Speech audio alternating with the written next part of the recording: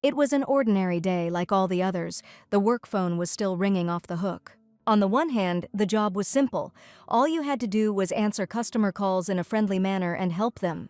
But on the other hand, the majority of customers consisted of screaming people who were not satisfied with the product. It was worth restraining yourself and not saying anything rude. That was how it was to work with people. The work itself was routine, and it was impossible not to fall asleep at work. The girl should not have continued reading the novel before bed, but should have gone to bed earlier as planned. But today, as soon as she finishes work, she will definitely go to bed, but a couple of seconds later, she was already dreaming. As soon as the girl realized that she had fallen asleep at her workplace, which was not allowed, she opened her eyes. She no longer saw her workplace, where there was a computer, telephone, and various devices. The girl saw in front of her a formidable man sitting on a throne and twirling a dagger in his hand. Sir Eden should have tried again to answer what he had done wrong. His life was at stake.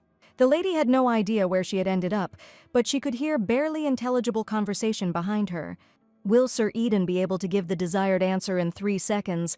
Why the Baron was hanged in 3 seconds? Shouldn't he have been stopped? But how can you stop a man like him? Only those who come forward will immediately lose their heads. The men should have spoken even more quietly, as His Majesty might have heard inappropriate conversations. And so the first dagger flew straight at the Sir, wounding his neck and sticking into the wall, breaking it a little. Just a little more, and it would no longer be a wound. The dagger could have stuck into him, leading to death. His Majesty even felt a little sad, because now he only had 3 daggers left. At this point, Eden began to say that he had made a mistake during the bet. He had dared to stand in the way.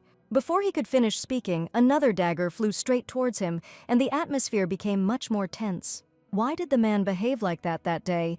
If he was afraid for his life, he would have been better off keeping quiet. Although it was His Majesty who ordered that the crew be paid for the drinks, if he wanted to cover the costs with a night's salary, it would not end in disgrace. After hearing this story, the girl realized that this was an eerily familiar situation. Suddenly, His Majesty, taking a dagger in his hand, pointed to the girl who was standing in the very center. Now it was up to the lady to answer his question about why he had done wrong. What mistake did Sir Eden make? The man looked at everyone with arrogance, wanting to get an answer. Daggers, bets, the cost of drinks, and the night Eden, all of this resembled the contents of that very novel. The novel that the girl had read quite recently, sacrificing her sleep, and now found herself in it.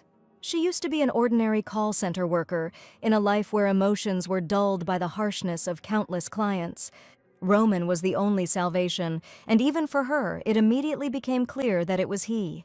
Speaking of the plot, the events take place around the princess of a weak country, who is considered the concubine of the main character. The plot itself was, of course, the most typical, so that at the climax, a rebellion breaks out. The imperial court could not withstand it, and the palace fell. The rebellion was too huge. After such a resounding defeat, the protagonist committed suicide right in front of her. It all ended gloomily with the shocked main character going crazy after what she saw. If the girl really got into an affair, then it was this man who sat on the throne in front of everyone. This is none other than the main character, the Emperor of Hislonia, Carton Zayon. Jet black hair, bloodshot eyes, a perfect nose, and a sharp chin. The appearance of the Emperor in the novel was like a sculpture created by a brilliant artist, but his nature was completely different. He was a tyrant who took pleasure in destroying his loyal subjects without a shred of regret. And also the betrayals, with girls constantly coming over, all this was not as beautiful as his appearance. Even as she read, she kept saying to herself that he was a beautiful piece of trash, the likes of which were still worth searching for. The girl thought for too long, so the man managed to think that she was thinking about something stupid.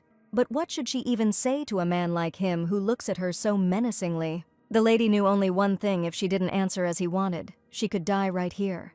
In that case, she had no choice but to say that His Majesty's words were true.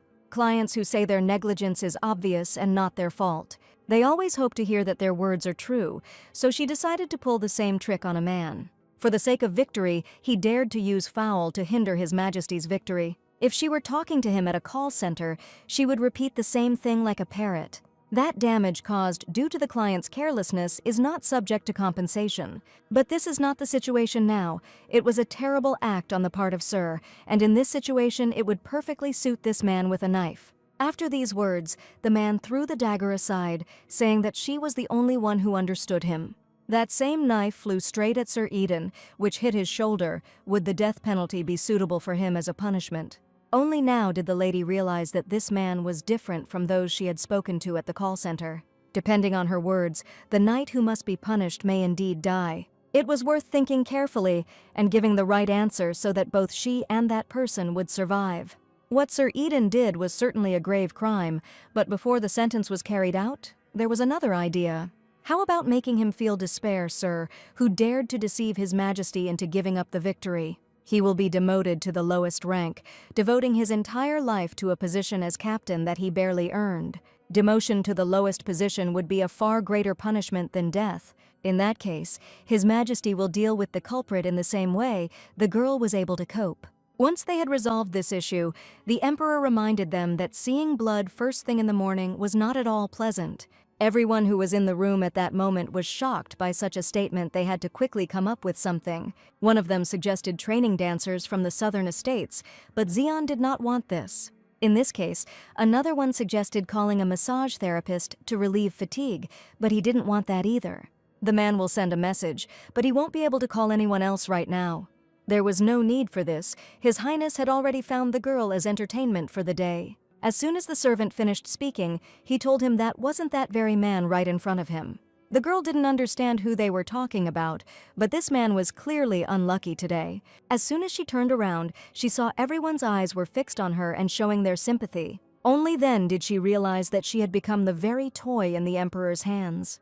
Duchess Alina Valoa was the one who was unlucky enough to find herself in this hall that day. It was with her that His Highness wanted to play, waiting for this moment. As soon as he addressed her, everyone in the room sympathized with her and could do nothing, just like she herself.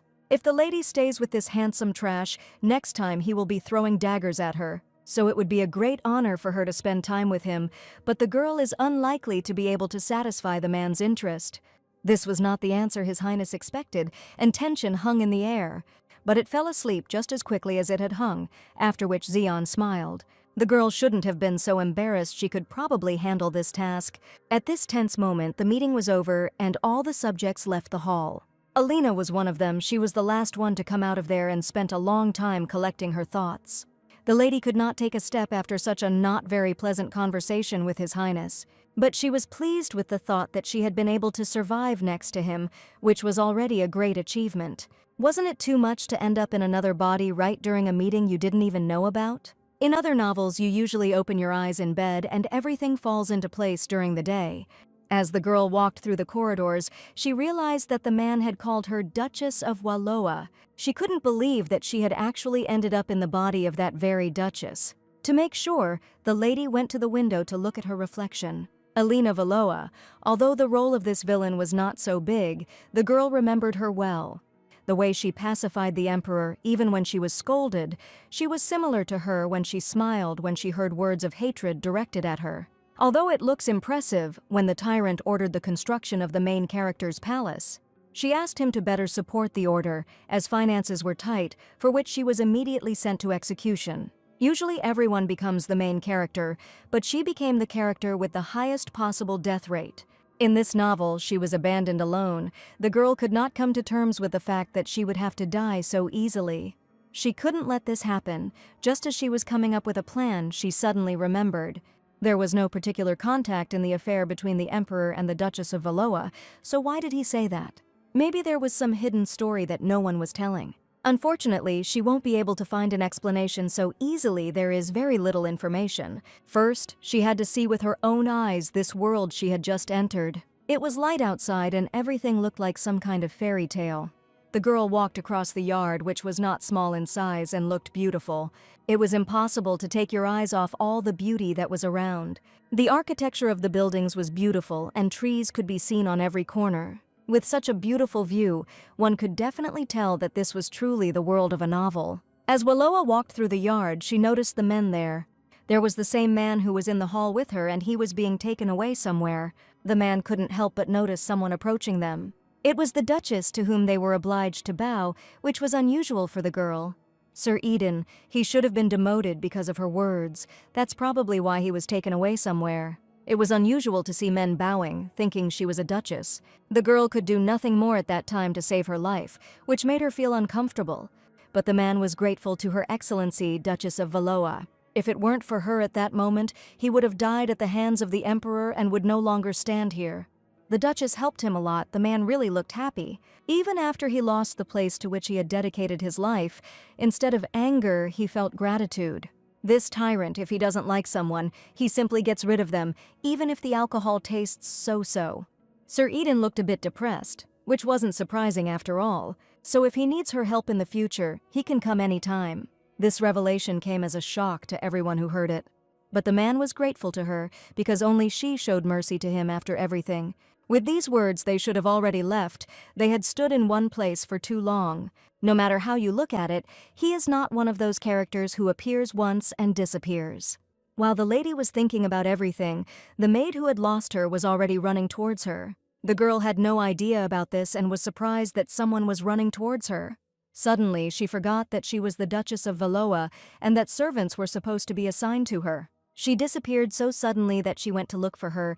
Was the lady supposed to wait for this servant near the hall? They should go as the lady had asked. She had already prepared an outfit for the meal, which she did not know about. But wasn't it she herself who asked that an appropriate outfit be prepared for the meal with His Majesty and the royal couple, Taraki? Just a few hours ago she was a call center employee, and now she is dining here. Even with that tyrant, the maid already thought that the Duchess didn't like something. Everything was fine if you didn't take into account the fact that she would definitely go crazy. Now was not the time to look at the palace and walk around the courtyard. The diplomatic dinner was getting closer and closer. There was only half a day left before dinner. The maid had already prepared clothes in the office. These were trousers and a jacket, as she had asked. The maid was trembling with fear, thinking that she had done something. But everything was fine, since there was half a day left. Couldn't she take the girl to the office? The woman, of course, agreed, and after walking down a fairly long corridor, they were there. She might have been lucky the first time, but if this continues, there is no chance. Valois had no idea what was happening with the Emperor's treasury, and she would have to figure it out. If she wants to survive under a tyrant who destroyed an empire in 5 years, the lady must gather her thoughts and understand what a duchess's job is. She remembered that in the original she was treated specially, even to the point of having her own private space in the palace. Therefore, a person with such great power must know a lot, and these were clearly not trifles. If you study the information in advance, perhaps the girl will not die at the hands of the emperor. But looking at the documents that lay on the table, the Duchess saw that they did not have a penny. This crazy tyrant, how much he spent that the royal family was on the verge of bankruptcy. While she was studying all the papers and documents, a snow-white bird was watching her. She was in a cage and quietly chirped while the girl sat at the table. Having studied only a small part, it was possible to understand that everything was not just bad, but terrible.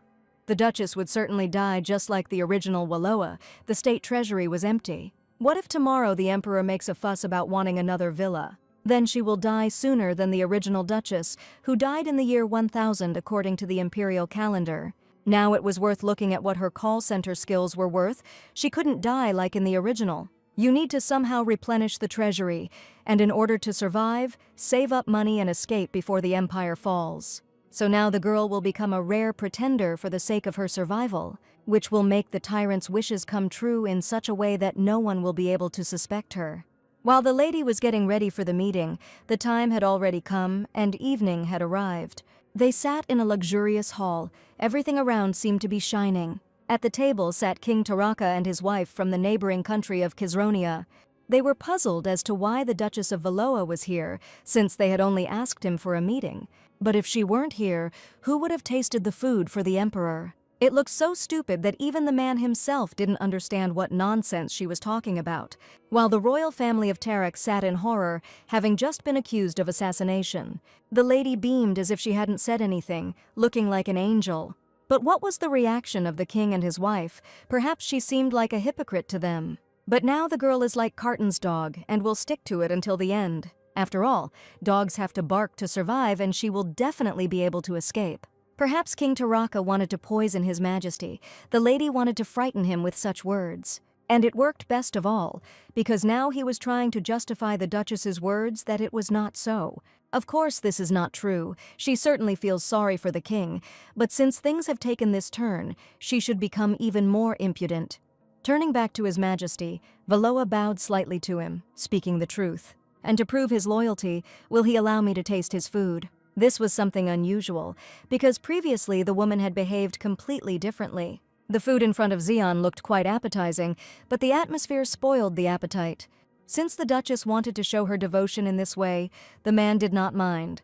This even amused His Highness, so much so that it was impossible to hold back a smile. However, poisoned food can cause indigestion, so ladies should be careful. Only then did she realize what a mistake she had made. After all, the Emperor, even when he was a prince, was a master of the sword and made a name for himself in the War of Conquest. And if the Emperor has a simple case of indigestion, then she will have to pass away to another world. But now Waloa had nowhere to go and had to taste the food. It was very tense, because if the food was really poisoned, the lady would die faster than in the original. The Duchess tasted the piece that lay on the plate and tried to understand if everything was okay. Moments later, the girl placed the cutlery back on the table. Having said that the food was fine, the meal could then begin. With a bright smile on her face, she wished His Highness bon appétit. It was good work, but as she stood there, her hands shook uncontrollably behind her back. And for this so-called good job, the girl put her life on the line. Since no one would poison a swordmaster who was immune to poison, she felt that the food was unlikely to be poisoned. However, will the day ever come when all her efforts will finally pay off? It was a great honor for the Duchess to help His Majesty with any routine. But it is thanks to her efforts that he can enjoy his food in peace. However, there was another problem. The man touched the knife, hinting at something. The king and the Duchess were horrified by such actions because he could do anything. For His Highness, cutting steak was too boring, ordering something to be done with it. The lady was shocked. This order had to be carried out as quickly as possible. Without delay, she began to carry it out, trying to figure out what could be done. The idea came to her by itself. The Duchess could not delay in such a situation. After all, if she doesn't do now what this tyrant who was watching the lady so closely wants, he would die with 100% probability, which should not have been allowed under any circumstances. So Waloa had to take the plate of sliced steak from King Taraka, hoping he would understand. In front of His Majesty there was now a plate of well-sliced meat. Even the king himself noticed this, and now he could taste the food. But besides the fact that the man didn't want to cut the meat, he suddenly felt a little hot. The Duchess, who was standing behind, took out a bright yellow fan from somewhere. The wife from the neighboring country of Kizronia did not understand what the lady was about to do now. Before she could ask about this, Valoa began to quickly wave her fan in Xian's direction, ordering the queen to open the window so that His Majesty's fever could escape, which was shocking. The Duchess became increasingly humiliating towards the royal family who were present at the meeting. But she didn't care about their opinions. She fulfilled all the man's whims. Did he feel any better? But he was disgusted, because this fan smelled strangely of perfume. The girl should have stopped waving at them. These words sounded like some kind of threat. So, without any thoughts, she threw the fan out the window, sending it as far away as possible. This throw was as powerful as it could be. You just need to get rid of what's in the way, because anything that gets on the Emperor's nerves will be immediately eliminated. The king's wife did not expect such an action at all, judging by her expression. It was her fan. It turned out that this was the case. This fan was given to her by her mother, who would have thought that this was so. This was not enough. The Emperor still did not like something. The problem turned out to be in the statue that was in the same room with them. It was too blinding, and the Duchess immediately tried to get rid of this problem. The lady will remove it immediately, mentally apologizing to the guests, promising to pay compensation.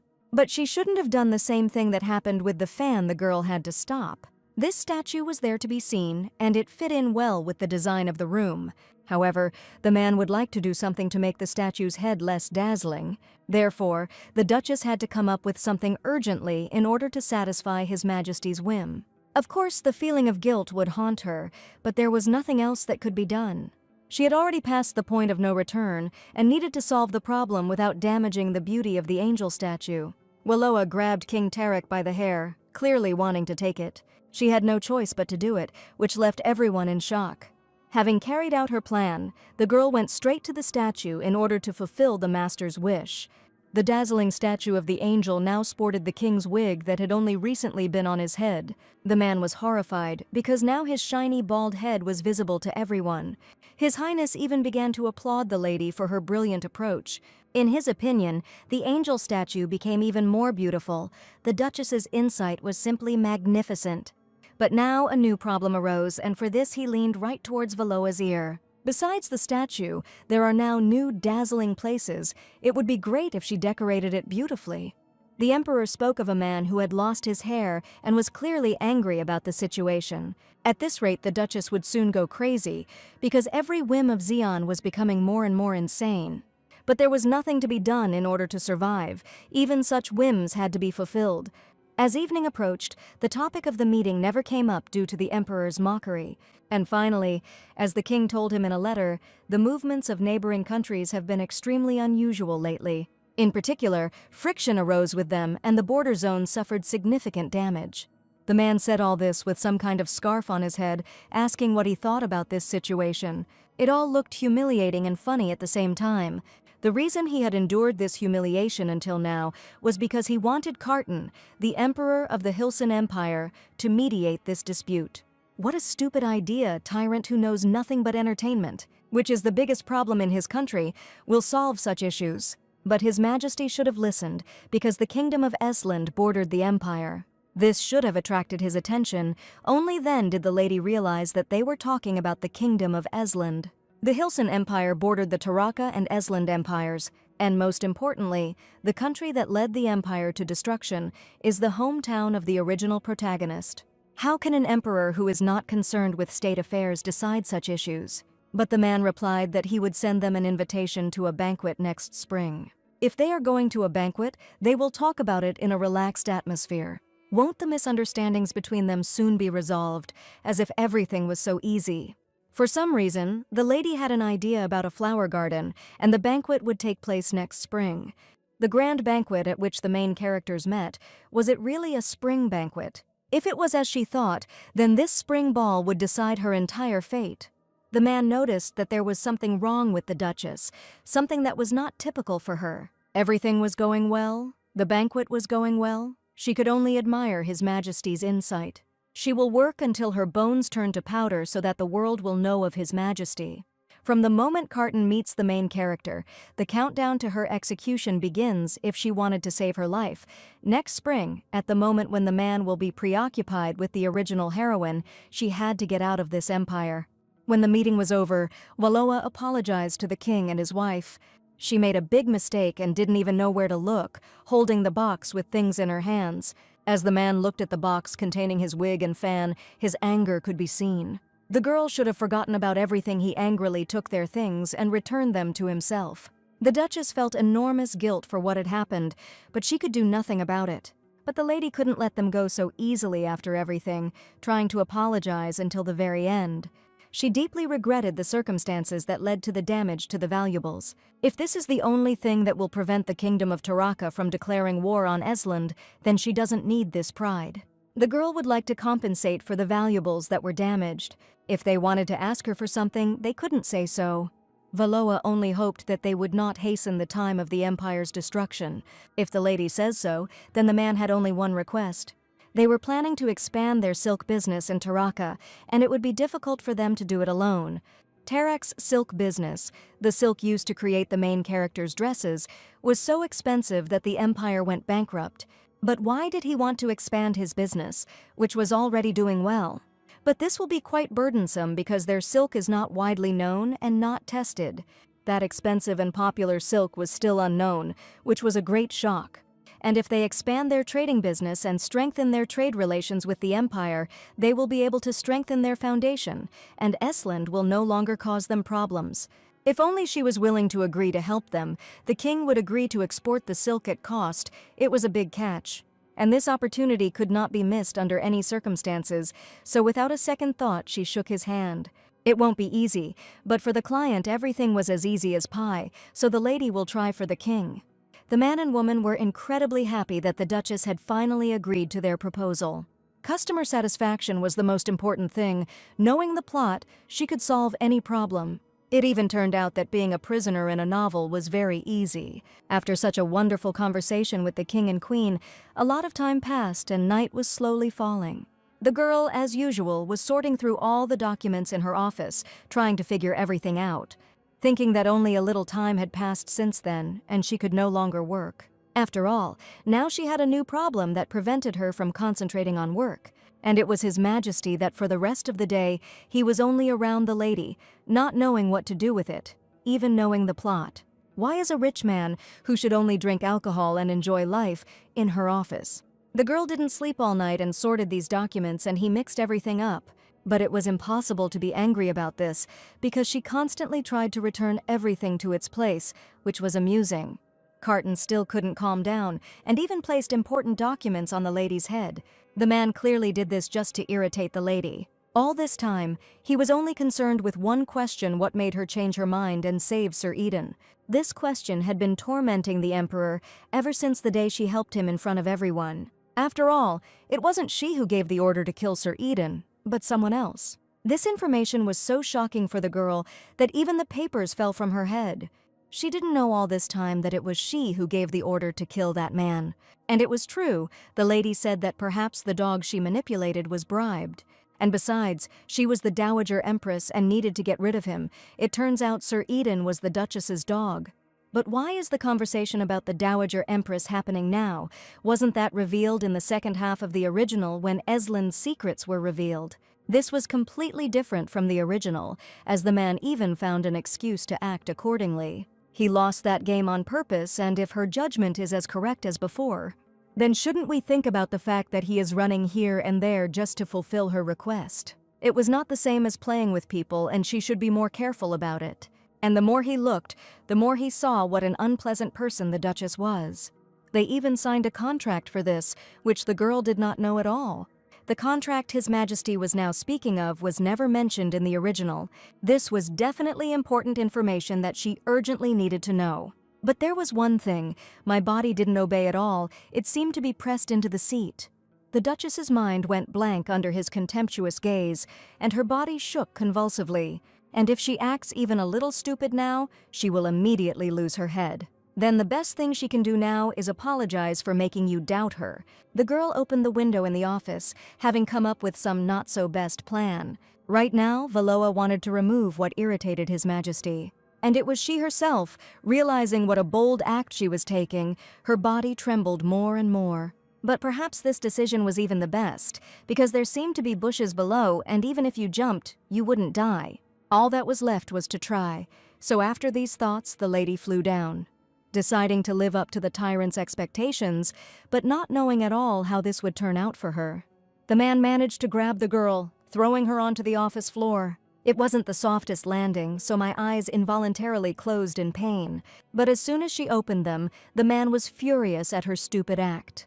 The Duchess shouldn't overdo it, at least until her contract expired. After this not-so-best end to the conversation, Carton left the girl's office. And now the lady was left alone in the office, deciding to take another look at the information she had previously possessed.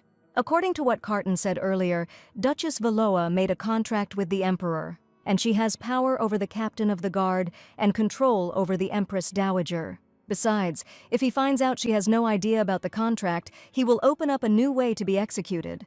Based on the facts she discovered, the girl learned more about the Duchess of Waloa. All the letters she exchanged with the noble families, put together, the laws that were changed when she became Prime Minister, were strangely advantageous to the lady. The reports presented by Sir Eden on behalf of the Emperor's assistant were reports of every move made by the Emperor. Now she understood why the man looked at her with such a look. Valoa was a real tyrant. As if to confirm this thought, the lady found suspicious objects in the office. The materials related to the work were heterogeneous, for example, a book with recommendations on feeding pigeons. And under the double bottom of the box, she found a portrait and a book about poisons. Perhaps this was the Emperor's secret love. And if you look at the hidden portrait and book, it could be related to the contract. That face was eerily familiar. Without knowing why, the Duchess felt a certain nostalgia. But for some reason this woman looked at her with indignation, which frightened the lady and made her throw away the portrait. Her gaze was demonic, it sounded like complete nonsense. While the girl was trying to find at least some information, the maid entered the office. It turned out that she brought her food, put everything on the table, and wished her bon appétit. It all looked very strange, and what caught my eye most was the salad on the table. Only then did the Duchess remember what she had read in the book she had just recently found. The table was set exactly as described in the book on feeding pigeons. Everything was exactly the same, the main course, the appetizers, and the dessert, so there could be no mistake. In addition to how the table should be set, it was said that the Diamond Mountain would be after the meal. Perhaps she should have fed one of the pigeons that were in the cages behind her. The distribution method was that 3 out of 4 pigeons were to be given appetizers, main courses, and desserts. And leave one hungry, so the lady will give him something to eat next time. After all the food had been distributed to the birds, it was worth waiting for them to try it. The girl waited to see what would happen next if she followed the book. Not a minute had passed before the first bird fell, coughing up blood. As soon as this bird had eaten, it began to spit blood and fell down, which was very frightening. Could it be that these doves were not here as pets? Apparently, the reason Wallowa fed the pigeons was to find poison through them. Besides, vomiting blood and the sweet smell of lettuce, it's all written in the Book of Poisons. But even if the book describes in detail the effects of the poison, there is nothing about the antidote. Perhaps this was for the best.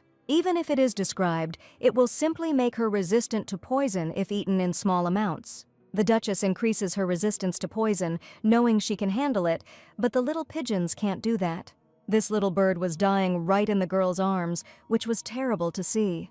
This put a lot of pressure on her because she could not help her by asking for forgiveness, which was already too late, having promised to bury her in a sunny place, as it was too late to save her. At the same time, the lady understood that she could not continue to kill pigeons like the original Wallowa, but there was no other way to identify the poison to understand the cause. It was necessary to try it first. So the girl decided to try the ill-fated salad that the maid brought herself. The one who tried to poison her could have been the Emperor, who despises the Duchess with all his heart, or even the Dowager Empress, who somehow didn't like the Duchess of Wallowa. After eating a small piece of salad, the girl felt a little sick because of the poison in it. It was necessary to find the person who could do this, and there were plenty of them. So first, it's worth trying to attack easier opponents, and one of them was the closest. The Duchess entered one of the rooms that was in the palace. The first opponent on her list was Sir Eden, who apparently got used to his new position. He may have poisoned the food because he almost died and he didn't seem to understand why it came. The new position was clearly better than the guillotine that could await the man. If this was acting, it was worthy of an Oscar for such a magnificent performance. And Sir Eden was truly grateful to the Duchess for all she had done for him. The man really did look like he knew nothing about what was going on. But remembering the words that the Emperor said that her dog was bribed by the Dowager Empress, and it was worth getting rid of him. Sir Eden, who has sided with the Empress, is not to be underestimated. The last few days must have been really tough, so the lady prepared something. Shouldn't you take care of your health if the wounds haven't healed yet? It tastes good and is healthy. It's a salad. It was the same salad that was poisoned by someone who wanted to harm her. This must have frightened Sir Eden, who was probably already tormented by his conscience. But after the man accidentally told the Dowager Empress's maid that he was working for the Duchess, he thought that she would leave him because he made a huge mistake, but she saved him from the Emperor and took care of him. Eden was touched by the lady's kindness, so it turns out that this mistake was just a slip of the tongue. Then why the Duchess of Wallowa tried to kill her own people remained unknown. But we shouldn't forget about the salad that the girl brought for the man to eat, which he did gratefully, not knowing that there was anything wrong with the salad, and the first piece was eaten. And if he eats this salad, he will feel much worse than he does now, which is what happened moments after the first piece was eaten. These leaves were not fit for food because she had torn them out in a half-sleep in the neighboring garden. The girl began to worry about him, but he apologized for the fact that in his joy he began to eat too quickly. But now everything was fine. The man would chew well, so there would be no choking this time. If he had been trying to poison her, he would not have eaten the food she brought him so calmly. In that case, Sir Eden was not the criminal. After such an investigation, the lady returned to the office. The dog ate the food she had prepared, and since it was not a man, then who tried to get rid of it? Could it really have been Carton? Considering what a tyrant he was, he could have easily done something like that. Just the thought of it was alarming, because she was a target under any circumstances. Now she had to be careful, because it was impossible to predict when the next action would be. Valos had a bad relationship with the emperor, but there were plenty of other obstacles besides the man. Every person who was in the palace and near her could stab her in the back. All this only complicated the situation and the chances of survival, which was more tedious, and the lady was getting worse. After all, the girl thought everything would be fine, so she ate some more salad, and yet it was necessary to eat poison in moderation and not give in to temptation and try more.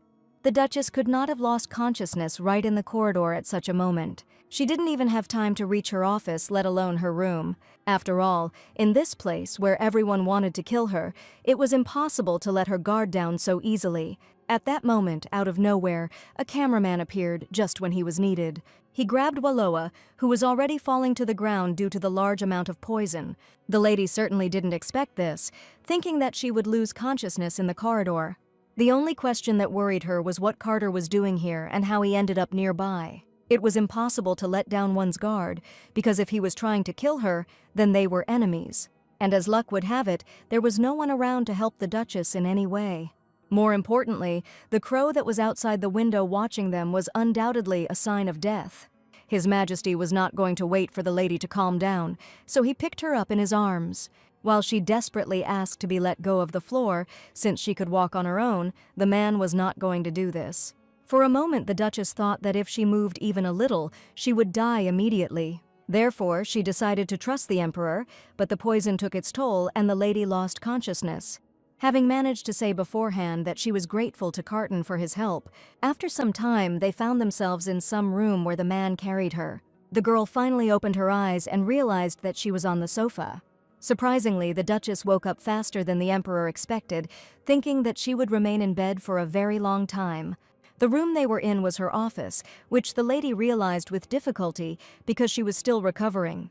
His Majesty did not have to carry her here, he had guessed what she wanted to say. After all, Valoa couldn't even control her body properly right now, compared to the Duke, because he could calmly eat salad that contained poison. This scene shocked the girl because he was eating the very salad that made her sick. The man was crazy once, he ate poisoned food. If he eats so much, isn't it dangerous? But he didn't care. This salad tasted too cheap. The Duchess should stop doing such useless things as taking poison. This tone and look indicated that the Emperor knew that the girl had taken poison. Did he really mean not to do useless things and just die peacefully? The Emperor walked along the streets of the palace, which were illuminated only by the dim light of the moon. The lady could not understand what he was thinking about, because after such a not very long conversation, he left her. As the man walked through the streets, going about his business, a pitch-black crow flew through the air, which sat right on Carton's hand. Apparently she was his faithful pet. When the man asked her if she was observing well, the bird seemed to be making fun of him. Having told her everything she knew, he gave her a treat. Supposedly it was a crow, but she behaved like a pig. As soon as she rose a little into the sky, she let go of the piece of paper that was in her paws. His Majesty immediately grabbed the piece of paper, which surprised him a little. After all, this was an invitation from the Dowager Empress to her palace. In that case, the Raven will have to keep a close eye on whether she invites the Duchess or not. Whatever the Duchess may have been before, she is now an enemy that must be dealt with. The next day arrived and was as sunny as all the others. The room was perfectly clean, and sunlight illuminated the entire space. The girl arrived at such an early hour and thanked the woman for the invitation. After all, the Dowager Empress invited the lady to her palace, as the man thought. The woman was incredibly happy that she had come, and she didn't even seem to pose a threat. The Duchess of Valoa had long been absent from her palace, and this woman was the mother of the empire. Amelie Eslin, the original Empress Dowager, was not Carton's mother and was practically a non-existent character. She was mentioned only once, until the secrets of Esland were handed over. In the original, she was someone who couldn't hurt anyone. The girl couldn't rely on the original forever, especially when her life is threatened, so she should create her own plan. The Empress even repeated again and again that she was truly glad to meet. She held up all her fingers except her thumb, an Icelandic-style handshake. It was mentioned several times. The main character shook hands in the Icelandic style. After which she was embraced by the Emperor. The lady did not think that she would see this greeting in person. Now she understood even more that she had occupied someone else's body, because in her world there was no such thing. The woman made a special sweet tea in honor of the girl's arrival. She wouldn't poison her right during tea drinking. The smell was pleasant, and she regretted that she was trying it only now. These words touched the Empress. Eslin was a little reckless in thinking that she would be busy and unable to come, but deep down she hoped for it, and then it turned out that she had been sending out an invitation every week. This, of course, made her sad, but she was equally happy about the long-awaited meeting. This woman, does she really want to get closer to Wallowa, or is this another trap? Looking at her, nothing is clear, so it was worth checking for sure. In fact, the lady was afraid to come empty-handed, so she took a gift with her. She shouldn't have done that, but the Duchess warned her, because she made it by hand, especially for her. The gift was tea made from Marisa flowers, which the maid had just brought. These were special flowers, but more fragrant flowers than these are usually added to tea. Of course, fragrant flowers for tea were good, but the lady especially liked this smell. The woman could drink without any problems because the flowers of the Marisa, unlike its roots, do not contain poison. And it was this maid who came with her and served tea who helped her with it. It was another plan to finally find out who was trying to kill her. Remembering how she was told to use the services of this particular maid if she needed anything, this is definitely the maid who knew the criminal, but now it will become known that Wallowa is looking for a killer with poison. But now it was more important to find the culprit, and not the intermediary, who had already been found. The Duchess ordered the tea to be brought quickly, which the maid did with fear because her hands were shaking. She knew that there was most likely poison inside, so she deliberately dropped the kettle from her hands. This was the only solution for her, because otherwise she could find out about everything. The maid immediately began to apologize to the Duchess after breaking the teapot. Even the Dowager Empress pretended to be concerned about the girl. But everything was fine, and fortunately the girl was not harmed by the tea that had just been spilled. Of course, she wanted to keep it for a long time, and it was a shame, but perhaps she should have changed before the next meeting. The Empress, of course, let the lady go, since she could not keep the busy man for long. In that case, the Duchess will take her leave. This was not the meeting she expected. The maid and the woman looked at the girl who had managed to get rid of the tea. After this meeting, everything fell into place, and it could be said with certainty that the criminal was the Dowager Empress. At this point, their conversation ended, and the Duchess hurried back to the palace. The lady should have thought about it all some more, because she definitely forced the maid to put poison in her food.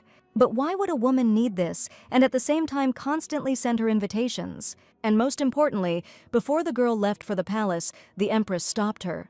She wanted to tell her to come to her if any problems suddenly appeared.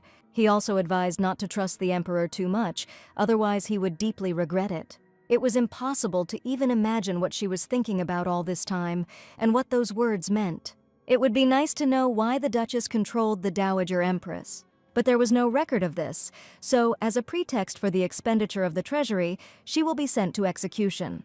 And since the lady knew who was behind this, she needed to be kept an eye on in the future. This is what the girl told herself yesterday, until the next day she saw a shocking picture. Right before her eyes, the Emperor was with one of the maids in the garden, and they were completely alone. From the outside, it looked like a secret date that no one was supposed to know about. It was the same maid who poisoned her tea, but why was she with the Emperor in such a place? Wallowa no longer understood at all what was happening around her. It all seemed like some kind of nonsense. First they tried to poison her, then the Empress, and now His Majesty with his maid. Although if you think about it, the main character and the woman in the portrait had the same hair color. Now it was clear which girls the Emperor liked the most. While she was thinking about this, the lady remembered the words of the Empress, which she had said before her departure. The Duchess shouldn't have trusted the Emperor so much. This phrase haunted her. In that case, it would now explain that His Majesty is now with that very servant.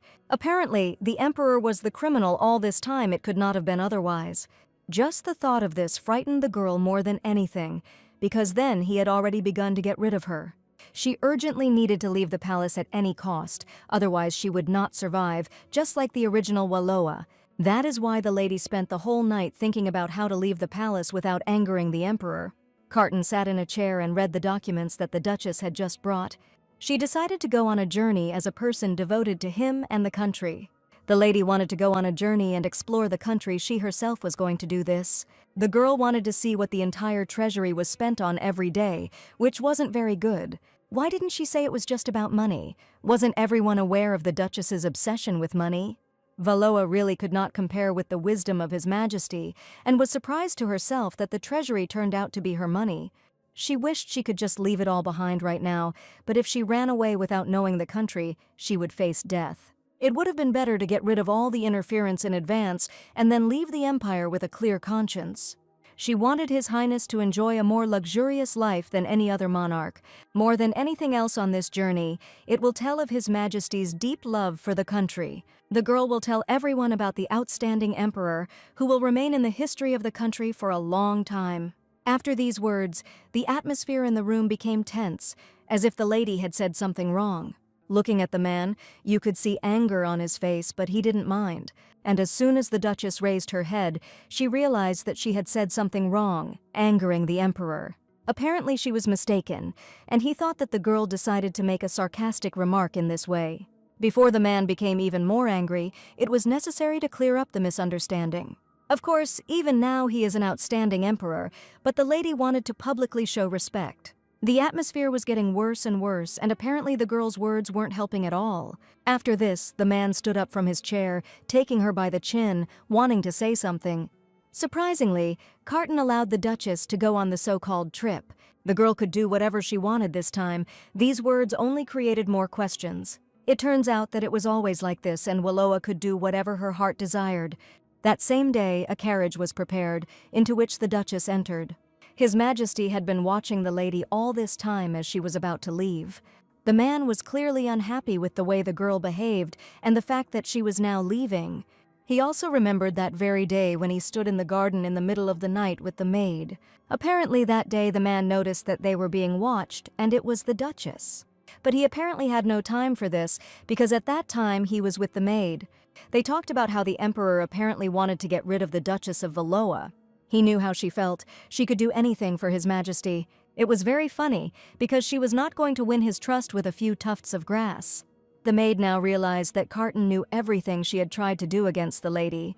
At the end of their conversation, he ordered that the Dowager Empress be told that the Duchess's life was in his hands. And when the girl left, he thought only about this, apparently not wanting to let her go alone. After all, the Dowager Empress will clearly not sit idly by and will definitely try to kill Wallowa again. That's why he released his Black Raven, who sat in the room and waited for this moment. Carton ordered to fly after the girl again and find out about all her actions outside the palace. He did not understand what the Duchess could have planned when she left the palace on some trip. The Raven was able to catch up with the carriage with the Duchess, who had already arrived at the right place a long time ago.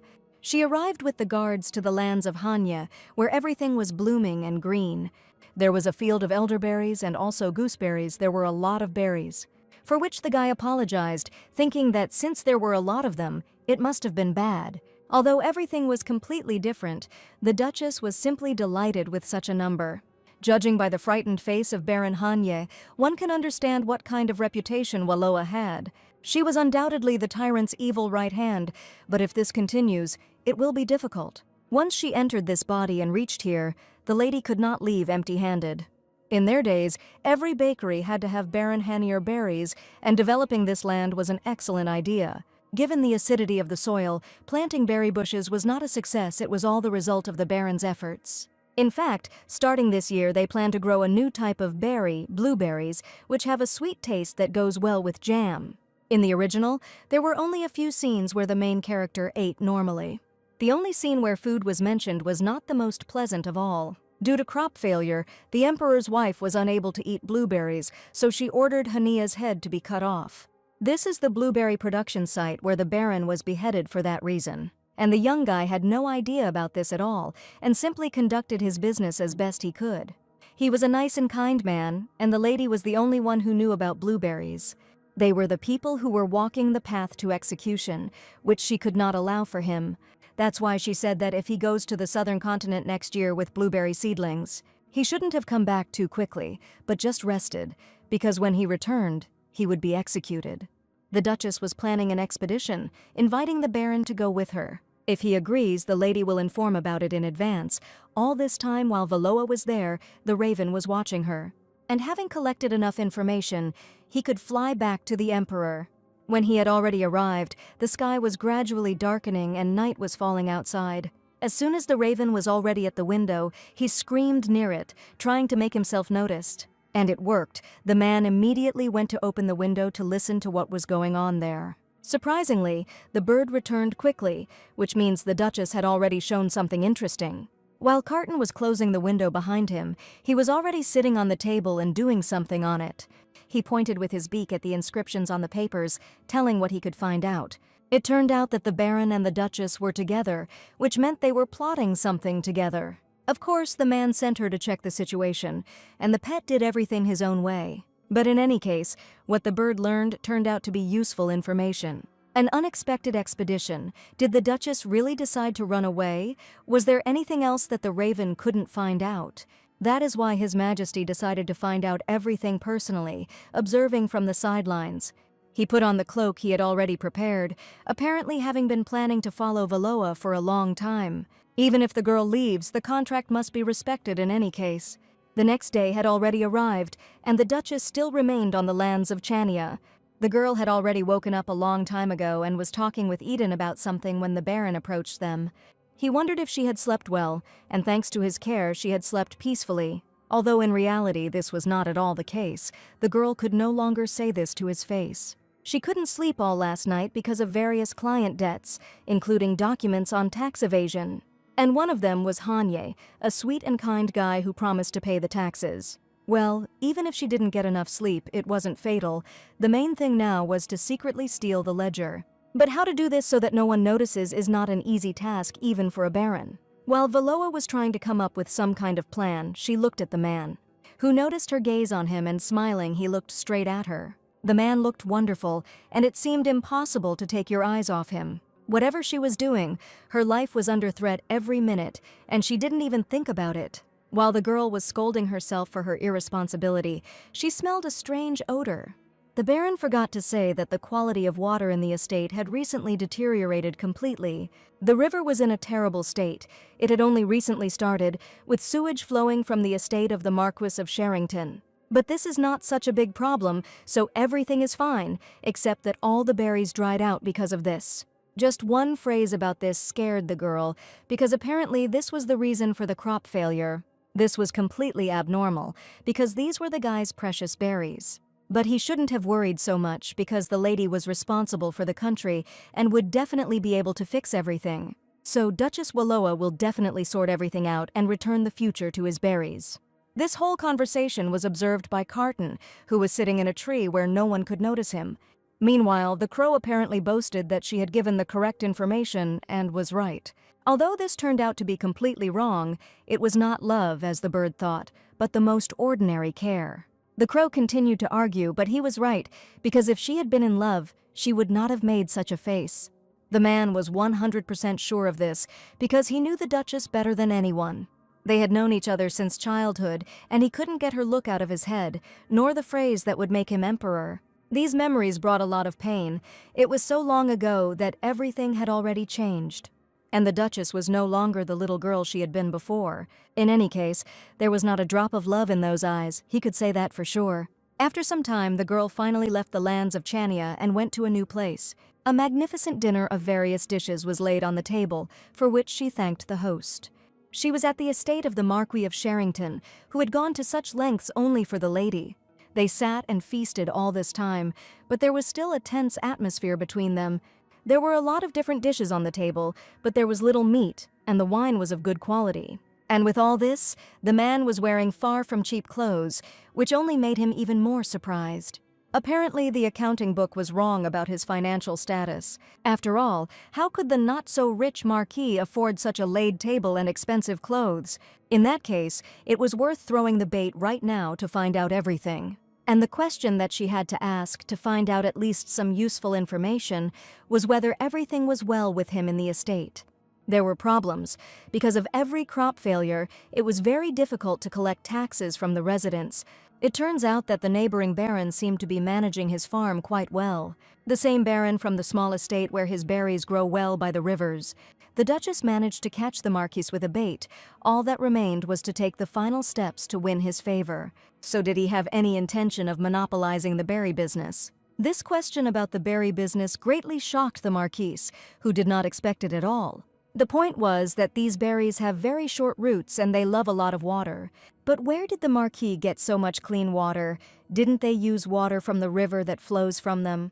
They were robbers of their waters, in the man's opinion. Wasn't that obvious? Since the berry business was very profitable, it actually belonged to the Marquis. Therefore, if he wishes, he can restore his rights to this money. And of course, Sherrington wanted this, in which case the lady had a great idea for him. Then the Baron will no longer be able to grow berries using the waters from the river, and he will easily succeed. Having a dam and at the same time getting a berry business, however, it was worth thinking carefully about her proposal. After all, the cost of the dam is quite high. Will Marquis, who has been trying to hide his debts for several years, be able to afford such large expenses for the construction of the dam? But he would have a chance to escape from his hard life. All it took was a few documents, and then the imperial family will be ready to give money at a small interest rate. This required a tax return, a list of assets owned by him and the source of his current income. As well as various statements about transactions, the man brought the Duchess all the necessary documents. These were all the documents she asked for, and as she knew, their situation was not the best. But these were clearly not all the documents the lady asked for. The man was definitely hiding something. Isn't that why he made money from another country in such a dishonest way? The man was shocked that the girl had somehow managed to find out about this. He tried to play the fool until the very end, until Eden handed the lady a book with documents. Only then did the Marquise realize that she now had his secret document in her hands. Valois specifically began to read out in front of him that the largest foreign investment funds, as well as illegal gambling houses, were from him. Didn't he even send this profit back to Iceland, but rather took it all for himself? What will happen if His Majesty the Emperor finds out about this? In that case, he will definitely not live. Now this was exactly what the girl wanted, to put pressure on the Marquis and get some benefit from it. That's why she had an interesting proposal for him that could help him. After all, even smart people commit such illegal actions, and it was normal. She will give him money to build a dam, but he will have to pay taxes. Taxes that he hasn't paid for all this time, or rather, only half of that amount. And then the man will hand over to her all the funds that he dishonestly took from Iceland. It was a good offer. Then no one would know about his deeds, not even the ruler himself. It was a good conversation from which the lady received excellent benefit, and now she could leave. The money had been received. All that remained was to finish the rest of the work that she had left.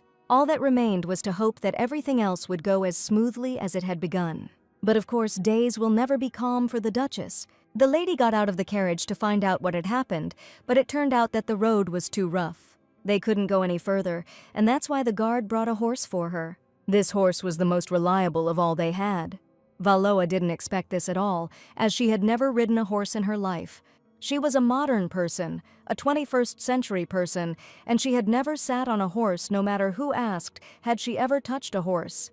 The girl hoped that the guard would say something, but he only told her that she loved to travel. The guy hadn't seen her on horseback for a long time. It was a complete failure, but it was worth a try. As soon as she started to climb, it was as if her body itself climbed onto the horse. It was so natural, as if the lady had been doing this all her life. The Duchess's body remembered everything. In that case, since everything is already going so well, there shouldn't be any problems with the trip. But as soon as she thought about it, everything went terribly wrong again, and the horse began to behave very strangely. It was as if he went berserk and began to behave uncontrollably. The horse immediately ran off in some unknown direction, and all the guards were shocked by this. All this time, the Duchess tried to somehow stop the maddened horse. But she couldn't do anything with him. He didn't want to obey her at all. And at the same time he did whatever he wanted, he had to figure out what to do now. Suddenly, the horse began to lose its balance because it was running too fast. The girl already thought that she would die just like that, just riding a horse. Suddenly, a man in a cloak was rushing towards her. He was also on a horse and was clearly heading towards Valois. He managed to grab the lady's horse by the belt, stopping the mad horse. The girl had already come to terms with her death, so she didn't expect anyone to help her. Now the horse finally calmed down and no longer rushed somewhere into the forest. And the man walking next to her explained that one should never let go of the reins. It was dangerous to still be on such a crazy horse, so the man helped her off. All this was observed by a black crow, which arrived together with the man in the cloak. The lady was able to survive only thanks to him, so she wanted to repay him for saving her. She wanted to know his name, but he just happened to be passing by and saw her horse go wild, so it wasn't worth it. Anyone would have done the same in his place at that time the man was examining the horse. And the reason for such madness turned out to be that there was a large shard of glass lying under the saddle, which injured him. It was this piece that caused such crazy behavior. It was definitely not an accident. It seemed like someone was trying to kill her again, which was already annoying and becoming more and more frightening with each passing day. While the lady was talking to the stranger, guards, who were worried about her, managed to run up to them. She explained that thanks to this young man, she was okay, so they should thank him. It was the fault of one of the guards, so the Duchess had to punish him. But it was enough to blame someone for this. The horse simply behaved strangely, and that's all, even though there was a reason for it. The girl tried to hide the presence of glass that was under the horse's saddle until the very end. While Eden was talking to her, he noticed that Valoa was shivering, and he thought it was probably because of the cold.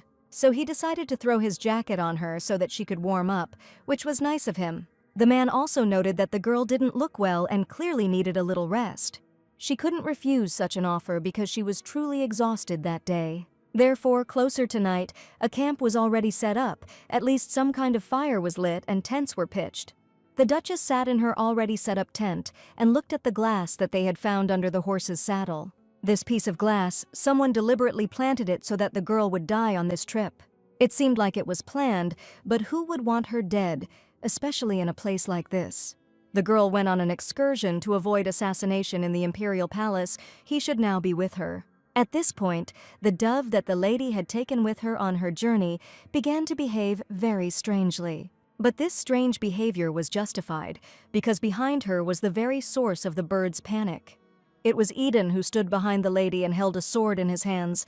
Apparently it was he, the man who tried to kill her on horseback. Luckily, the Duchess was able to dodge his blow, which was quite difficult. She ran to the exit, wanting to call at least one of the guards who should be outside. The lady didn't understand why he was attacking her, but it didn't matter. Now she needed to run outside. But the man didn't let her do this. He threw the lady to the floor right at the entrance to the tent, holding a sword to her throat. Now the girl was in a hopeless situation and could only hope that someone would help her.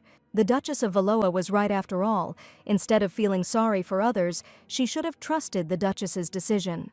And kill Eden, because now he will apparently become her new method of death.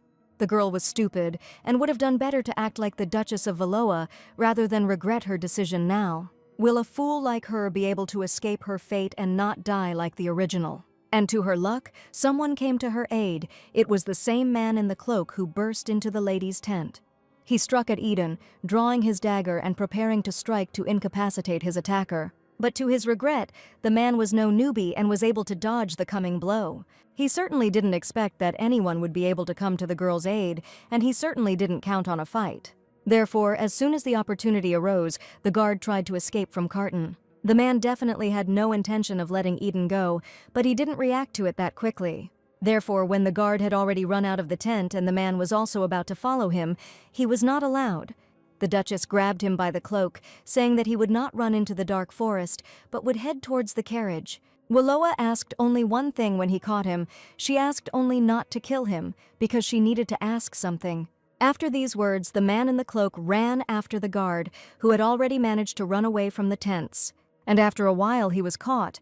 As the lady asked, he did not kill Eden, but simply caught him. As it turns out, he knocked out the guards, so they better be careful, because he is a dangerous person. Now it was clear why no one came to her aid when the guard attacked her in the tent. She would have torn out all of his gray hair because she was helping him, and he treated her so meanly. But now was clearly not the time to get angry or yell at him. The lady needed to know something. As soon as the girl knelt down to be on the same level, she wanted to know why he attacked her. She knew him better than anyone else and knows that a man would not do such a thing to her. The Duchess needed to find out who ordered him to kill her, because he could not come to this conclusion on his own. And if he doesn't answer, the lady will have no choice but to send him into custody. But Eden refused to tell who had persuaded him to kill Valoa, so the guards took him away. Considering the whole situation, the man in the cloak who helped capture the guard suggested killing him immediately. Yes, he was right, but whatever her excuse, the lady did not want to kill people on her own accord. Because she didn't want to become the real Duchess of Valoa, which is why she refused such an offer. At the same time, he once again thanked the man, revealing his identity, that it was the Emperor. Once he realized that there was no point in hiding any longer, he decided to take off his hood. As expected, nothing could be hidden from the Duchess's eyes, and she was able to guess. They stood like that for some time and said nothing. Only the sound of leaves and wind could be heard. Only then did the Duchess decide to thank the Emperor again for his help to her today. But he had already told her that there was no need to worry about it, and yet, would she reconsider her decision? Carton suggested killing here right now, but the law and rules were created for everyone, and they are also the same for them. It was a direct hint that Eden should not be killed, no matter how much one wanted to do so. Because of this, the man was about to leave, since his part of the work was done, but the woman stopped him. After all, it's already dark, and today the lady almost died twice, and the day is not over yet. They could have attacked a third time. If she dies, then their contract will be invalid. Instead of wandering back and forth, it would be better to stay until the morning. The man was very surprised by her invitation. She even took his cloak, not wanting to let go. It was the first time in a long time that the Duchess herself asked him to stay with her. And after some time, the Emperor finally agreed to stay with the lady for the night. She invited him into her tent. Knowing that he would come, she would prepare the best tent for him. The tent only had her bed and that was all, but he liked it, which couldn't be said about Wallowa. But what should they do in this case, since there was only one bed, and sleeping in the same bed together was wrong? His Majesty looked wonderful as soon as he unbuttoned his shirt. It was impossible to take your eyes off him. And as soon as the girl realized that she was looking at him, she did not understand why she had been doing this all this time. She remembered that no woman would pass by him without attention, and apparently no lady either. The Duchess couldn't allow this to happen, so she decided to sleep on the floor. It was the most terrible situation in her life. The lady would freeze on the cold floor, which is what happened. If you sit like this, you can freeze to death and her death will be so stupid. Whether she would withstand such a test, the Duchess was sure that the bed was now very warm. Not like on her floor, where even a blanket didn't help, but there was nothing to be done. All that was left was to endure the night. It was at this moment that His Majesty got out of bed, because something had been bothering him greatly all this time. The lady thought that it was because of her that he stood up. Apparently it was too noisy, but that was not the problem at all. He wanted the girl to finally lie down on the bed and not freeze on the floor like she was now. The man grabbed her and threw her onto the bed, indicating that she should sleep in it instead of him. Not wanting to hear her whine because she was cold or sick, so let her just sleep peacefully. The girl beamed with happiness, because now she was under a warm blanket, but where would His Majesty sleep? His body also needs to rest, but unlike Wallowa, he is used to these conditions and it will be much easier for him to sleep on the floor. But the Duchess did not want to calm down and accept such an answer, which only caused more problems for the man. So if she was so worried they could sleep together, a suggestion she hadn't expected. But Carton had already decided everything for the lady and began to climb onto the bed. The bed was quite wide, especially for one, since the Duchess was so worried about him. His Majesty thought that she would be upset if they lay down together, but apparently he was wrong. But if the girl wants to sleep on the floor again, he won't stop her this time. It was a tough choice for Wallowa, as the two balls on the scale were level. But still, the decision to stay in bed and sleep with Carton won out over the cold floor. In that case, the lady apologized for tonight because it looked a little strange. The Duchess could not sleep because she realized that she was now lying next to Carton and had understood everything completely differently. Much time had passed and it was gradually beginning to dawn, which could be seen through the tent. And the man began to wake up because of the light, because the sun was shining in his face, which prevented him from sleeping. After a short time, he was already fully awake and trying to understand what was happening around him. And a girl was sleeping on it, slightly hugging the man. It was unusual and even warmed the soul. The lady was having some dreams, and she was muttering something incomprehensible in her sleep about a warm fireplace. He looked at her and did not understand at all what she could have been dreaming about. Didn't she want to help the Baron, who was of no use now? And disagreements with Marquis Sherrington, what kind of agreement they had, questions became more and more. If he were in their place, she definitely wouldn't have helped him, which means she was definitely pursuing some of her own goals. What could the lady have been thinking about that would even decide to do such things? Meanwhile, the sun was also shining over the palace of the Dowager Empress and illuminating everything around. The woman received a letter. It was from the Marquis of Sherrington. It said that he would give the money he collected to Alina Wallowa. As the woman read the letter from such a stupid man as he, she couldn't help but smile. After all, it seems the Duchess loves money too much, since she has already taken on the Marquis. The maid, who was standing nearby and heard everything, offered to tell them not to give the money. But do they have another option? So let them just do everything as ordered, and the Empress decided to burn the letter that she was holding. Their next destination, the Duchess said, was the territory of Count Hefban. And even in this territory, there were people who were on their side, so it was necessary to inform them so that they would prepare for the meeting. The Dowager Empress did not think that they would become enemies. Besides, they said that Carton had gone somewhere far away on business. Already thinking that he had left the capital unattended, he appointed a man in his place and went to look for the woman who had run away from him.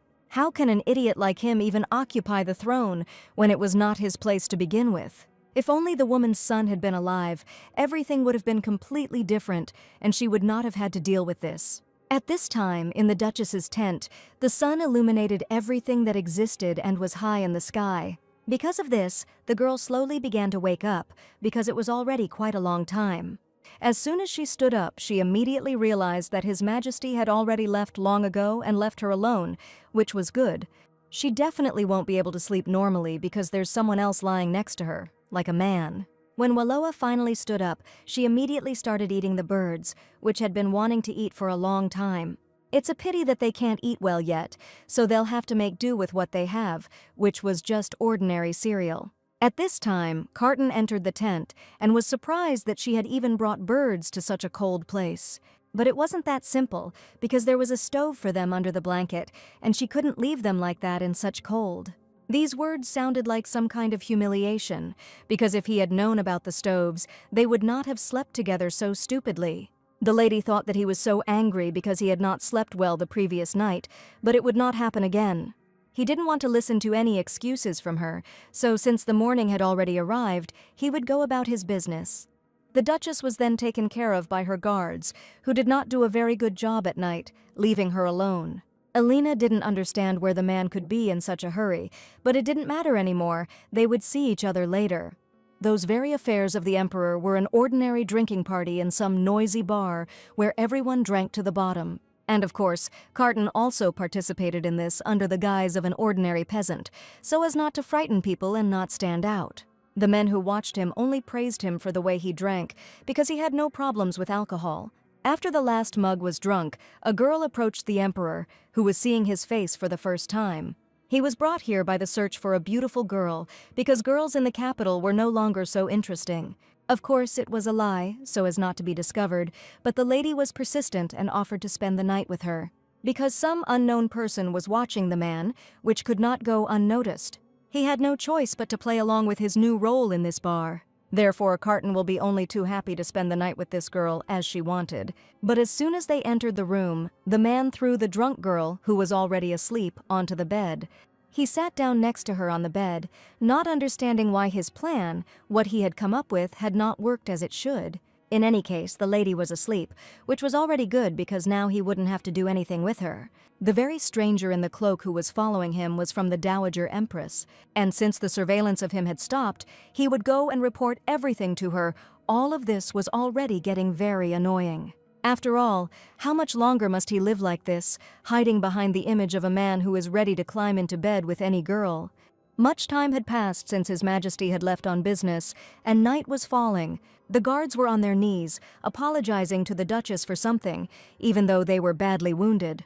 It turns out that Sir Eden, who was chained for his crime, somehow managed to escape, wounding everyone. Since he was a talented knight, ordinary soldiers were unable to resist him. Should they form a search party to look for him, but looking at the wounded guards, it was difficult to answer right away. This guy still managed to escape from Carton's hands, so it's a miracle that no one was seriously hurt at his hands. That's why the original Wallowa said that Eden should be killed, which was the right decision in a way.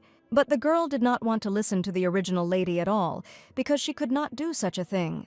Therefore, she ordered to postpone the pursuit and to start treating the wounded, providing them with first aid until they arrived at the nearest village.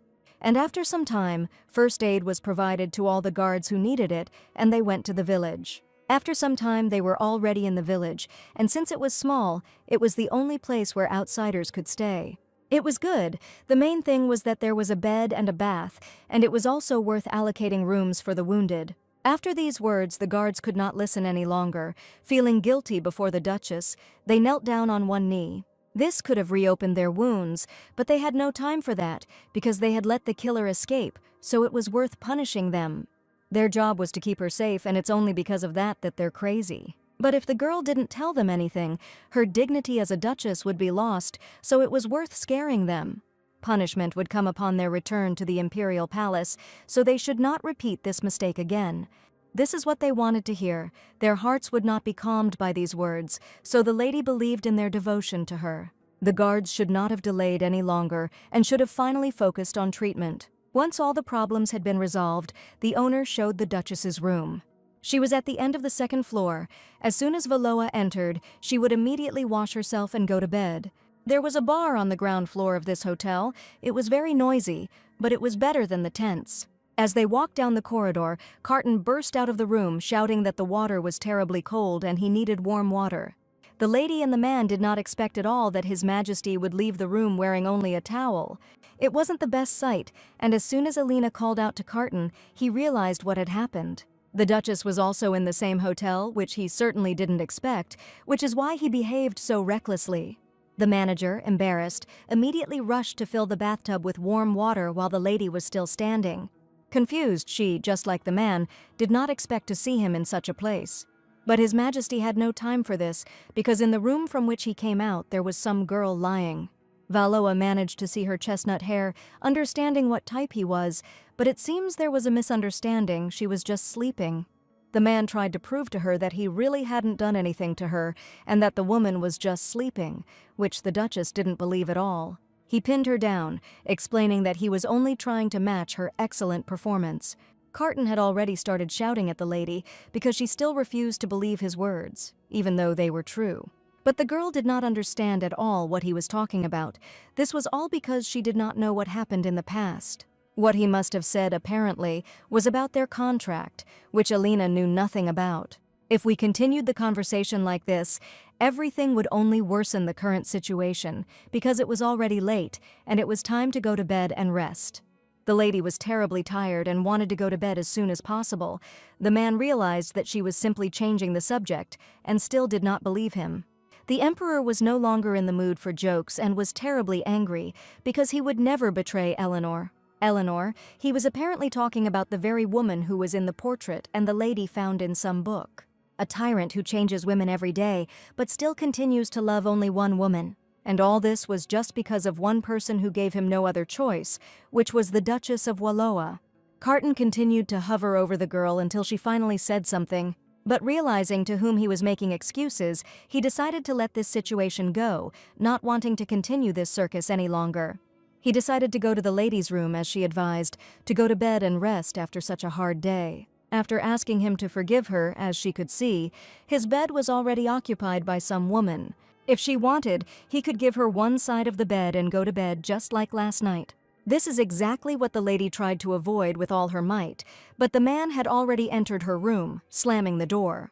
Yesterday it was terribly cold, that's why they were light together, but today, so what? But there was still nothing to do. They still went to bed together on a small bed, but His Majesty could not sleep as he had yesterday. He got up in the middle of the night, making sure that the girl had already been asleep for a long time, and sat on the bed as if waiting for something. It turned out that all this time he had been waiting for his pet, namely the raven, who brought him a note. Taking the paper from the bird's beak, it contained information about the escape of a criminal, wounded soldiers, and emergency treatment. This means that all this time, while the man was relaxing in the bar, he was watching them and now reporting on everything. He didn't know why the lady suddenly decided to help the wounded. It was not at all like the Duchess he knew. Carton looked at how the girl was now sleeping soundly, and again muttering something in her sleep.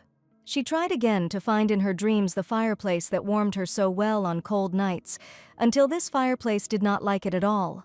In the morning, they left the hotel and headed to their next destination, which was Count Hefbon's territory. It was a great honor for the Count to have known the Duchess of Valoa for such a long period. The road must have been difficult for them, which the man noted well, so he asked them to go further. And so they did, the girl with His Majesty who was still hiding under his cloak. As they walked behind Hefban, His Majesty noticed some things he shouldn't have known about, for example, that the soldiers were bandaged. But the knights, most likely, still missed the killer. And what's more, he was safe and sound compared to them. The lady understood that this conversation was inevitable, but it was still useful to them, so she kept him close. Carton didn't even know that the Duchess was such a merciful person that she decided not to kill the criminal. Because of this conversation, they had to stop, leaving the Count ahead until he noticed it. He turned to the hooded guy, not knowing that he was the Emperor. He ordered him to take the horse and go to the stable, and not to hang around. Gefban spoke to him as if he were an ordinary servant, not yet knowing that he was His Majesty. Of course, this tone did not suit him, but it was impossible to execute the Count, who would defend the border if he died. That's why the lady decided to take full care of the horse herself, fearing that Carton might lose his temper and do something stupid. She shouldn't have been doing this kind of work, but she valued this horse so much that she wanted to take care of it herself. The man backed down since the girl insisted on it so much, so there was no need to worry about it. Once this problem was solved, they moved on, calling to Carton, who was still standing in the same place. And so, after long corridors, they entered the Count's domain, which resembled an ice palace. Even though they were indoors, it was very cold in here, which was noticeable immediately upon entering. The place they were walking through was built like a fortress, so it was colder here than in other castles. The Count, of course, noticed that the lady was cold, so much so that he could not suggest that they take off their outer clothing. Why did he cling to Carton so much? She has to save the Count many lives because of his words. Okay, Carton was unlikely to do anything wrong now. It was time to change the subject immediately. So Valoa decided to ask Gefban about the castle, because it was so big, but few people used it. It was simple. He liked the silence, so he deliberately reduced the number of people in this place. But for some reason, he looked so much like a man who decided to call support and ask for help. Then it was time to try out the skills the girl had acquired at the call center. There was no time to waste. Sweet, working smile and all set, like a duchess, she came to him to sort out the difficulties of his domain. If he has any problems, then you should say so and not be shy. There was no need to worry about him so much. The earls are simply doing their job, as they have done for generations, but every territory the lady has passed through has had its problems. There was a serious problem with agriculture in Hongji due to the pollution of the river, and Marquis Shering had many of his own concerns, with big problems. How difficult is it to manage such a large and dangerous territory, and finally, he couldn't take it anymore. The man had one problem since the beginning of the year.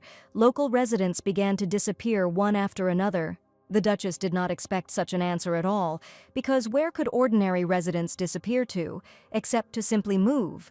It wasn't that simple. They were allegedly kidnapped and disappearing. The number of missing people has already reached hundreds, and this is just in the last month. Now the girl finally understood everything. Hundreds of people were kidnapped, and this is where the story begins. To add to the darker tone, this world was home to a thriving slave trade that secretly kidnapped people. Due to the tyrant's connivance, the slave trade grew in scale, and eventually the people of the empire could no longer bear it and rebelled, ending with the empire falling into decline after the war with Estland. Valoa didn't expect the story to unfold right now, so she'll look into it. These words were like a ray of light that the Duchess would personally take action in this. But how could it be otherwise? Because the Count's task is to carry out an important mission to protect the border. As the Empire approaches its downfall, her lifeline gets shorter, so she needs to slow down the original story as much as possible to buy time to escape safely. If this happens, then she will cut off the slave trade at its roots. Having agreed, they entered the dining room. The Count ordered the best alcohol to be brought to the Duchess, but the evening had only just begun, and it was already a bit early for alcohol. But there was no point in refusing so much if you don't drink on such a nice day, when you can still drink. The girl still refused, because she had not yet recovered from the sea. That's how it was that such an old man could not immediately understand the lady's feelings. So Gefban ordered the guy in the cloak, who was standing nearby, to come over and pour the Duchess some alcohol. After all, it's much nicer when a tall guy courts you than an old man like him. It was so pleasant that it seemed the girl would die of fear, because she was terrified when he approached her. So the Duchess said she wanted him to pour her some alcohol, which was absolutely not the case. There was a misunderstanding. The Count saw that the man who was supposed to pour the alcohol was not very pleasant, and the lady clearly did not like being around him. Still, he wanted him to take off his cape in the house, but this guy looks much better in a cape. But it was somehow strange not to see his face, which was, on the contrary, for the better, because behind the cloak was a tyrant. The girl couldn't stand it any longer, because with each passing minute the conversation became more and more tense. So, at the cost of her reputation, the lady decided to tell everyone that she has a fetish for the jawline. Everyone who was in the dining room at that moment, such as the servants and maids, found out about this fetish. And also the Count himself, who was shocked by this news, like everyone else, but it was necessary. A deathly silence fell over the room, as everyone was surprised and didn't even know what to say to such an interesting fetish. The Duchess wanted to die from such shame, and if you think about it, the man has not yet fully introduced himself. His Majesty, who was already holding a bottle of wine, tried to think of what to answer Gefban. While the lady was almost crying with shame, His Majesty finally came up with the idea that his name was Camines. This name was not chosen at random, and the Emperor was waiting for the girl to pay attention to this name. And as soon as she heard this name, she immediately understood why he called himself Camines. It's all because when she slept with him, the lady called him a fireplace in her sleep, and he decided to introduce himself that way. It was an unusual name, for even the Count had never heard of such names anywhere, while the man was pouring wine into a glass. And as soon as it was filled enough, the man placed it on the Duchess's table. He continued Gefban's phrase that his name was unusual, so he hoped that the lady would not forget it. It was so romantic that it was impossible to take your eyes off such an attractive man. At that moment, time seemed to stand still, and breathing became more and more difficult for the lady. A blush was visible on the Duchess's face. How could one not be embarrassed by such sweet words? Which is why the girl decided to drink the entire glass of wine that had just been poured in one gulp. She put down her glass and her heartbeat quickened, apparently because she could already see her name on the board on the list of those to be executed. This was all very important, but as soon as the glass was empty, the lady realized that she had already tried this wine somewhere. But she couldn't remember where exactly, after which the lady didn't have time to realize how drops of blood fell on the table. As soon as Carton noticed that the lady had become ill, it was already too late and he could not do anything to prevent it.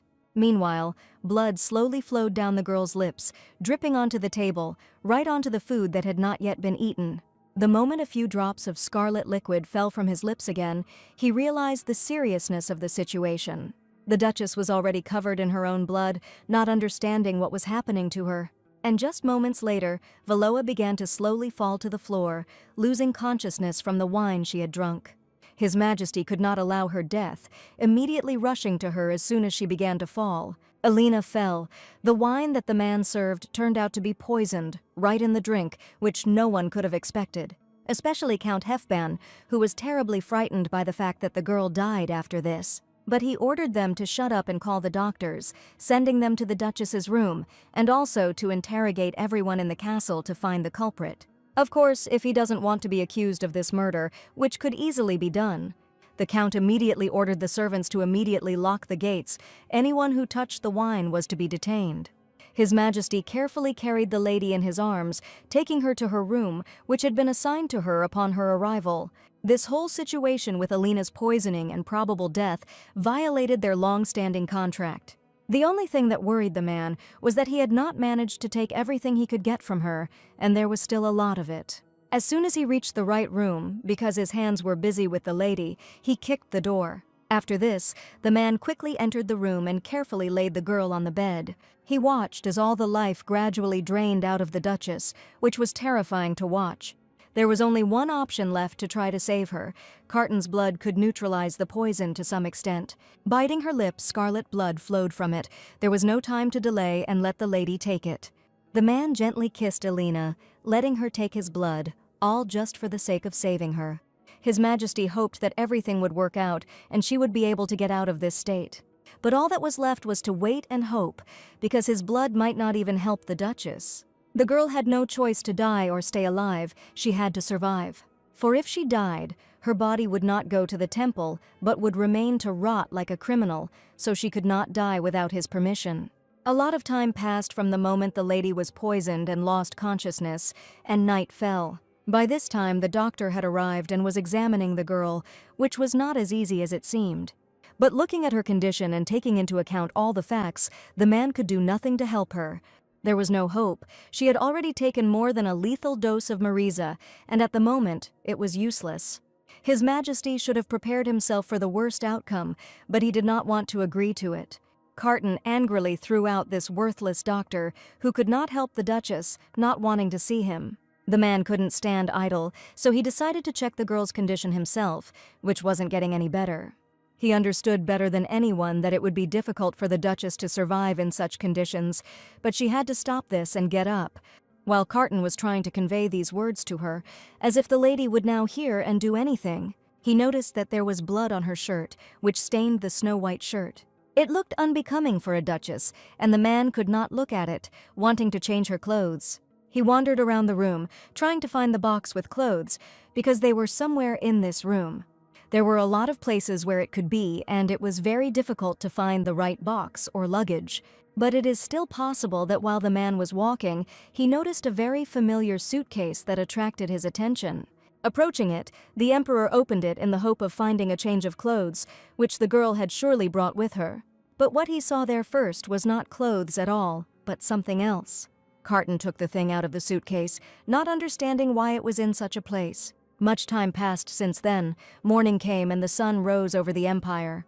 The Duchess was unconscious the whole day, and only in the morning did she finally open her eyes. My head was splitting after such a crazy day last year, which wasn't even surprising.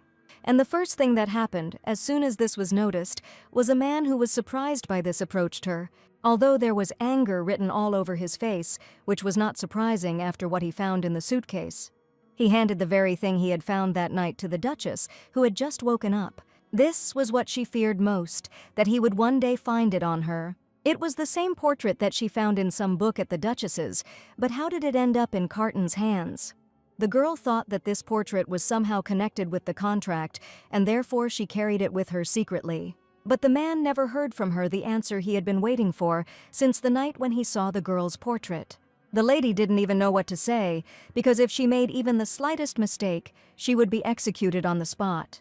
So she decided to lie to him that she wanted to remember what Eleanor looked like. Even His Majesty understood how stupid it sounded, but these words only made him more angry. Because of which he already started shouting at the Duchess, how could she say that she wanted to remember her? He no longer understood what the girl was saying, because who did she think Eleanor was, so he ordered her to answer immediately. The Dowager Empress's maid and the original's main character had hair the same color as the girl in the portrait. If she is a valuable person who is connected to the contract, then she could be His Majesty's beloved. After this answer, the man finally gave her the portrait that he had previously taken from the suitcase. There was no point in him interrogating Lady Valoa now, wishing her to continue to rest. After which he left the Duchess's room, leaving her alone, although he himself no longer understood anything. The number of questions grew more and more every day, making my patience less and less. How could she say that Eleanor was his lover, although this was not true at all? Apparently the girl is really not herself after the poisoning, and she really needs to rest. Not only did she help the Baron of the Poor Lands, which was already surprising on her part, she also saved Sir Eden from death, although she herself ordered him to be killed because he was the Empress's rat. And with all this, she did not punish with death the knights who let her own killer escape. It was as if she were a person who had lost her memory and now acted like a completely new person. In that case, if she doesn't remember Eleanor, then she must have forgotten the contents of the contract. Now might be his last chance to get his mother back before the lady remembered everything. A little time passed after His Majesty left the Duchess's room, but something was already happening there. Count Hefban was told that the girl remained alive, which made him unable to hold back his tears of joy. He was so worried when the doctor said that she would never come to and might die. Considering the amount of blood she vomited then, it was good that she was able to open her eyes. But the fact that the lady survived must be due to the abilities of the Duchess of Walloa. She was a great person after all, but that wasn't the whole conversation with the Count. After all, Alina might not believe it, but he has nothing to do with what happened. So it wasn't she who worried him. How could she treat him with respect after that, when she already knew about it? If the girl dies in this castle, then only the Count will be executed, and he will not gain anything. She was right, but what happened to the people who touched the wine was the only question that remained. It turned out that they were locked in the basement. She shouldn't worry, because he would find the culprit, even if it meant breaking a few bones. But there was no need for this. In that case, how was it possible to catch the criminal then? Gefban should have spread false information by saying that the Duchess of Wallowa had died. Rumors spread very quickly, and everyone was already saying that the Duchess had died. The doctor said the same thing. She drank twice the lethal dose of poison, but if it became known that she died, then the maids would die too. So they had to watch their language. They were discussing all this as they passed the lady's room. And of course, she was eavesdropping all this time, trying to figure out if the rumors had spread enough. Having made sure that the maids had already gone far away, the girl left her room. Unfortunately, they ended at the most interesting point, which was a shame, but nothing could be done. But she was terribly bored hiding in this room like this, and it was also terribly cold in it. The Duchess remained in the attic to hide from everyone that she was alive, which was difficult. And on top of all that, she hadn't seen Carton since yesterday, after that awkward conversation about Eleanor. He seemed to have disappeared or guessed about the contract, but before she had time to think about it, the man came to her with a tray. The man thought that the lady was already dying of hunger, so he brought food, which was better to do now while it was warm. It was surprising on his part, because he had been acting very strange after yesterday, but it was still worth getting to know him better, so she decided to ask if he would eat. But who would eat dog food anyway? It was humiliating, but she realized that he was the same as always. A lot of time passed after this conversation, and in the middle of the night, the girl was already woken up, not allowing her to sleep. As soon as the lady woke up, she did not understand at all what was happening and why Carton was waking her up in the middle of the night.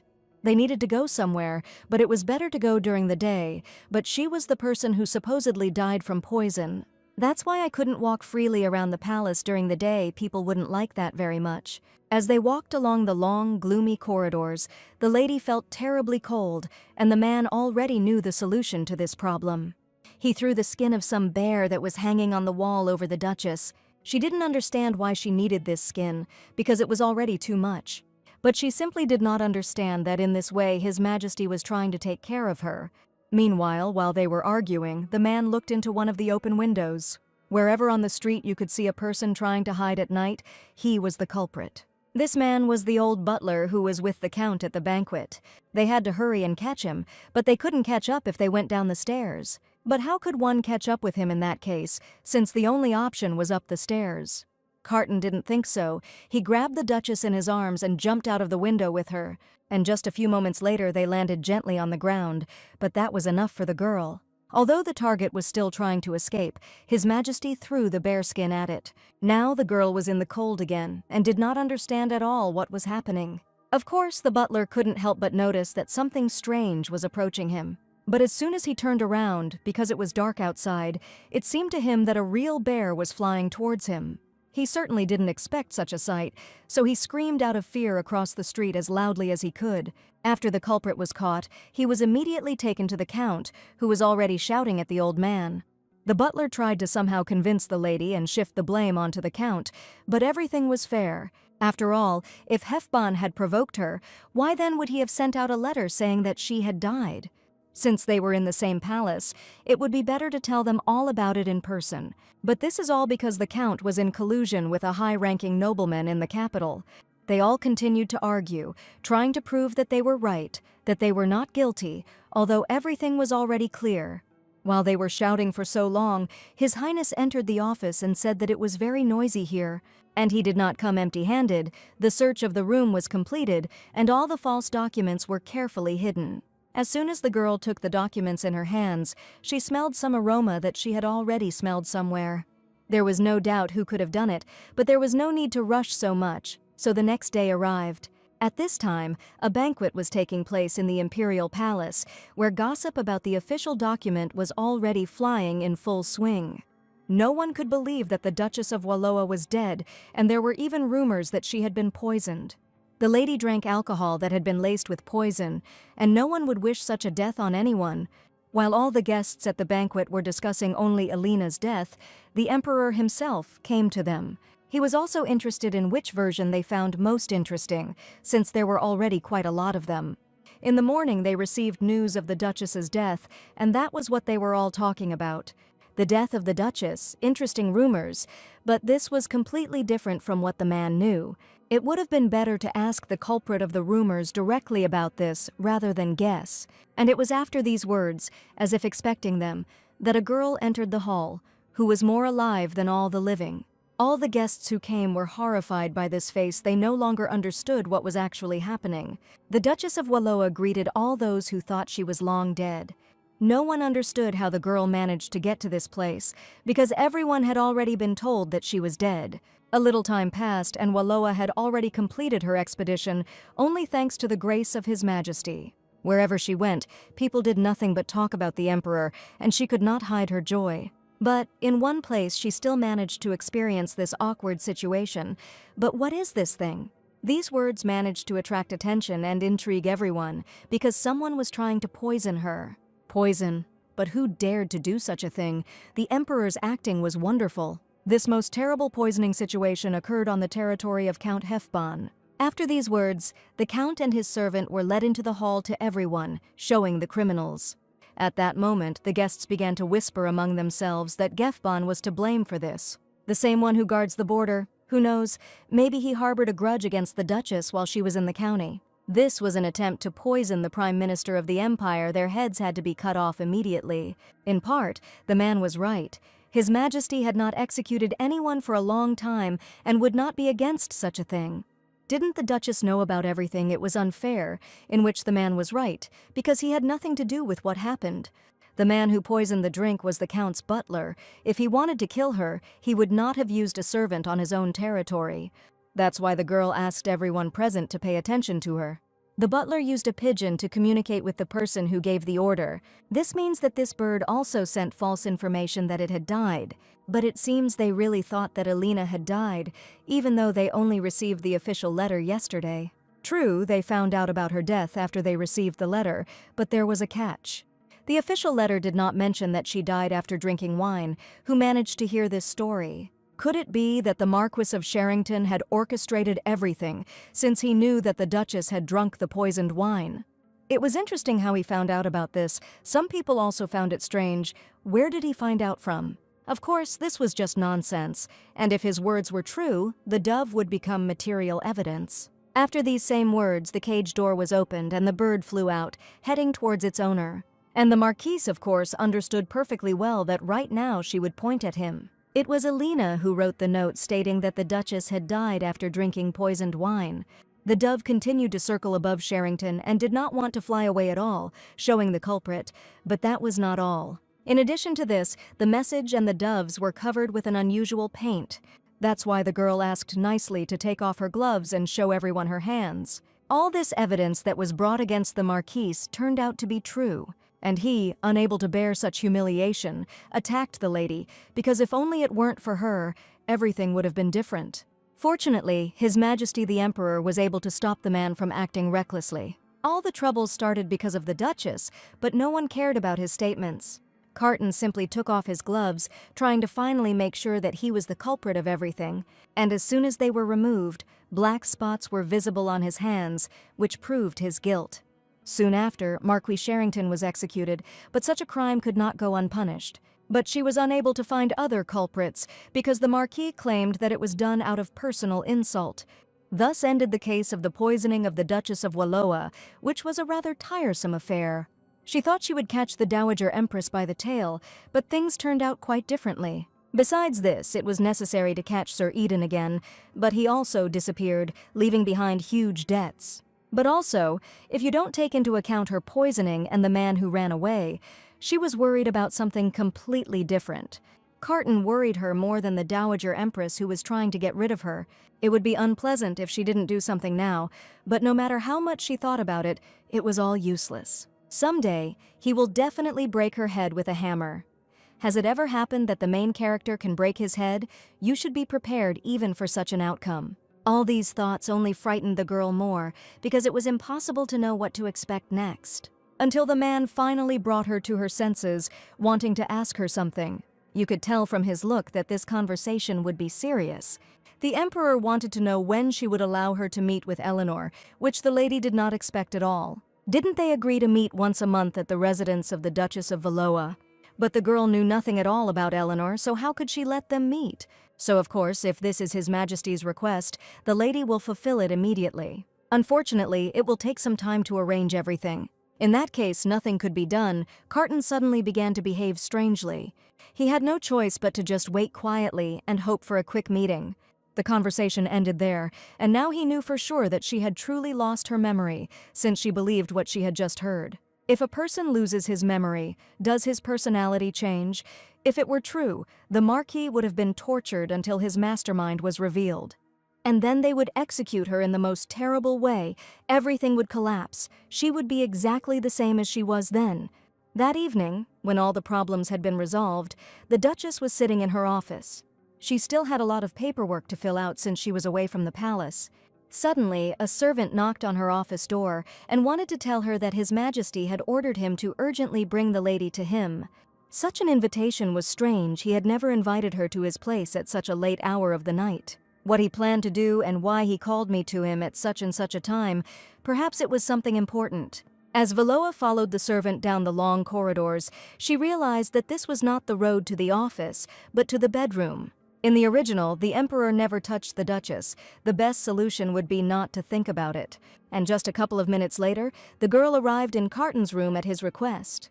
As soon as she greeted him, raising her eyes, the lady did not expect to see this at all. The man carefully held a glass in his hands. It apparently contained alcohol. His Majesty himself was wearing only a dark blue robe, which did not completely cover his body. He sat quietly on the sofa like this and looked beautiful, like a real statue. Seconds later, he noticed the presence of the girl who finally came to him, putting the glass on the table. Carton asked to come closer. The atmosphere in the room was very different from what it had been before. But she had no choice but to obey and come up as the man asked. After the distance between them was minimal, he took her hand, which was uncharacteristic for him. The lady had been working hard all this time, so he personally called her to him to console her. These words came as a bolt from the blue, because it was the last thing she could think of. Valois didn't understand at all what his words of consolation could mean. This was not at all typical behavior for him. Even the girl's mind told her that there was such a saying. No matter how sweet the speeches were, she needed to wake up and come to her senses. As soon as she could forget about it, but it was still too late to run anywhere.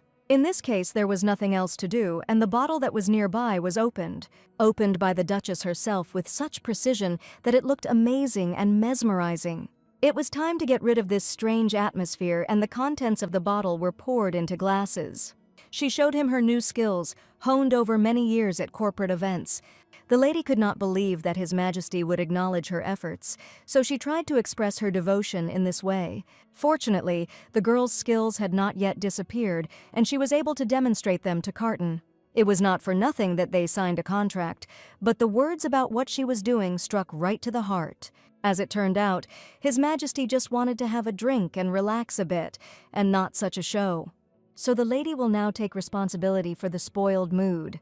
The Duchess had to overcome her reason and agree to have a drink with the man to prevent things from getting worse. In this case, she will have to drink with every congratulation addressed to him, and he will pour for every word she says. And after a while of such torture, the girl was already so drunk that a blush appeared on her face. This is exactly what His Majesty had been striving for all this time and was simply waiting for his own purposes. And as soon as he realized that she was very drunk, he began his plan, which he had been waiting for its chance to be carried out for a long time. On days like these, he often thinks about Eleanor. It's been a long time since the man told the lady about her. The Emperor took the Duchess by the chin, as if he was about to kiss her, but that was not in his plans. Couldn't she let him meet her, since this girl was such a beautiful person? Light brown hair, eyes of the same color, a very gentle smile that makes her even more beautiful. Valois would also like to meet her someday. Her smile was genuine. And after these words, the Duchess could no longer contain herself and simply passed out. This was, of course, not what Carton was trying to find out from this dialogue and will no longer be able to. But what surprised him most was not that she passed out, but what the lady said before that. The man didn't even know how to react to this, but now he had to do something with her. After such a not very productive conversation, the next day arrived, and the sun was already shining on everything. And of course, when the morning came, the girl woke up in horror. Everything was terrible. After all, she woke up in completely different clothes and didn't even remember what happened during the night. And most importantly, even outside her bed, she has recently become so sensitive that she doesn't understand something. All the clothes she had worn before coming to the Emperor lay crumpled on the floor. Valoa had no idea what had happened last night, and it was all because of the alcohol. The man decided to joke that it was, of course, a pity that she didn't remember anything from the previous night. He was already standing in a different robe, apparently after a bath. Could it be that the lady really didn't remember anything? What was true was that the lady remembered nothing at all about yesterday's events, which was terrible. But the Duchess decided to pretend that everything was normal and lied that she remembered everything perfectly.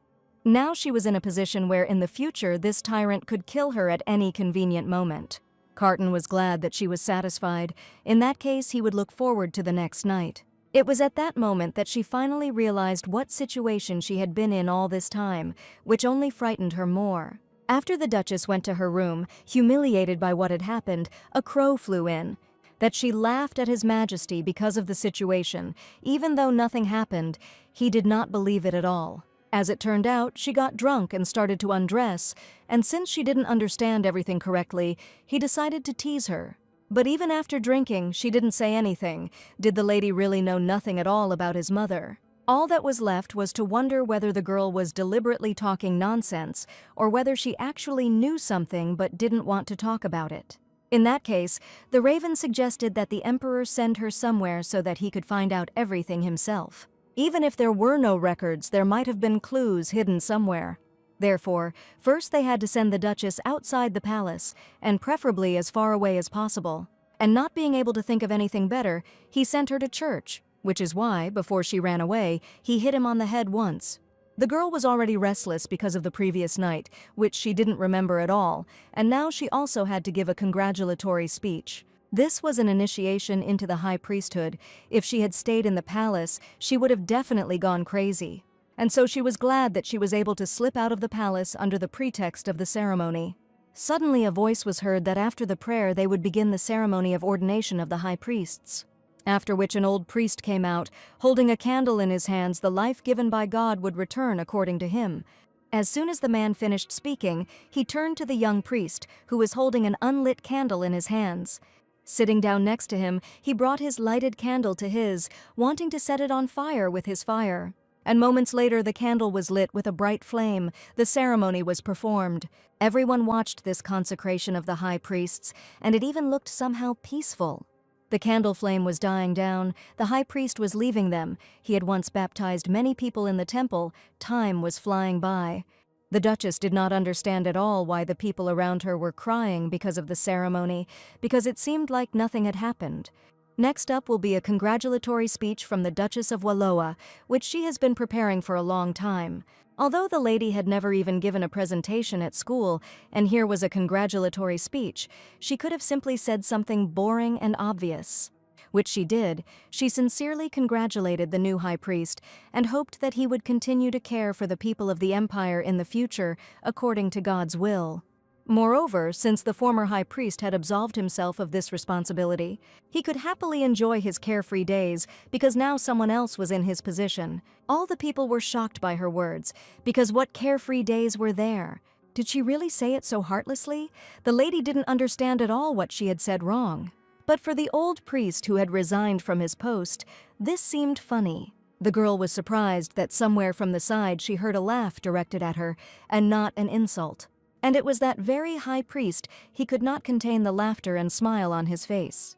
The man thanked the lady because for the first time in his life he liked the congratulations.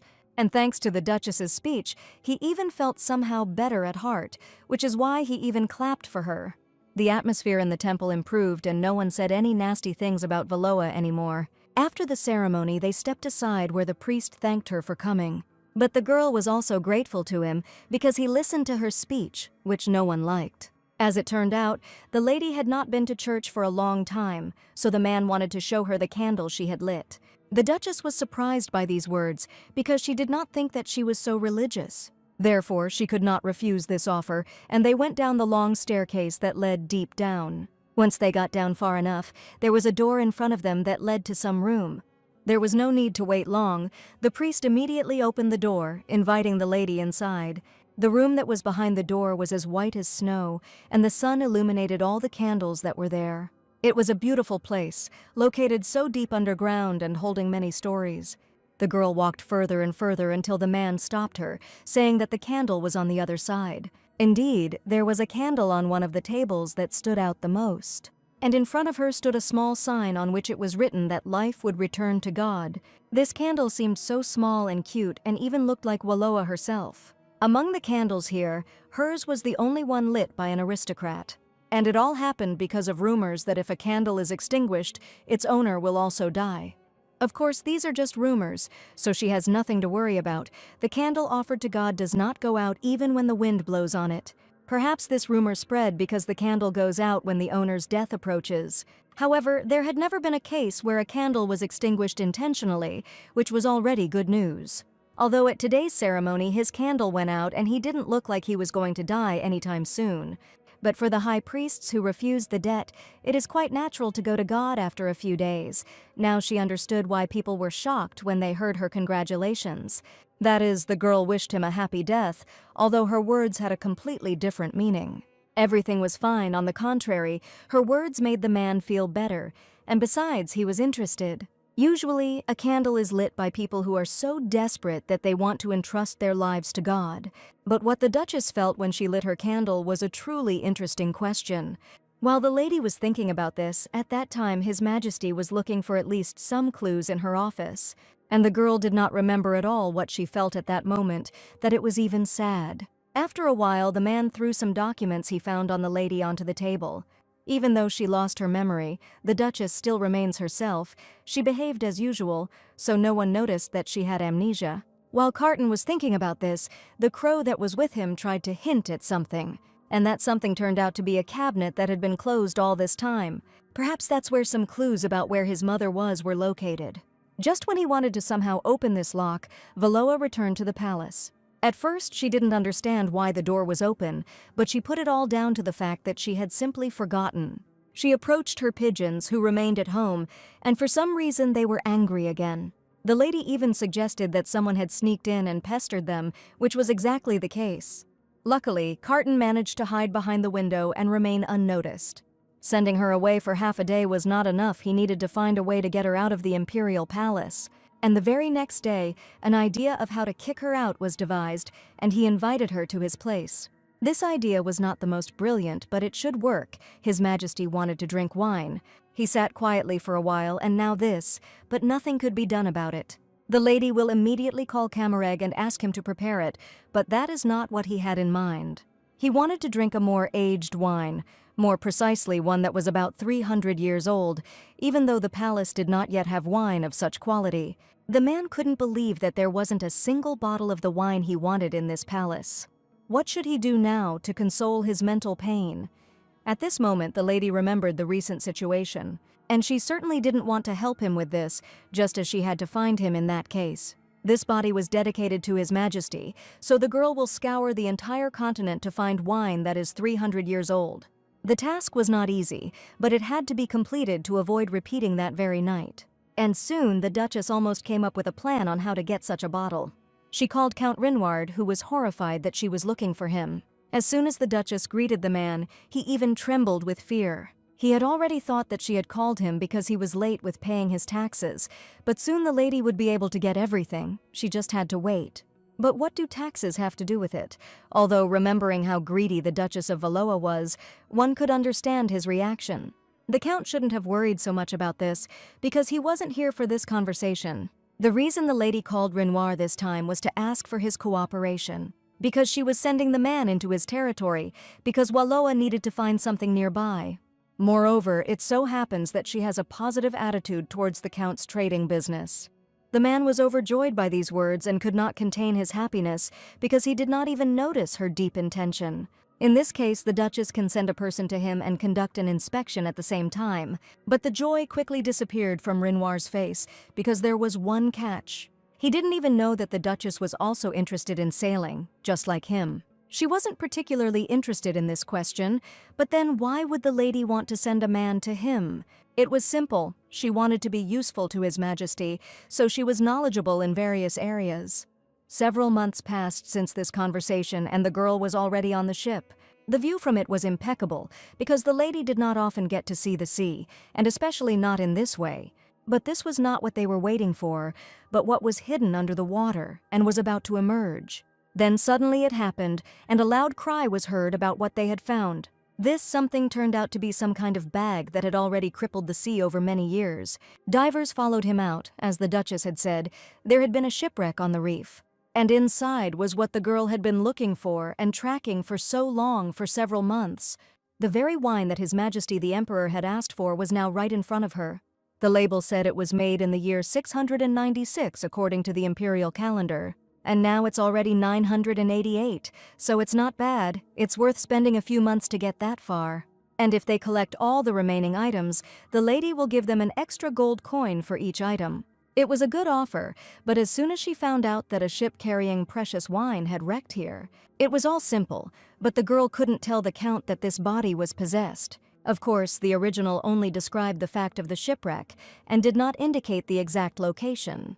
However, with only this information, she was able to gather various pieces of information and make a guess as to the location of the wine ship that sank 300 years ago. And since it was just the two of them, he wanted the lady to share a bottle with him, since she had heard something about his daughter's coming-of-age party. On such an occasion, the girl should be ready to give him a bottle, which will make his daughter incredibly happy, just like him. The young lady must be of extraordinary beauty if she takes after the Count in appearance. And so it was. She is a particularly beautiful child with wonderful light brown hair. If you introduce Carton to the beautiful brunette Lady Renoir, she will completely fly out of his head. This was a heaven-sent opportunity, and she definitely had to take advantage of it for her escape plan. Walloa has had a lot on his plate lately, and the pillars of the empire must be strong for the country to be reborn. But His Majesty has not yet made up his mind and simply wanders here and there, although His Majesty was famous for having affairs. So it seemed to her that Lady Renoir could overcome the Emperor's frivolity, which shocked the man. After some time, all the contents were removed from the bottom, and all the bottles were lying in a box. It was worth carefully packing the remaining things and sending them to the palace. In addition, it was worth making sure that no one found out about the transport. While the lady was giving orders to move the boxes, the divers who stood behind her were waiting for her. In addition to what they found today, there are several other shipwrecks. Compensation would also be taken care of, so there was no need to worry, however, if anything from what happened today became known. The divers immediately understood what was being discussed, which is why they began to beg for mercy. Although the Duchess simply wanted to ask them to keep everything a secret, she knew that they were not afraid of her, but of Walloa, which made her heart ache so much. And after a while, a ball began, where there were many people who danced with each other. But some stood aside like the girl who was beautiful that day. While the lady stood and looked around, Count Renoir approached her, and clearly not without reason. He wanted to introduce her to his daughter, whom he had spoken about quite recently on the ship. This beautiful girl in a soft pink dress seemed to radiate light with her presence. Brunette, beautiful, and with a friendly smile, she was perfect. The girl is even more beautiful than she imagined. It seems she can serve as a representative of Carton's tastes. But the lady felt like she was ruining the life of this well-bred young lady. Maybe it would be better to find another way. Fortunately, she wouldn't have to, because she couldn't imagine how nervous she was when she heard the news from her father and would become the Emperor's first lady. Strictly speaking, not the first, but it will be connected with a person whom she admired since childhood. As it turned out, in fact, the daughter saw His Majesty only in childhood. What difference does it make with his pretty face? If the Count did not want his daughter to become a concubine, then he should have let her know at any time the Duchess did not force her. But no way. This child had always dreamed of being with the Emperor, and since the lady cared so much about his daughter, he wanted to ask her for a favor. Namely, she was the only one who spent the most time with His Majesty. This meant only one thing: the girl knew the man's tastes very well and could help with this. These words were shocking even to her, because he was definitely talking about her. Renoir wanted Walloa to give his daughter some lessons in order to definitely attract Carton's attention. And of course, the lady could not refuse him such a request while the man was watching all this. He sat on his throne, which was very boring while everyone was dancing and having fun. Even after driving the Duchess out of the court, he could not find a single clue that would allow him to find his mother. Hidden in the closed drawer were other accounting books that were of no interest to him at all. With each thought that everything was in vain, the emperor wanted to drink more and more. Valois seemed to hear his thoughts and came to him, apologizing for being late. At that very moment, all the guests who were circling in front of His Majesty stepped aside, allowing the girl to pass. Her appearance at this ball was surprising because it meant only one thing. She was still able to find wine, or she was already preparing for the death penalty for such inappropriate behavior. All the guests were whispering among themselves because she had to leave the palace by order of His Majesty. And all for the sake of finding a 300-year-old wine. Where to get that from? Doesn't that mean she should just die? Even Carton wondered whether the lady had succeeded in this task or whether it was time to leave him. Responding to His Majesty's requests was the meaning and only purpose in her life. In the year 696 by imperial time, a lady offered the emperor port wine produced in the Mernu region. At the same time, the count's daughter came out, looking beautiful with a tray of wine and a glass on it. Everyone present was shocked that she managed to find wine, but besides that, they were shocked by the girl's beauty. It was a masterpiece in the flesh, from which one could not take one's eyes off, because the lady's beauty was striking. She brought together the best designers to showcase this lady's beauty to the fullest, and she herself put on clothes of dull colors, so as to dissolve into the background like a dark spot. But the man did not pay the slightest attention to the count's daughter all this time. His gaze was only on the Duchess. She even tried to somehow hint to him that he should look in a completely different direction. As soon as the lady introduced everything, the girl whispered to her if it was time to serve her wine, which was very timely because now the main star of this show was about to appear. The girl carefully approached the emperor and poured wine into his glass. Having not yet paid her any attention, the man immediately tried the prepared wine. As expected, the Duchess did not disappoint him. It was certainly the best wine he had ever drunk. His smile said only one thing: he was pleased, in which case now was the time. So Valois asked him if she dared to speak out, and the answer was yes. Thanks to the girl, his mood was lifted, in which case it was possible to begin. As a loyal subject of His Majesty, whenever I observed the numerous empty halls of the imperial palace, she feels ashamed of her lack of loyalty in this matter. Therefore, the lady dares to ask him to take the daughter of Count Renoir as a concubine and strengthen his power with an heir. Carton didn't expect these words at all, which made him so furious that even the glass in his hand cracked from anger. But she was right. The imperial family really had needed heirs for a long time. Although the emperor persistently opposed any proposal of marriage, which was true, but perhaps something may change now, since the Duchess of Valois herself has spoken about it. The anger did not go away, and the glass in the man's hand cracked more and more, from which wine flowed. From which he could not bear it and burst into small fragments, but since the Duchess herself said so, he will think about it and probably this time he will follow the girl's advice. With these words the ball continued, and late at night the lady was in her room, where was also the Count's daughter, with whom they discussed the entire plan of action. She also needed to forget about etiquette, manners, dignity, and just be sincere in her feelings. Previously, the emperor had no interest in shy girls. It seemed as if he always wanted to be free in relationships. He never loved anyone, but he never rejected anyone either, which was a little strange. There was no point in confessing her sincere love to such a person when suddenly she was distracted from her thoughts by the girl's hands. She grabbed her, convincing her that she would be able to win the emperor's heart. The lady shouldn't have been so worried about her after these words. It was as if a weight had been lifted from her soul. If Carton had been smarter, he would have realized that this wonderful man was worthy of loyalty. That's what she thought then, until several hours passed and the girl was already lying on the bed. The Count's daughter was clearly drunk and unconscious, which only infuriated the man even more. At that very moment, the Duchess ran into the room in a panic, not understanding what had happened. As soon as she saw the girl lying on the bed, everything was terrible. How dare he? They may call him a tyrant, but how could he take it out on her? It turned out that he trusted the Duchess's wisdom, but was disappointed with her choice. After which the instinct of self-preservation kicked in, and the lady apologized for such a blunder. Death was merciful to those who failed His Majesty. However, she was interested in what the girl had done to upset the man so much that this happened. Along with Valoa, servants also entered the room for the Count's unconscious daughter. Looking towards the door, they were already leaving with her, trying to somehow carry her to another room. And as soon as they left and the doors were closed, no one would hear them, so the lady asked again what happened. According to His Majesty, this girl tried to kill him, which was hard to believe. The first thoughts were that this was most likely the work of Count Renoir. Carton had never seen such wild women in her life. Did anyone ever teach her any manners? The Duchess thought he was mistaken, because the girl was not wild, as he said. But it turns out that she tried her best to bite him, which the man tried to demonstrate. He came closer to the girl, leaning closer to her face. His gaze was like that of a predator, and the distance between them was tiny, which stunned the lady. Only later did she realize that he had thrown her out because she had tried to kiss the emperor. It was a shame because he liked both her face and her outfit, but she turned out to be so wild. Of course he liked it. The Duchess went out of her way to adapt it to his preferences. But besides all this, His Majesty noticed that her outfit was also nothing special.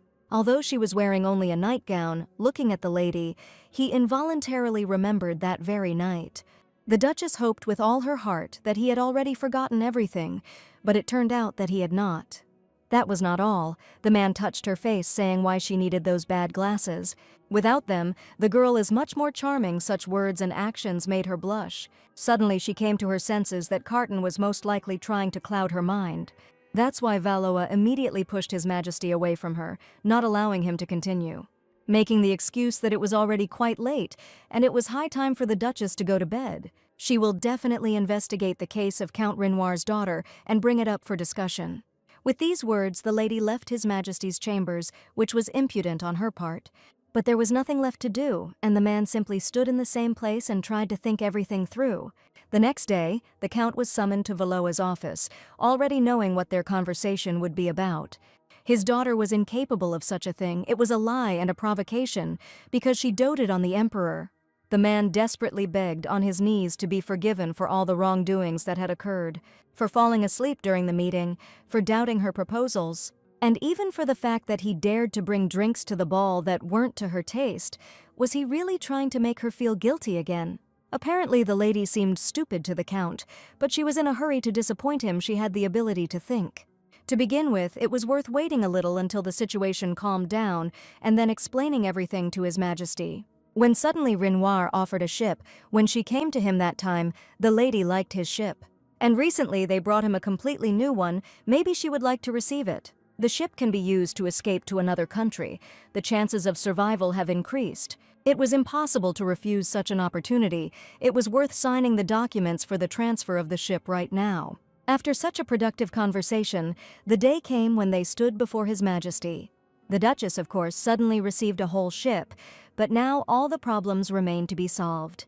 By problems was meant Carton, who was now sitting and waiting to see what would happen next. If he is determined to punish Count Renoir, the lady will hardly be able to do anything about it. What Count? She would like to save her own skin first, although considering that all this time he has simply been silent. It was worth asking. Valoa offered to discuss yesterday's incident with Renoir's daughter. That woman who almost killed him, her act was certainly an unforgivable and grave crime.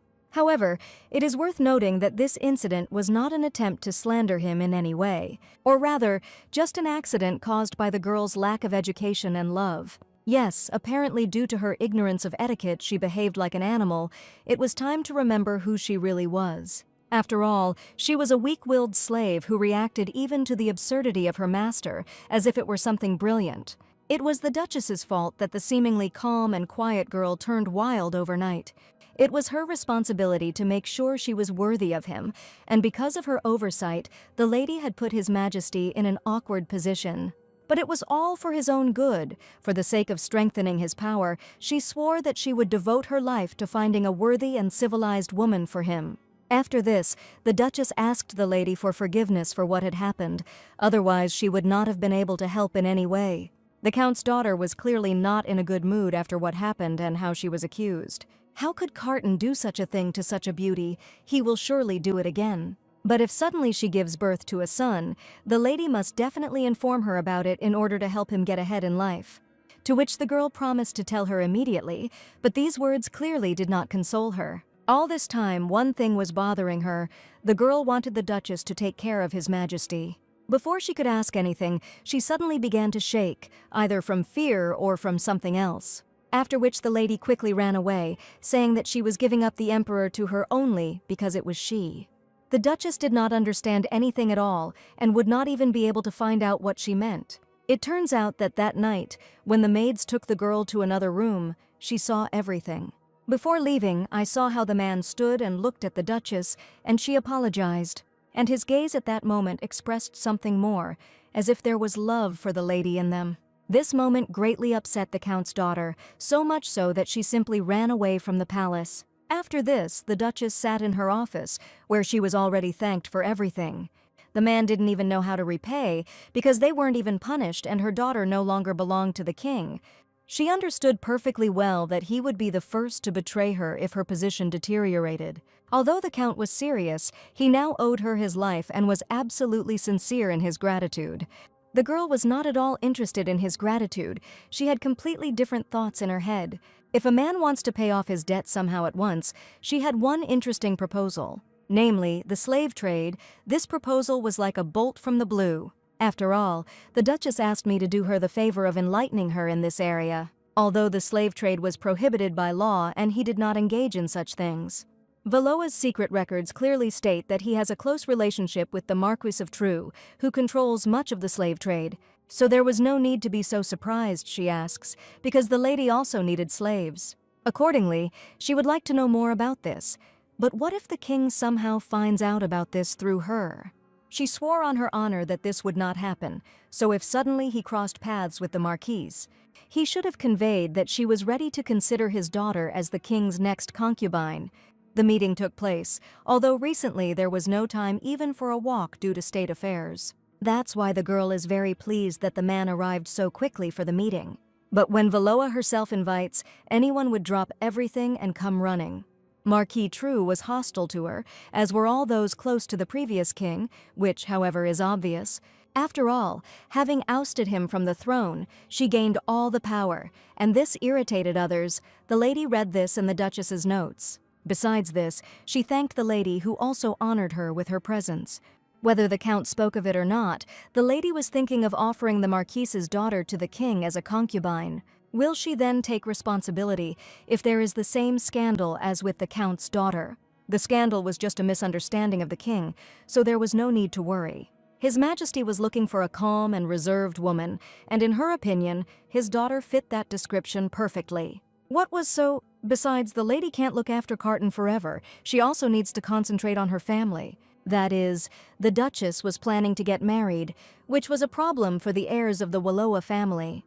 She was right about that. It really was time for her to take care of her family matters. However, before that, the girl would like to have some fun, because due to her work she had no opportunity at all. At first, the Marquis did not understand at all what she was talking about, until he remembered the conversation with the Count. After which he immediately began asking her how True could help the Duchess. It was worth only to see how he changed and immediately became kinder to her after these words. Valoa would like Marquis to introduce her to someone who wasn't in the best place. By nightfall they were already there, and what the lady needed was in the basement in front of her. And since everything in this place was anonymous, she should put on the mask that had been prepared earlier. The girl was wearing a dark red dress and holding a golden mask in her hands, which suited her very well. After all the conditions were met, they walked through and in front of them was a deep staircase going down. As soon as True and Valoa came down, the slaves could be seen standing in the middle of pools of blood. And as we went further, there were people everywhere who were already having fun with the slaves they had bought. It was a luxurious place with cages in every corner where half-dead slaves lay. The very first scene before my eyes was of some man dragging a slave on a chain. Anger was already coursing through the Duchess's veins, but it was too early to show disgust. The time had not yet come, and the purpose of the arrival had not been achieved to completely eliminate this slave market. They couldn't stop there, and they went further and further towards the guards, who apparently guarded the head of this entire establishment of horrors. It really was the owner of the slave market that the Marquis had mentioned earlier. And because of this type of work, he may be a bit rough, but you can be sure that he will get the job done. The master could not be deceived by the mask. For some reason, the noble duchess visited his humble abode. And since they now knew who was who, they could waste no time and get straight to the point. The lady wanted a share of this slave market. These words astonished everyone present. After all, if he gives her a share, it will contribute to the legalization of the slave trade, which would be ideal. Even though the girl spoke such loud words, she still didn't like that she had to pretend. But if she wants to get the accounting books and records of the movements of slaves, a merchant so blinded by money that he even kidnaps people and sells them, will he be able to refuse her proposal to legalize the slave market? The answer was not to be expected for a long time. It was short but clear. The man refused it. The Marquis didn't understand why Fonce refused, or whether he even understood what an opportunity it was. But such a noble man has been promised guarantees, so he can speak calmly. Doesn't he know what can happen to a common merchant like him? It made sense, but the lady couldn't back down. In the future, the tyrant was expected to fall in love with the Princess of Esland, and the outbreak of war between the two countries was only a matter of time. But at least the slave revolt that would happen at the beginning of the war would be prevented, so she could buy herself some time to escape from this crazy original. The Duchess had no choice but to offer 1,000,000 rubles as a sign of her good faith. She would make the investment. Few could refuse such an offer because it was a huge amount of money. But such a big amount of money is too good for such a humble guy like him. The owner is grateful for such interest shown by a high-ranking official, but he is not fit for anything more than his current small business. It's strange he rejects such a lucrative offer. Is it really true that his goal is not money? In that case, there was only one thought left. Fonce was the Dowager Empress's accomplice. And since the man has already rejected 2 very lucrative offers, he definitely won't accept a third.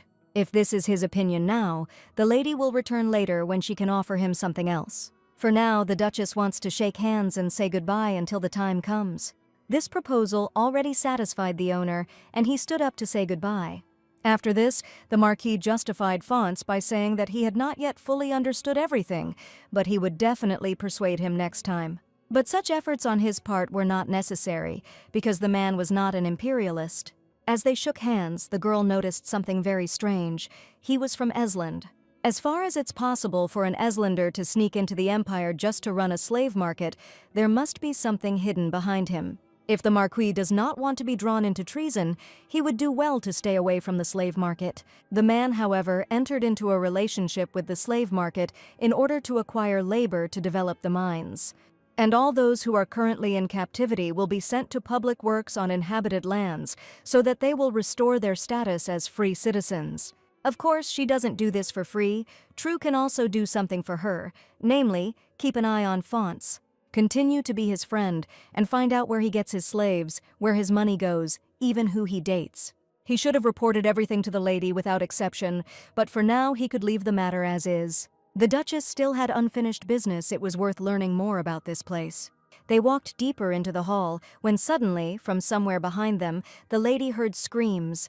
These were the cries of some young girl asking to save her brother. It seemed the captured slave was resisting again, which was common in a place like this. With each passing minute, this slave market became more and more disgusting. As Valoa walked further with Marquis, she noticed something shocking. Not far from them was a slave who was trying to fight off the guards with his feet, which he did well. One of the employees tried to warn everyone else that their slave had escaped. But it was too late, because the man had already taken care of the person and the security was compromised. As the lady watched this picture more and more, she realized more and more who this slave was. The man who managed to escape and fight off the guards was Sir Eden, who had once escaped from her and Carton. The former guard skillfully fought off the guards who kept coming. Suddenly, from behind where the door was, 3 more guards came out intending to stop him. And even with them, Sir Eden managed well, even though his hands were shackled. All the employees around him were already on their knees from the man's blows. Next was the guy who stood to the side and watched this and was afraid of every step. After all, it was he who promised him that they would only take him and leave Katrina alone. As the man got closer and closer to the boy, who was shaking with fear, a guard stood behind him, recovered rather quickly, and struck Eden, thanks to which it was possible to stop him and tie him up tightly so that he wouldn't move. He screamed in rage to be let go, since they had agreed otherwise. But no one listened to him. They only ordered him to shut up and not move until a girl ran up to him. This guy advertised it. He was a strong guy. All that was left was to train him, and he would be a jack of all trades. In that case, the auction could begin once all the problems had been resolved. The Duchess didn't even know what to say or react to the sight she had just seen. The Marquis even began to worry, but everything was fine. He just felt dizzy for a couple of seconds. This excuse worked well because they were underground and sometimes such things happen. She needed to calm down. If people saw that Valoa was panicking in such a situation, everyone would start to doubt her. And what's more, he was a murderer who tried to kill her twice. But if she pretended that she didn't see anything, then how would she be any different from the real Duchess? The bidding began, and the starting price was 1,000 rubles. If anyone wanted to take part in the bidding, they had to raise their hand and name their price. It was a good opportunity, because she had been feeling rather bored lately, but this young man, he attracted the girl's attention so much that she wanted to acquire such a slave for herself. After these words, she took off the mask that had been hiding her identity from everyone all this time. Everyone was surprised that it was Valoa. In such a smart dress, they barely recognized her in that form. Everyone kept talking about how she was now trading in slaves. She knew how to pretend to be a cruel person. But this was even to her advantage. She went out to the slaves who were in the middle of everyone with the words that she would buy both of them. And for this, the girl is ready to give a whole 10 million rubles for both of them in cash. As soon as the bidding was over, they went into another room where everything was discussed. The guy representing the goods was Ethan Naxos, a man of 26 years old, and a girl of 20 years old, Katerina Naxos, who was now their owner. Naxos, he was sold into slavery where he lost his sister, after which he went mad and rebelled against his masters. In the future, he became the leader of a slave rebellion, from which many died. A talented fighter and embittered by the loss of his sister, he single-handedly rose to the swordmaster competition, ultimately playing a vital role in the empire's downfall. If the lady was not satisfied with something, the deal could be cancelled, which was never to be done. After which, the Duchess paid the promised payment for both slaves. It was the best deal of the day, and once they were alone, the atmosphere became tense. Sir Eden, who was now kneeling before the girl, called her his mistress. This word alone shocked the Duchess, because she certainly did not expect to be called that. The man, although he had no right, wanted to ask his new mistress to listen to his request. She couldn't do anything, because he asked in such a way and with such an expression on his face. He was like a little puppy, so the lady could not refuse his request. The thing was that his sister was not to blame for anything. It was all his fault. Eden did not ask the Duchess to forgive all his mistakes, because he was no longer afraid of death. But he asked for only one thing to let his sister go free. That was his only wish. It was a sincere request, which was rarely heard from her, and it made her feel heavy. They thought she bought them out of a desire for revenge, which would have been obvious. After all, knowing the Duchess's reputation, he is certainly ready for even the most painful death. Although her intentions were completely different, she therefore agreed to return his sister's desired freedom. From these words, the man promised to definitely repay her this debt, even if it cost him his life. He clearly did something wrong. I'll have to tell him not to call her mistress at the estate. Once this conversation was over, the lady felt that the Marquis was watching her in a strange way. It was because today the lady was somehow different. She usually doesn't listen to the requests of all sorts of slaves. But how can she not listen to the requests of a man who in the future may become her concubine? It was surprising, but it explained why she did this to him. True didn't even know that Valoa had such preferences. Although this was a necessary measure so that he would not suspect anything, now she cannot wash away such shame. All this time the moon was shining over the city, and a black raven was watching the girl. And only towards morning, when the sun had risen high, this raven was already at the emperor's palace. He immediately told His Majesty everything he had learned from the girl's journey. Carton did not understand at all why she was suddenly pretending to be a kind and compassionate lady, to which the bird informed him that the Duchess was going to take a concubine. As soon as dawn broke and the sun rose high into the sky, a carriage was driving through the streets, in which was the Duchess and the recently purchased slaves. They were clearly going to the palace. And while they were driving, the girl decided to ask directly why Eden wanted to kill her for the last time. It was because of debts. His father was obsessed with gambling, which was not the best solution in their situation. It got to the point where they lost their property due to debts, and then they took Catherine as collateral. The moneylender who took his sister said that either Catherine would be sold into slavery to pay off the debt. Either kill Wallowa, he ultimately failed to kill her and they were both sold into slavery. Although she gave them a chance many times, so why didn't he tell her about his situation? It was all simple. A man also has eyes and ears, so after the rumors about her, how could he trust her? Of course, now he knew that all those rumors were just another lie for his own benefit. But then Eden could not even imagine that the Duchess herself would help him with this situation. He simply thought that if he returned to the capital, he would be taken in for interrogation and then beheaded.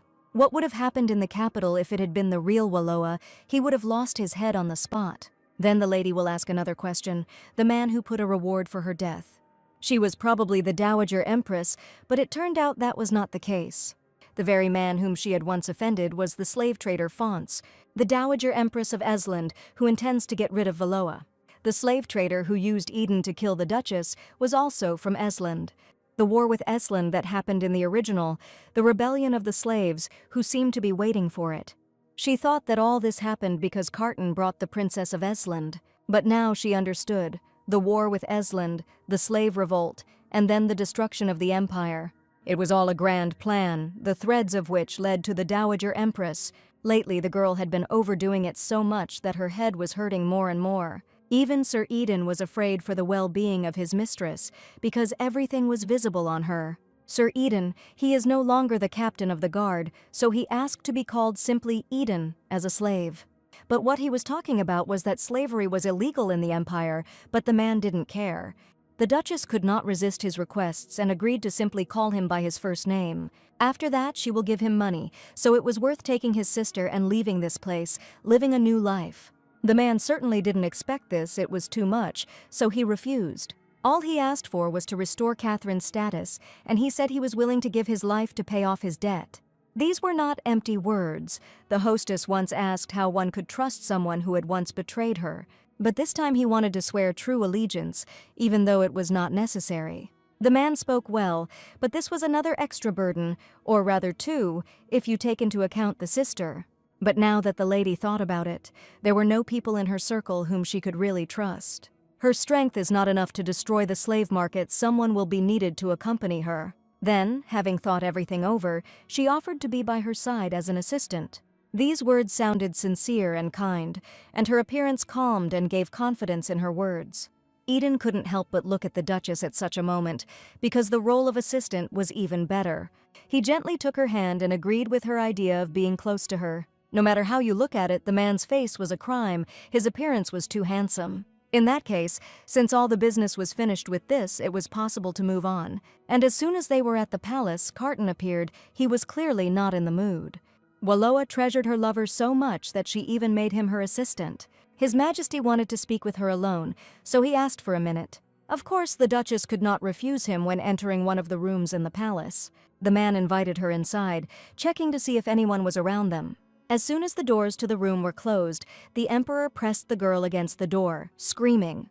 There was no legalization, as she said at the slave market. She should have left there. Although the Duchess had no thoughts whatsoever about any legalization, which the man did not believe at all, because he knew that today she had participated in a slave auction with the Marquis True and about her secret meeting with the slave trader. The Prime Minister should not legalize something that he cannot handle on his own. But this was not why the lady met with the slave trader and the Marquis. She had other plans. All these words seemed to pass by His Majesty's ears, as if he did not listen to her. It was a huge mistake on the Duchess's part. Whatever she said, he wouldn't believe it. In that case, she decided to tell him that he might not believe everything she said, which is what he did. She was limited in her movements, but if the Emperor allowed her to act, then she will have much more freedom, and since he needs evidence, the man could arrange an interrogation. The girl couldn't stand these words because she had had a headache since the morning, and she felt unwell. The lady began to lose consciousness and quickly fall to the floor from all the fatigue that had accumulated. This was exactly what His Majesty did not expect at all. One might have thought that it was his fault. After some time, a doctor came and reprimanded her for her condition. She lost consciousness from exhaustion. Apparently, she had been overwhelmed with a lot of work lately, which prevented her from having a good rest.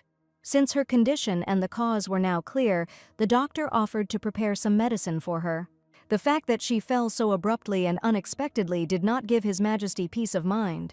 That's why he asked the man to prepare the medicine anyway, and quickly. After the visit of the attending physician, a whole day passed and morning came.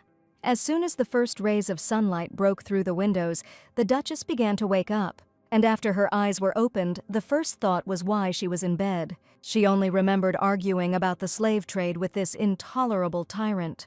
She didn't even have a headache anymore from the moment she entered this body. She had always had a headache. She read that the Duchess was in very poor health and that a friend had hit her on the forehead. Pulling her back into bed, it was Carton who had come to check on her condition, not understanding where the Duchess was going, since she had just recently lost consciousness. The girl did not understand at all what His Majesty was doing in the room, especially at such a time. As it turned out, Valoa had been in his bedroom the whole time without even realizing it. Wasn't there too much contempt in her gaze? He had been watching her all night. These words were shocking, because being a man and looking after someone was something incompatible. So the lady did not believe his good intentions. He was clearly up to something. Although everything was completely different and there were no evil intentions, besides this, he wanted to apologize for yesterday.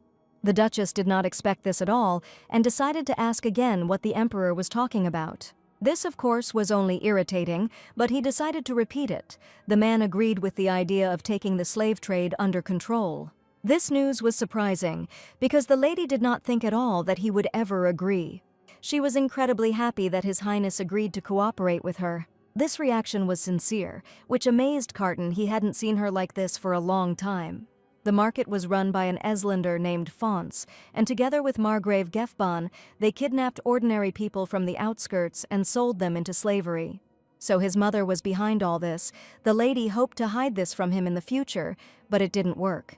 But wasn't it obvious that an ordinary foreigner would never have been able to pull this off without serious support? The Duchess thought he was just a tyrant who indulged himself with alcohol and women, but it turns out he is not stupid. The grave will correct the hunchback. This probably means that he will die soon. From her face, it seemed that she was dissatisfied with something. There was no point in dwelling on this first. It was worth sending people to assess the scale of the market, and we need to find out where the kidnapped people are being sent and which of the aristocrats are involved. When they have enough information, they will be able to make a public statement. The girl was a reliable person, so Carton trusted her, but why did he always look at her like that? It was very strange, as suddenly the memory surfaced that the man would wait until the next night. Therefore, the lady tried to change the conversation by reminding him that she had promised to find a suitable girl as a concubine, and it seems that she has found the perfect match for His Majesty, and this time she definitely made the right choice. After these words, the man already wanted to object to her. Why did he need a concubine? But remembering the conversation with the doctor, in order to avoid another loss of consciousness, it was necessary to help relieve her of stress. He decided not to continue his sentence and to endure it, although he wanted with all his heart to speak out on this matter, after which he gave in, allowing this most suitable girl to be brought to him. Immediately after this conversation, the Duchess went to meet the Emperor's future concubine. The lady was charming. All that remained was to determine the date when she would move to the imperial palace. But what if he throws her out, as he did with the Count's previous concubine? This happened because of her bad manners, but as far as Valoa knew, she even took special etiquette courses in the capital. With such preparation, no one would dare to accuse her of anything. She tried so hard for her.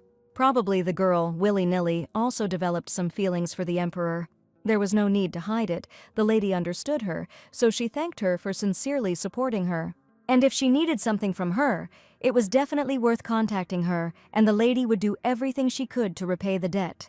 These words gave the Duchess a sense of déjà vu, and she felt that everything would go wrong again. The girl could not calm herself down from these obsessive thoughts that everything would go wrong.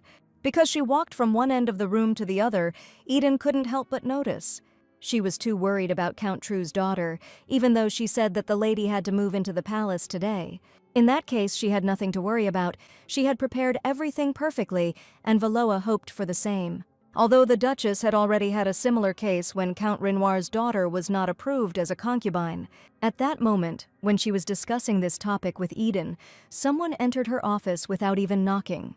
It turned out to be His Highness, who was clearly pleased with what had happened. But the girl was only concerned with one question: what happened to the lady who was supposed to be with him? Apparently he didn't understand the first time who exactly we were talking about, so he asked again. As it turned out, the Duchess of Valoa had once again made a mistake in her choice of a concubine for Carton.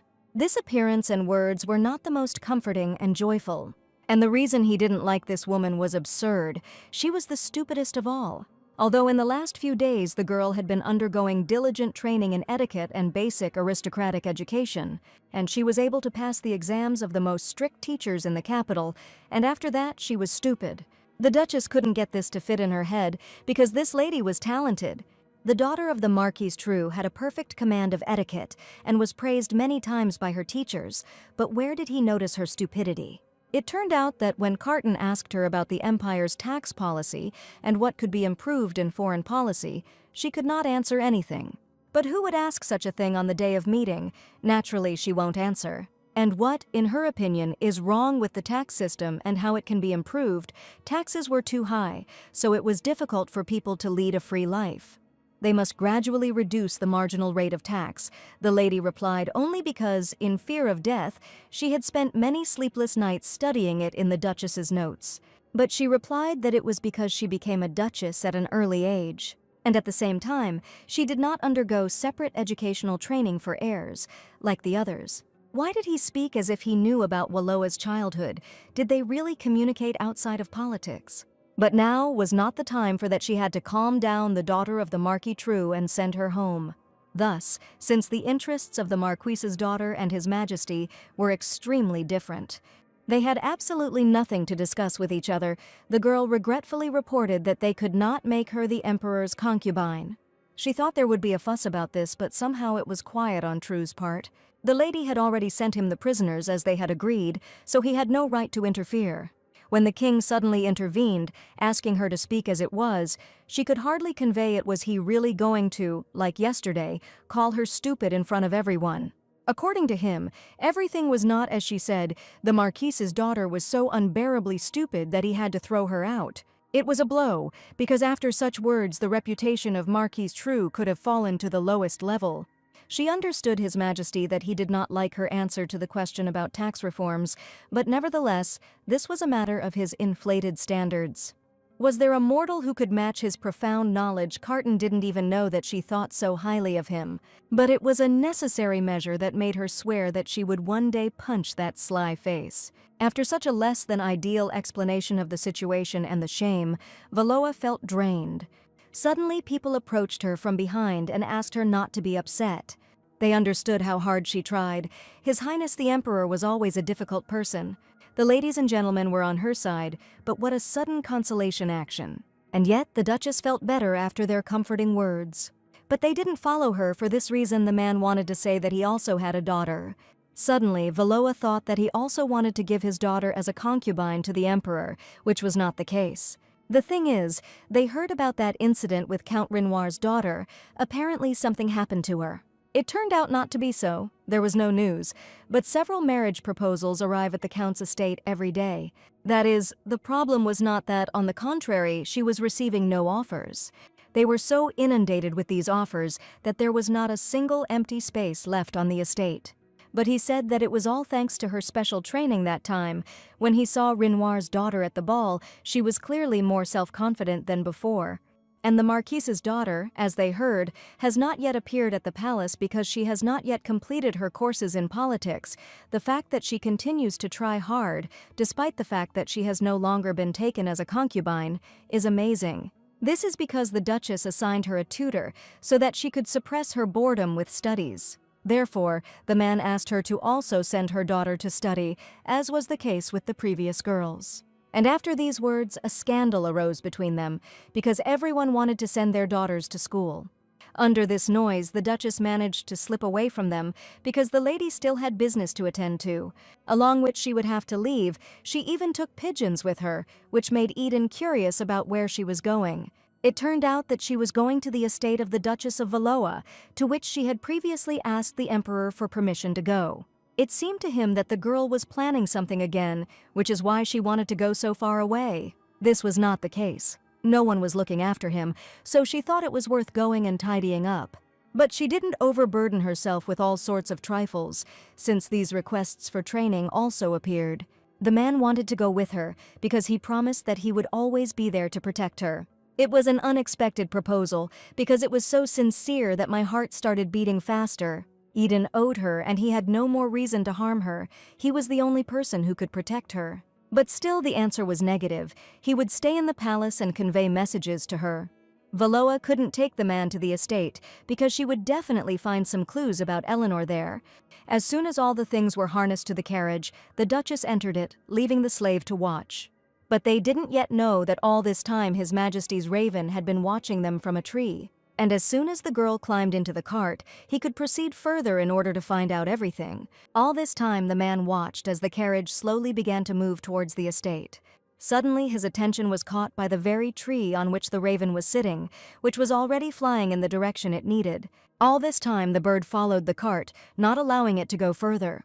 And as soon as he had the chance to get inside without prying eyes, he took advantage of it. He managed to get into the carriage of the Duchess, who was traveling to the Valoa estate. At this time, the girl was looking out a completely different window, realizing that at this rate she would only arrive in the evening. The view outside the window was beautiful, but her attention was drawn to the noise in the pigeon cage. She didn't understand why they were making so much noise now when they had been sitting quietly just a couple of minutes ago. They might have been hungry, but as soon as she removed the cloth from the cage, she saw something shocking. Another pigeon appeared in the cage, but where did she get such a big one? The raven even tried to pretend to be a pigeon. But he couldn't do it at all. He was cooing in a strange way. She was the same crow that Carton carried with him everywhere. As soon as he got into the cage, the bird still tried to pretend to be a pigeon, but it was too late. After these words, he managed to escape from the girl's grip and fly as far as possible. The lady shouted after him that he should just try to follow her again, otherwise there would be one less fake pigeon. A lot of time passed from that moment and the sun slowly set. As Valoa had said, they arrived at the estate only in the evening, when it was already getting dark. So the original Duchess of Valoa lived in such a huge estate.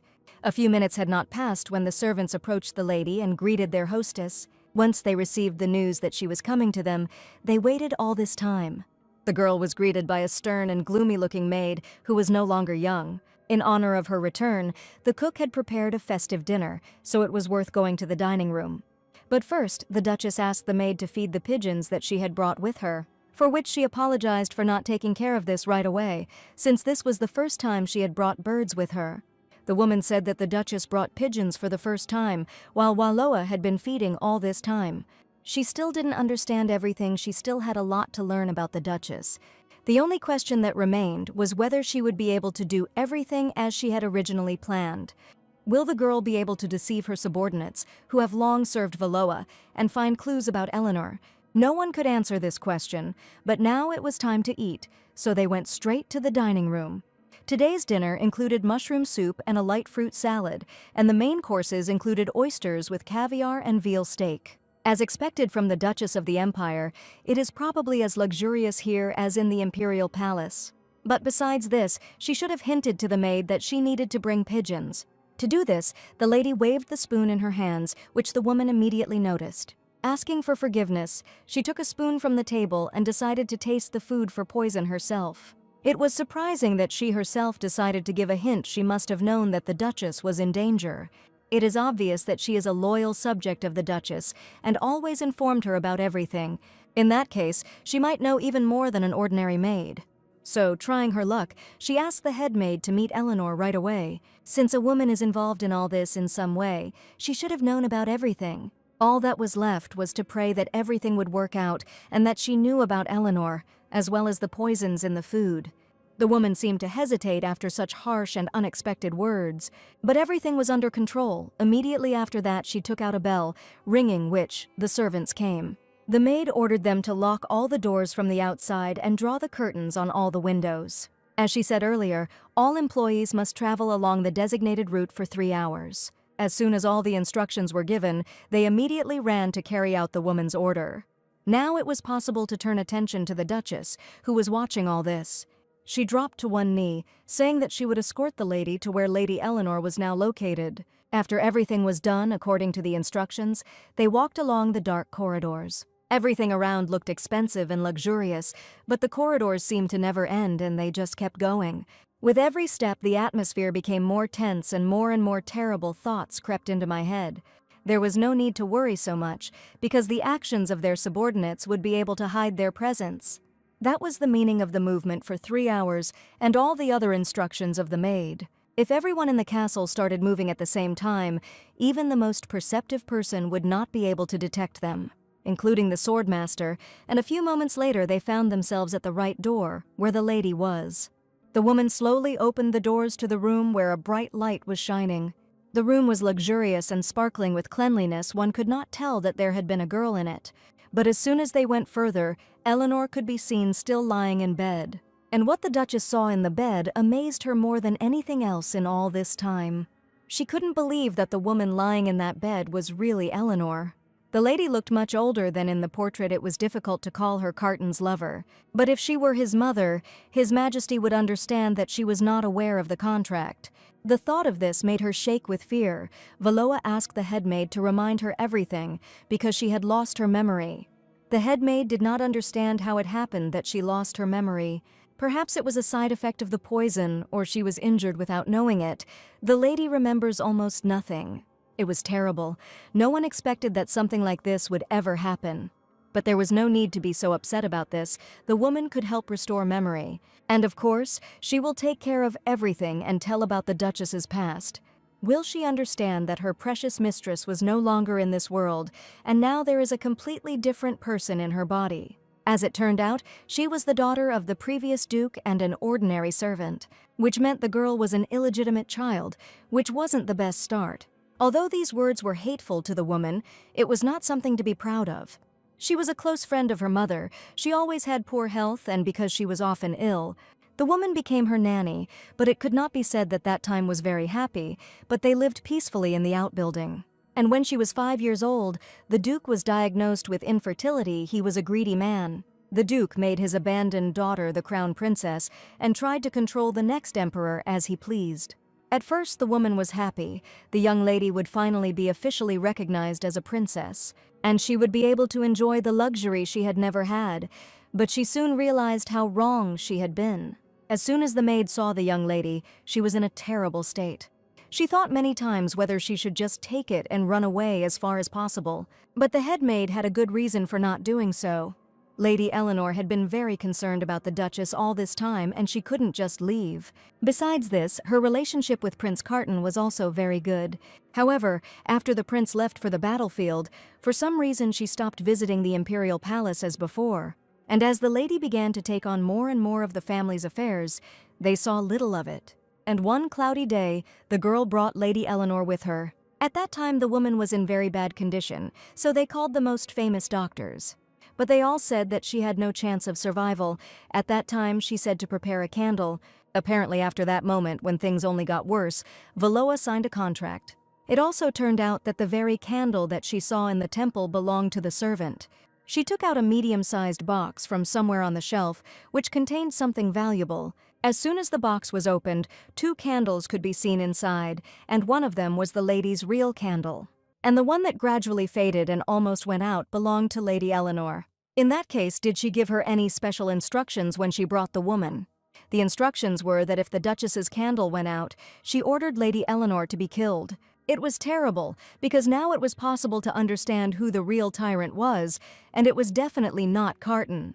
The Duchess could not listen to this horror any longer, so she ran out into the street. In her hands, she held the very box where the candles were. In an instant, everything fell into place. The girl was hurrying somewhere, running deep into the forest.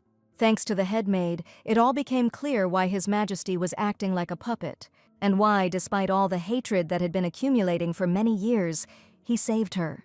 It was all because it was simple, because in order to kill the Duchess, he would have to sacrifice his mother. Valoa made a contract, threatening Eleanor's life, a contract that would allow her to take the tyrant into her own hands, and at the same time to dispose of it at one's own discretion. Now everything was clear. As soon as the lady ran to the right place, she began to call Carton, because she wanted to talk to him about the woman. After which, from the darkness of the deep forest, the silhouette of a man emerged and headed in her direction. His Majesty was not pleased that she was screaming, because he had already heard everything. As the Duchess thought, he had been watching and waiting for her to come out to him all this time. As he had long ago realized, she had been having memory problems for several months. But today everything changed, thanks to a trip to the Wallowa estate. Only today did the girl remember what their long-standing contract consisted of. This made Carton angry, because now he wouldn't be able to find out anything about Eleanor. But there was no point in getting angry so early, because the woman was still safe. This whole meeting was about something completely different, and the Duchess did not want to talk about it. It was for this reason that she took with her the very box that contained the candles. Now there was only one completely new one. Wallowa offered to sign a new contract. The man certainly didn't expect that the Duchess would want to sign a new contract with him. These words came as a bolt from the blue. There was definitely some kind of catch in them. That's why he moved from the spot with great speed, which made one afraid. After all, he was rushing towards the lady and clearly wanted to harm her after everything that happened. Carton was furious. What else did she want from him, because there was no other reason? True, only a madman would believe the Duchess of Wallowa, especially knowing her reputation. But now everything was completely different. That girl was no longer in this body. She no longer wanted to try to control His Majesty as she had before. She no longer had any need to threaten him for her own gain and power. In that case, it meant that the Duchess was going to bring his mother back. But now she couldn't do this, after all. All her words were not as sincere as they seemed.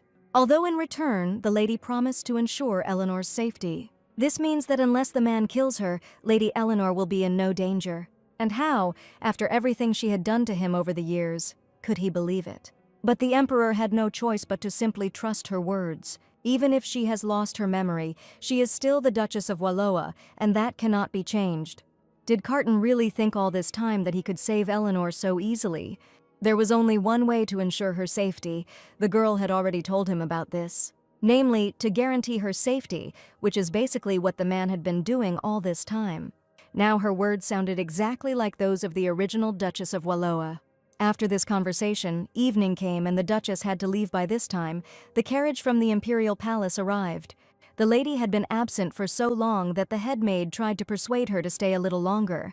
But she had not intended to linger in this place from the very beginning, so she could not stay. And since the maid was waiting for at least some words from her, the lady asked, as usual, to take care of everything. Of course, she could not worry about anything and go calmly. All her orders would be carried out perfectly. As soon as the girl sat down in the carriage that had been waiting for her for a long time, she could finally rest. All those days she spent at the estate were terribly tiring, especially the meeting with Carton. Suddenly, a man entered the carriage, which had not yet driven off, as if it had been waiting specifically for him. Since she was returning to the Imperial Palace anyway, they would go together. The lady could not refuse him this. That's why they went together. It seemed like she left to catch her breath, but apparently she screwed up somewhere. And now they were riding together in the same carriage, which made the atmosphere not the best. All this time His Majesty watched the Duchess as if he could not take his eyes off her. It turns out that she had been asleep for a long time, and judging by her face and behavior, she was apparently having some kind of nightmare. The words that had been said that night, that she would no longer try to control him and there was no longer any need to threaten, played through his head. The Duchess, he knew, would never have said such a thing. Could he believe she had changed? But he couldn't relax. This girl was clearly up to something and was simply trying to drive him crazy. All the man's thoughts seemed to be swept away by a hand after he heard some unintelligible words. The girl muttered something incoherently in her sleep. Only by listening closely could one understand that it was an apology. Tears streamed down her cheeks and she kept repeating her apologies for being wrong. These words in the dream seemed to sweep away all doubts from His Majesty's head about the next trap. He couldn't help but reach out to her, his hand reaching out to wipe the tears from the girl's face. It was only when he stood in front of her and almost touched Wallowa's face that he realized what was happening. Immediately removing his hand, Carton did not understand why he wanted to do this and what exactly he wanted. Why did he even reach out to wipe away the tear? The woman who was his enemy. He quickly ran out of the carriage, which woke up the Duchess, and she did not understand why he suddenly ran out of the moving carriage. The question remained unanswered where he was heading, because the Imperial Palace was still far away, when suddenly she saw the box left on the seat. His Majesty ran as if his life was at stake, fleeing deep into the forest. He was absolutely crazy, and all because they were together in that cramped carriage, because all her actions irritated him. Even though it was not like that at all, he couldn't accept the fact that he wanted to wipe the tear from her face. Suddenly, from behind him, one could hear his name being called. It was the Duchess, who had a box in her hands. The man did not understand how she caught up with him, and even more so why, because he had not expected this at all. And as soon as the girl was close enough, he stopped and shouted at her to stop and not come any closer. Valoa didn't understand at all what came over him, because she just wanted to give back the box that he left in the carriage. She wondered if their contract was still valid since the man hadn't even taken such an important thing. All this amazed the emperor even more, because this girl ran after him just to give him the box. So their contract was still in force, so she had to keep her promise, as she said. It was impossible to allow him to want to kill the lady to such an extent that he would be ready to sacrifice his mother. The living must live. With these words, the man took the box he had accidentally left behind and went off in an unknown direction. The Duchess was a little surprised, because it seemed to her that she had heard these words somewhere before. Suddenly, memories of the original Duchess crashed into my head, how she cried and was told exactly the same words. She observed a scene of a woman lying on a bed with a cloth thrown over her face. They told her comforting words that everything would be fine, but the lady did not expect this at all. The fact that after Carton's words, she will remember the past of the Duchess of Valoa, which was not the most colorful. And so, after some time, the girl finally arrived at the imperial palace, where she was heading. As soon as she entered the building, one could immediately see the servant talking to Eden. After a few moments, they finally noticed that the owner had finally returned. But their gaze fell on her neck, where there were marks from the previous night when Carton had tried to strangle her. And this worried the man greatly, because he did not understand when this had happened. Only then did the Duchess realize that there were traces left, and they were clearly visible. Someone just tried to rip her head off, but then realized that she was capable of doing it herself. The lady should have stopped joking around because these words were like a bolt from the blue. Apparently she was attacked at the residence. Eden said he had to be there to protect her, until he remembered that when she was leaving, he noticed a crow that was watching them. In that case, all the pieces of the puzzle fell into place. Were the wounds on her neck really the work of His Majesty? Everything was exactly as the man said. Apparently, it was impossible to hide anything from him. He came closer to the girl in order to calm her down a little. This scene was mesmerizing. But quickly coming to her senses, the lady removed her subordinate's hands, joking that it was just a small bruise. Eden wasn't going to leave things that easy, so he told Valoa to go on and he would call the healer. And while the doctor was examining the Duchess, there was a knock on the door, inviting her to enter immediately. It was the former figure at the slave market, Marquis True, who came with important information. He also noticed that something happened to the lady's neck, but nothing special, just a small accident. While Eden was seeing the doctor off, the girl asked him what had brought him there, clearly not just to say hello.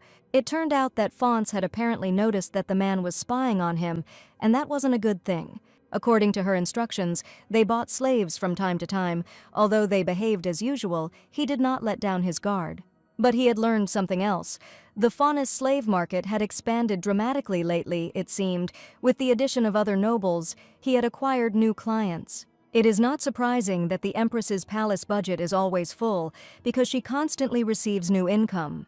Valoa thought the departure of a major figure like Marquis would be a major blow, but it apparently didn't work out that way.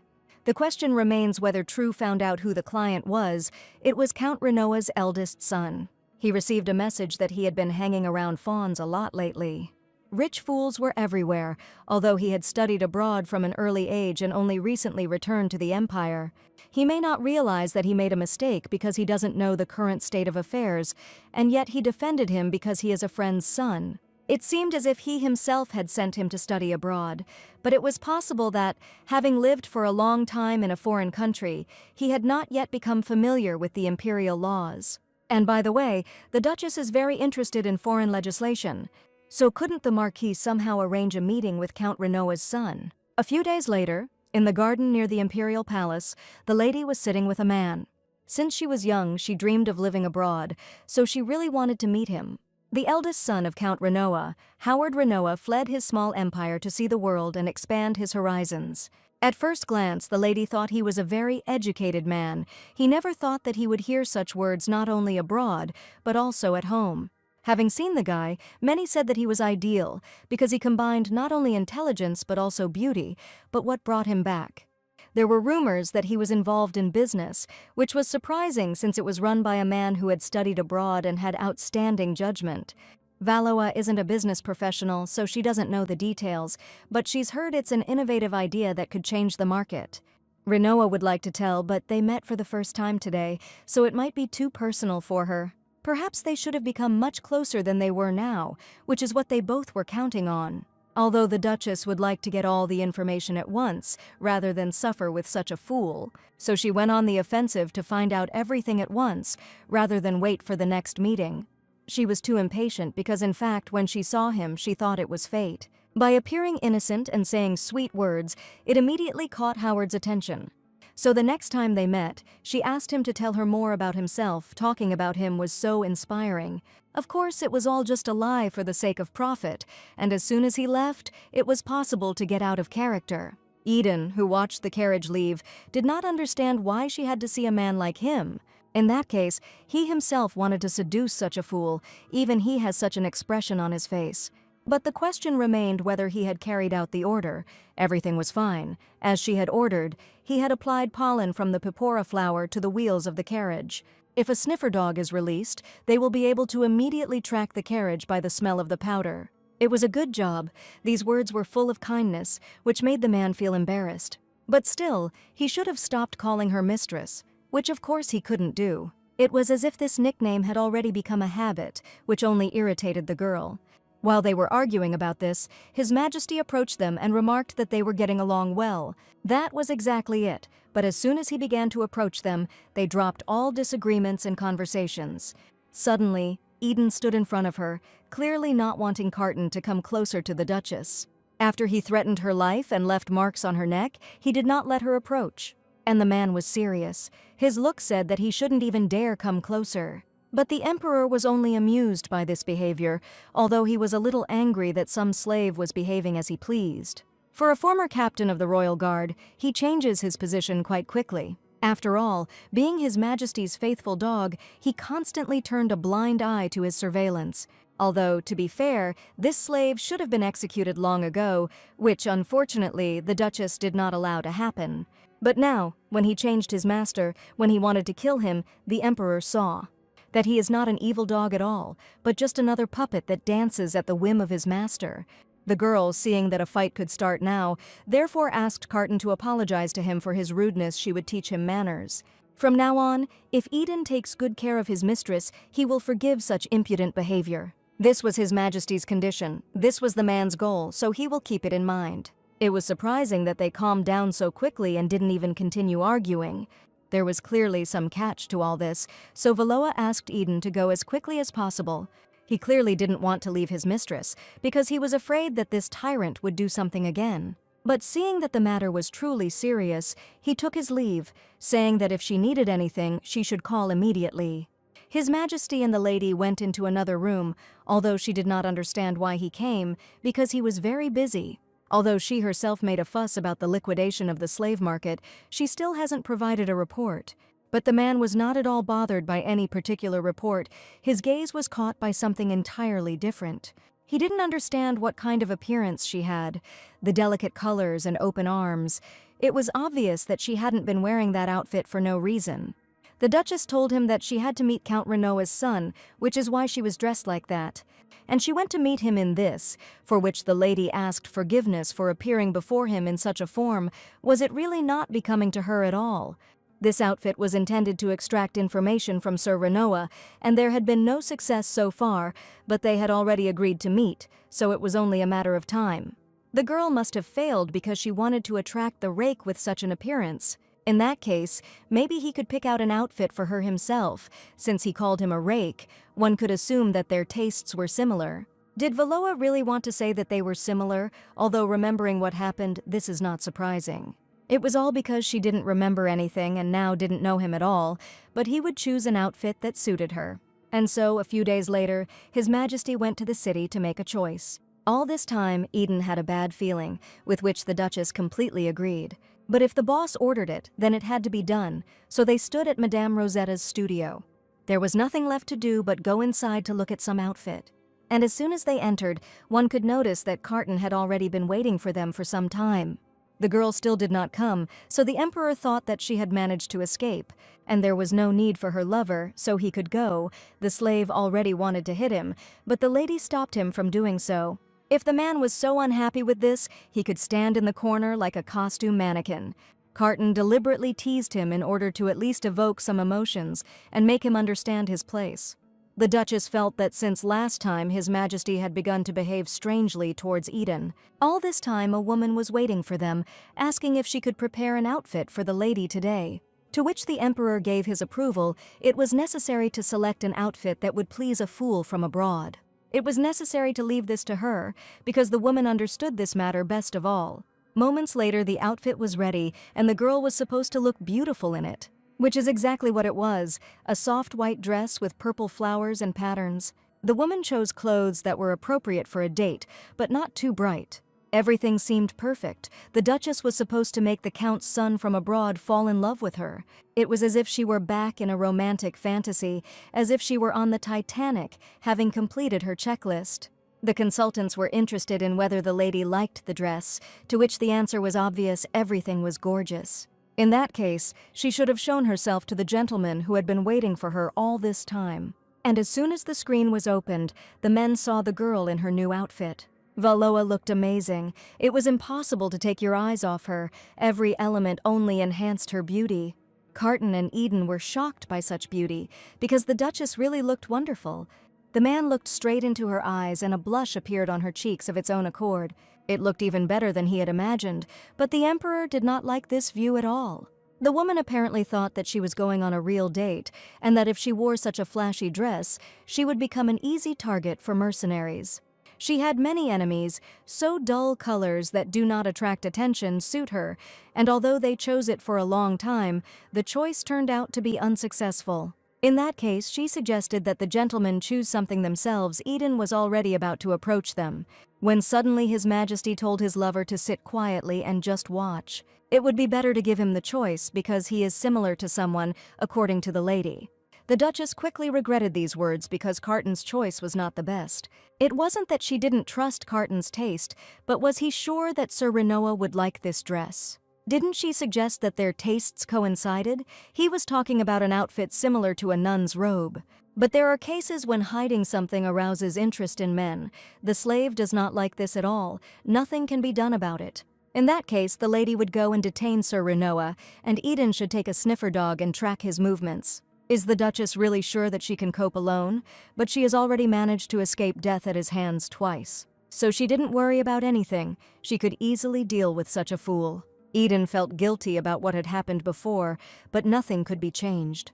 And so, the outfit was chosen, and it was time to leave. The men seemed to be seeing Waloa off. Well, now it was time for them to hit the road, on another fake date. The meeting took place where the lady told me that she had recently been planning to open a new enterprise, something that would appeal to aristocrats dying of boredom. In this business, the most important thing is money. If you have it, then success is guaranteed. How much longer will he boast about himself? She has already finished the lines of a stupid fool. This will go on forever unless she says something. It probably takes a lot of manpower to run such a large enterprise. Finding loyal and reliable workers is a difficult task, but the guy had his own methods. The lady asked Harvey to share this information, but she got his name wrong. It was Howard. Perhaps they needed to come up with nicknames for each other, and from now on he would call her Airy. Frankly, a fragile girl like her would be upset to hear about his methods. After all, Renoa didn't hire people as she might have thought, although it was obvious. But it was necessary to maintain the image of a fool, so how did he cope alone? He had in mind something a little different: lend him people when there are slaves. Considering how the slave trade market has been thriving lately, it is enough to simply contact the right person in advance and tell them what you need. And recently, the supplier even got children with different colored eyes. Valoa doubted that they would have been able to do this the old way of kidnapping people. Or maybe they had already recruited so many slaves that they could offer a wide selection. When she was investigating the treasury of the emperor's mother's palace, she noticed. The fact that she spends so much money on donations most likely means that they steal people even from the workhouse. Viscount Jeffrey has collected a whole bunch of girls with silver hair and blue eyes. They look like elves. If suddenly Ari also wants someone, then let him just say so, but there was a question of how he manages to control so many slaves. But why do this? Let them run away, they will just die. Does he really kill them if they run away? Count Renoa's son had already drunk heavily, almost a whole bottle, and was not aware of anything. And yet he was able to answer the Duchess's question. They poisoned them with poisonous herbs. After kidnapping them, they poison the slaves with these herbs, and then give them a little antidote every morning. Just a little bit so they don't die, so if they run away, without a dose of antidote they will just die. In general, even if a slave wants to live, he can never escape his fate. The man suddenly thought that Ari had become scared. After all, he had warned that fragile ladies should not hear such things. It was all completely different, and he seemed to have had a fair amount to drink already, so it was worth leaving it at that. By this, the girl wanted to say that he got drunk from just a couple of bottles, which was exactly the case. He wasn't going to let her go anywhere, because the lady had hurt his pride. Now Renoa would show who was the man here. The Duchess was asking, almost ordering to let her go, when suddenly something flew at him. This rock almost hit Valou, which was scary. Suddenly, a male silhouette appeared from the window that had been broken earlier apparently. It was he who threw the stone. It was His Majesty who apparently was ready to knock out this idiot all this time. All this time, Count Renoa's son lay on the floor unconscious after such a blow to the head. But what was he doing here? It turned out that one annoying guy told him to come to this place. His ears were already wilting from him. It was a typical move of a killer, because he began to approach the lady. Another second, and he would have grabbed her by the neck. He overestimated him. This fool just wanted to kiss her, which caused a storm of emotions in Carton. He should forget about it, because she had something to tell him, so it was worth returning to the palace first. And as soon as they returned, it turned out that, thanks to the bloodhounds, they had managed to find out where Renoir Howard had gone during the week. Besides his estate in the capital, he mainly traveled to men's clubs, restaurants, casinos, and other similar establishments. And there was no single place that could serve as their base. The slave trading site where Eden was held contained several hundred slaves. But among the places Howard visited, there was not a single one that could accommodate so many people, which means they again have no leads. Not quite. They may not have found the actual place where they trade, but they have a small lead. Carton took the documents that contained clues, and his mother was involved in them. There could be no mistake about this, since Katrina was taken into slavery from a workhouse. In this case, there were no objections from either side, only one remained. The Duchess will attempt to sneak into the workhouse this week. But it was too dangerous. Eden tried to persuade the lady to go to him, but was refused. He was known that way, and since she was from aristocratic circles, she only needed a little transformation. And no one would even think that Wallowa could be a duchess. Considering that Viscount Jeffrey was looking for girls with silver hair and blue eyes, she was the perfect choice for the task. It would have been better to sell His Majesty into slavery than for him to dig his own coffin. He will finish him off someday. He was a swordmaster. It was a safer and more effective way to get in there. Didn't he tell him that he wouldn't kill Eden only if he was a loyal servant? Apparently he has no breaks either. Although he infuriated Carton, there was some truth in his words. If he penetrated, it would be most effective. The Emperor and the elf with silver hair and blue eyes, the lady had never heard anything funnier. But besides, there was a high probability that they would want to take the man into slavery, and he was right. But what will they do with the poisonous herbs, even if they attack their base? Without an antidote, all the slaves will simply die.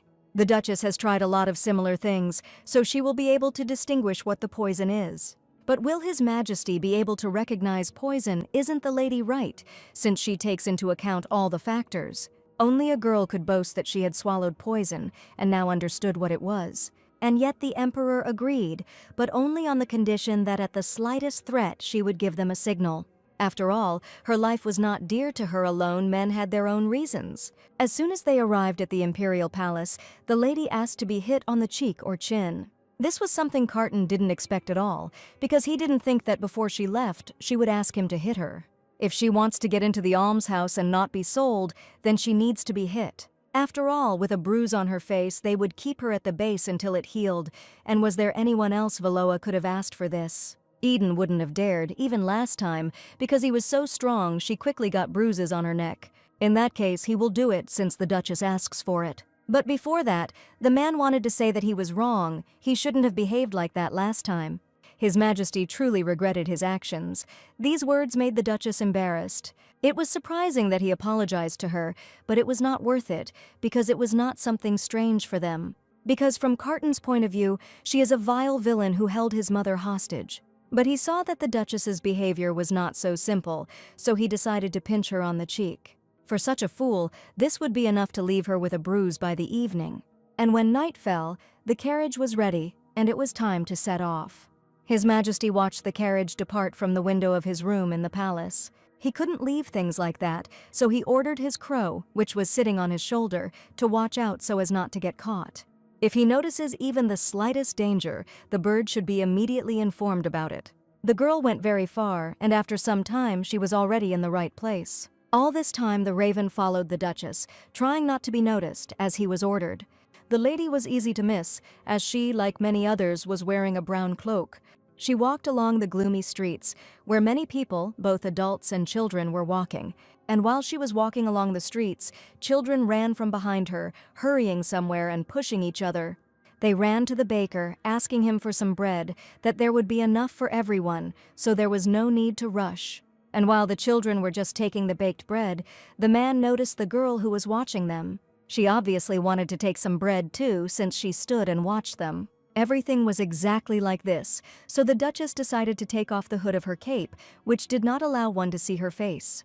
And as soon as the baker saw her silver hair and blue eyes, he was shocked. But it is precisely these elements that can help you make good money on it. It was an opportunity he couldn't pass up, so he suggested they go inside and talk instead of staying outside, saying that he could help her with her problems, but there was definitely no conversation in his room. The next morning arrived and a cart was driving along long-trodden roads, and as soon as they arrived at the place, everyone who was in it was ordered to leave. Among all the prisoners and slaves was the Duchess, who was already handcuffed. As soon as she came out with everyone else, before her eyes was the very base where the slaves were located. Such a large building was hidden in the outskirts of the capital as soon as they could miss this place. But now was not the time for that. Viscount Geoffrey had ordered it, so it was worth taking good care of it. It was better for the new girl not to think about escaping. He meant that if she wanted to get out of here, she should keep her pretty face. The scene of the other slaves who arrived with her being beaten left Valoa at a loss for words. But the man was attracted by something completely different. The necklace that was hanging around the girl's neck, he would take it. It was the only thing left of his mother. The lady tried to take it away, but he pushed her away. If you sell it successfully, you can get more valuable things than this, so there was no point in resisting. The Duchess treated the pendant with pipora pollen to make it traceable. Since she managed to get in, she could give it to him, because she kept the most important thing for herself. She should have forgotten about the pendant, and better yet, eaten the carelessly crumpled piece. It was a parasite medicine, obviously. If you look at her, she was sick with something like that. Besides, it was good for health, so you have to swallow it all at once. But it was immediately clear that this was not a medicine, as they said, but a poison. There was nothing left to do but simply eat this poison so as not to arouse suspicion. These two had to arrive on time at all costs. Eden and Carton were already on the girl's trail with the help of sniffer dogs. Although His Majesty did not like the pace of these dogs at all, everything was too slow. It was the only way to get there somehow, until something in the sky caught his eye. It turned out that the raven had already followed the Duchess and was ready to show her the quickest way. He ordered that the dogs be left alone and that they follow him, which the slave did not agree with. After all, the owner ordered to track her by the pipora pollen that was on the pendant. In that case, he would spend the whole day on this, which the emperor did not want to do at all. So he went in a completely different direction, following the raven's directions. Eden decided not to lag behind and went after the dogs that had smelled the scent. It was like an unspoken race to see who could get there first. All this time, the dogs followed the trail of pollen that the Duchess was able to leave behind. This search continued for a very long time because the dogs could not follow the scent so quickly. But over time, they became closer and closer to Walloa, which was good news. And after some time, the dogs were able to find the very place where the girl was being held. Eden dismounted from his horse and began eavesdropping on the guards who were complaining of pain in their bodies. It was all because the slaves weren't even thinking about running away. They wanted to have some fun. But what was the point of catching them if the end was already decided?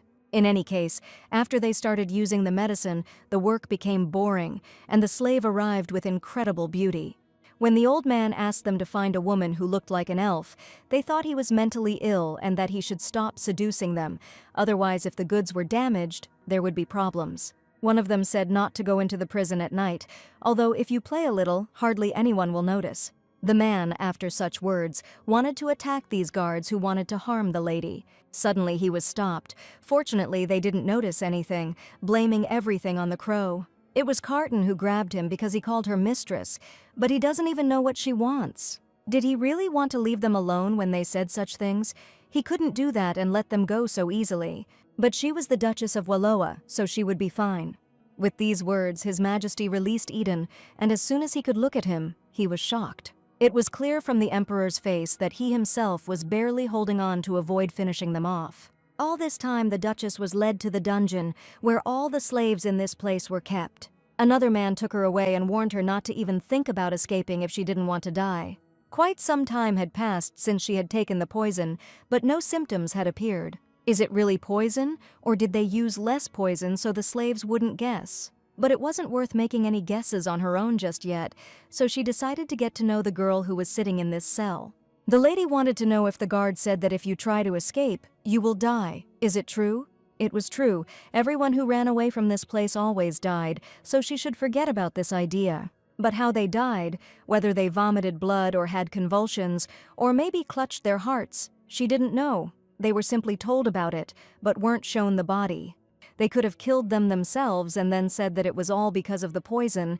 Then she might not eat, because the anti-parasite medicine that is given at the entrance is poison. Those people said that they put an antidote in the food, so if you run away, you won't be able to take the antidote and you will die.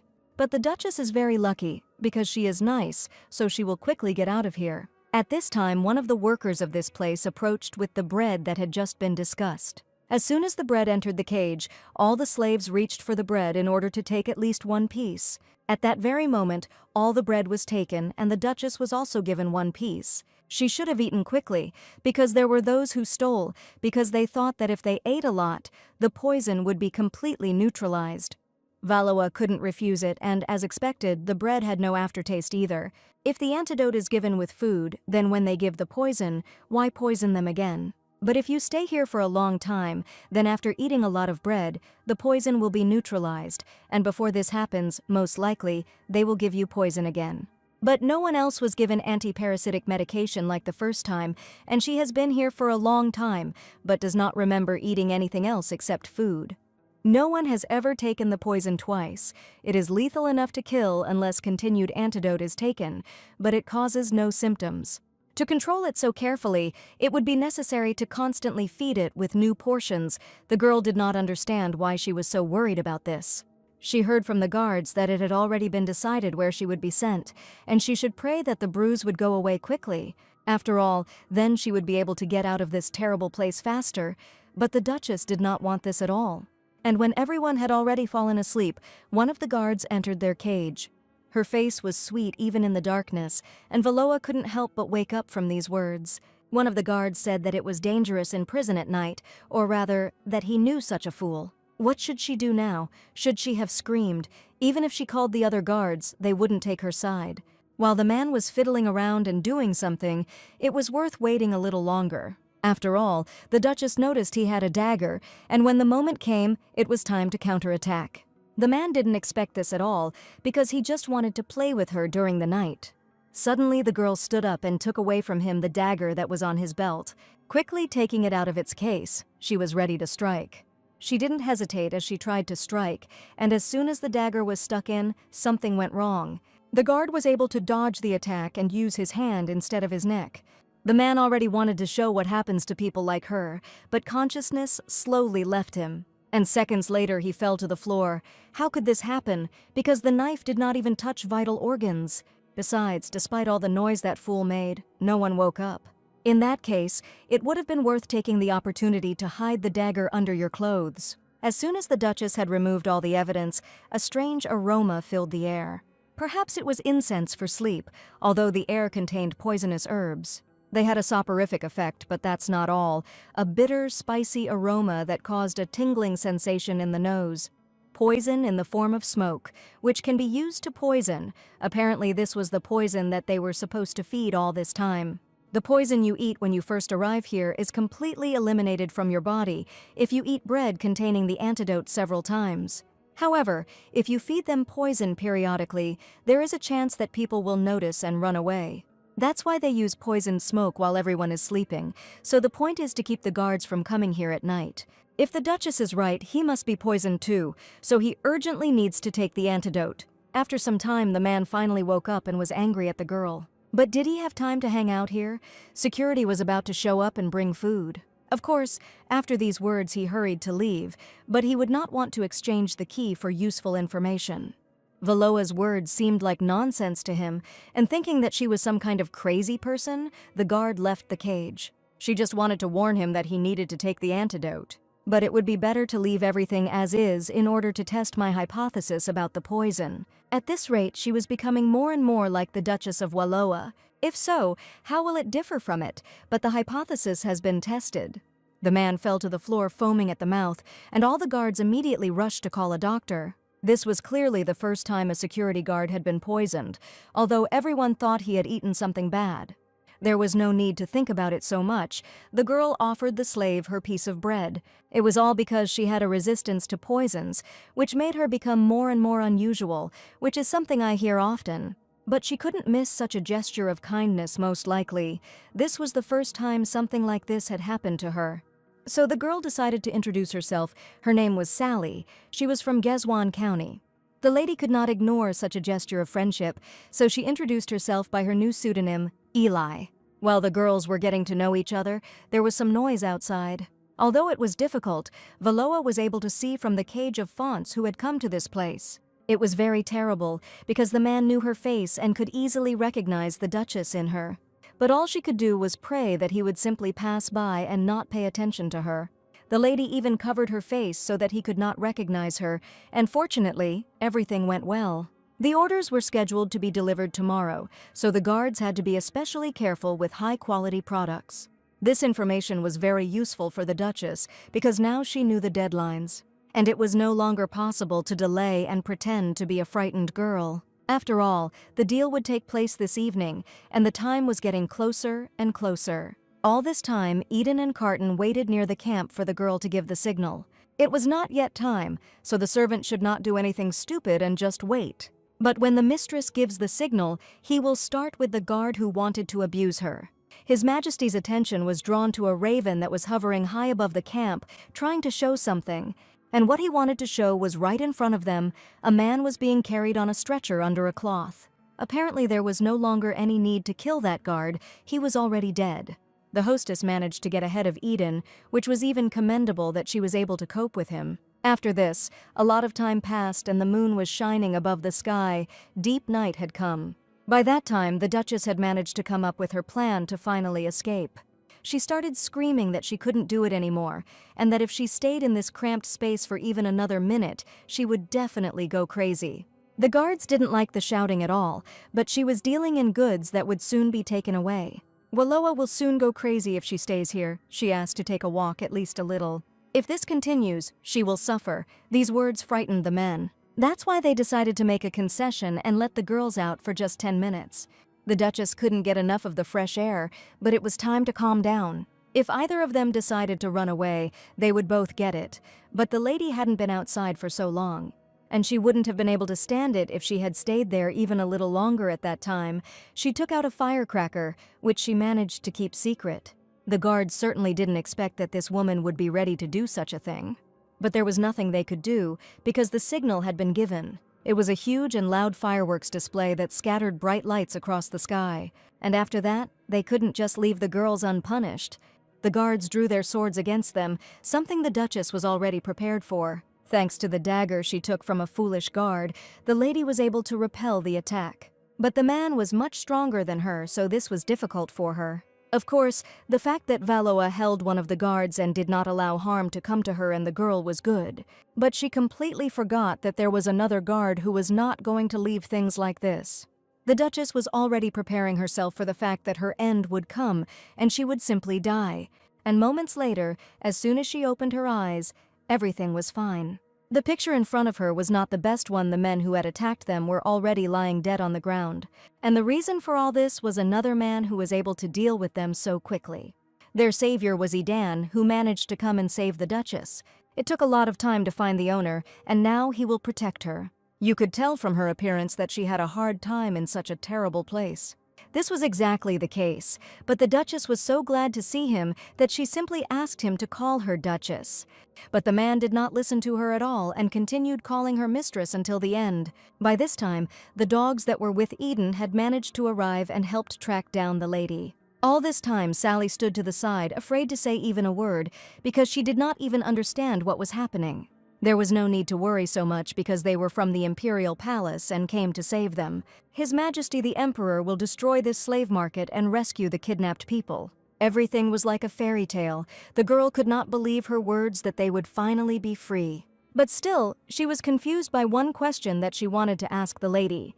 She asked that man to call herself the Duchess, which meant that she too had come to save them. She was just a decoy and it was okay to talk to her informally, which Sally didn't agree with, because it was she who helped her, not the Emperor, and she was grateful to her 100,000 times more. Because Wallowa personally made her way here to help, and will be grateful to her for the rest of her life. The girl may not be able to repay you for everything right now, but let him know that she is very grateful.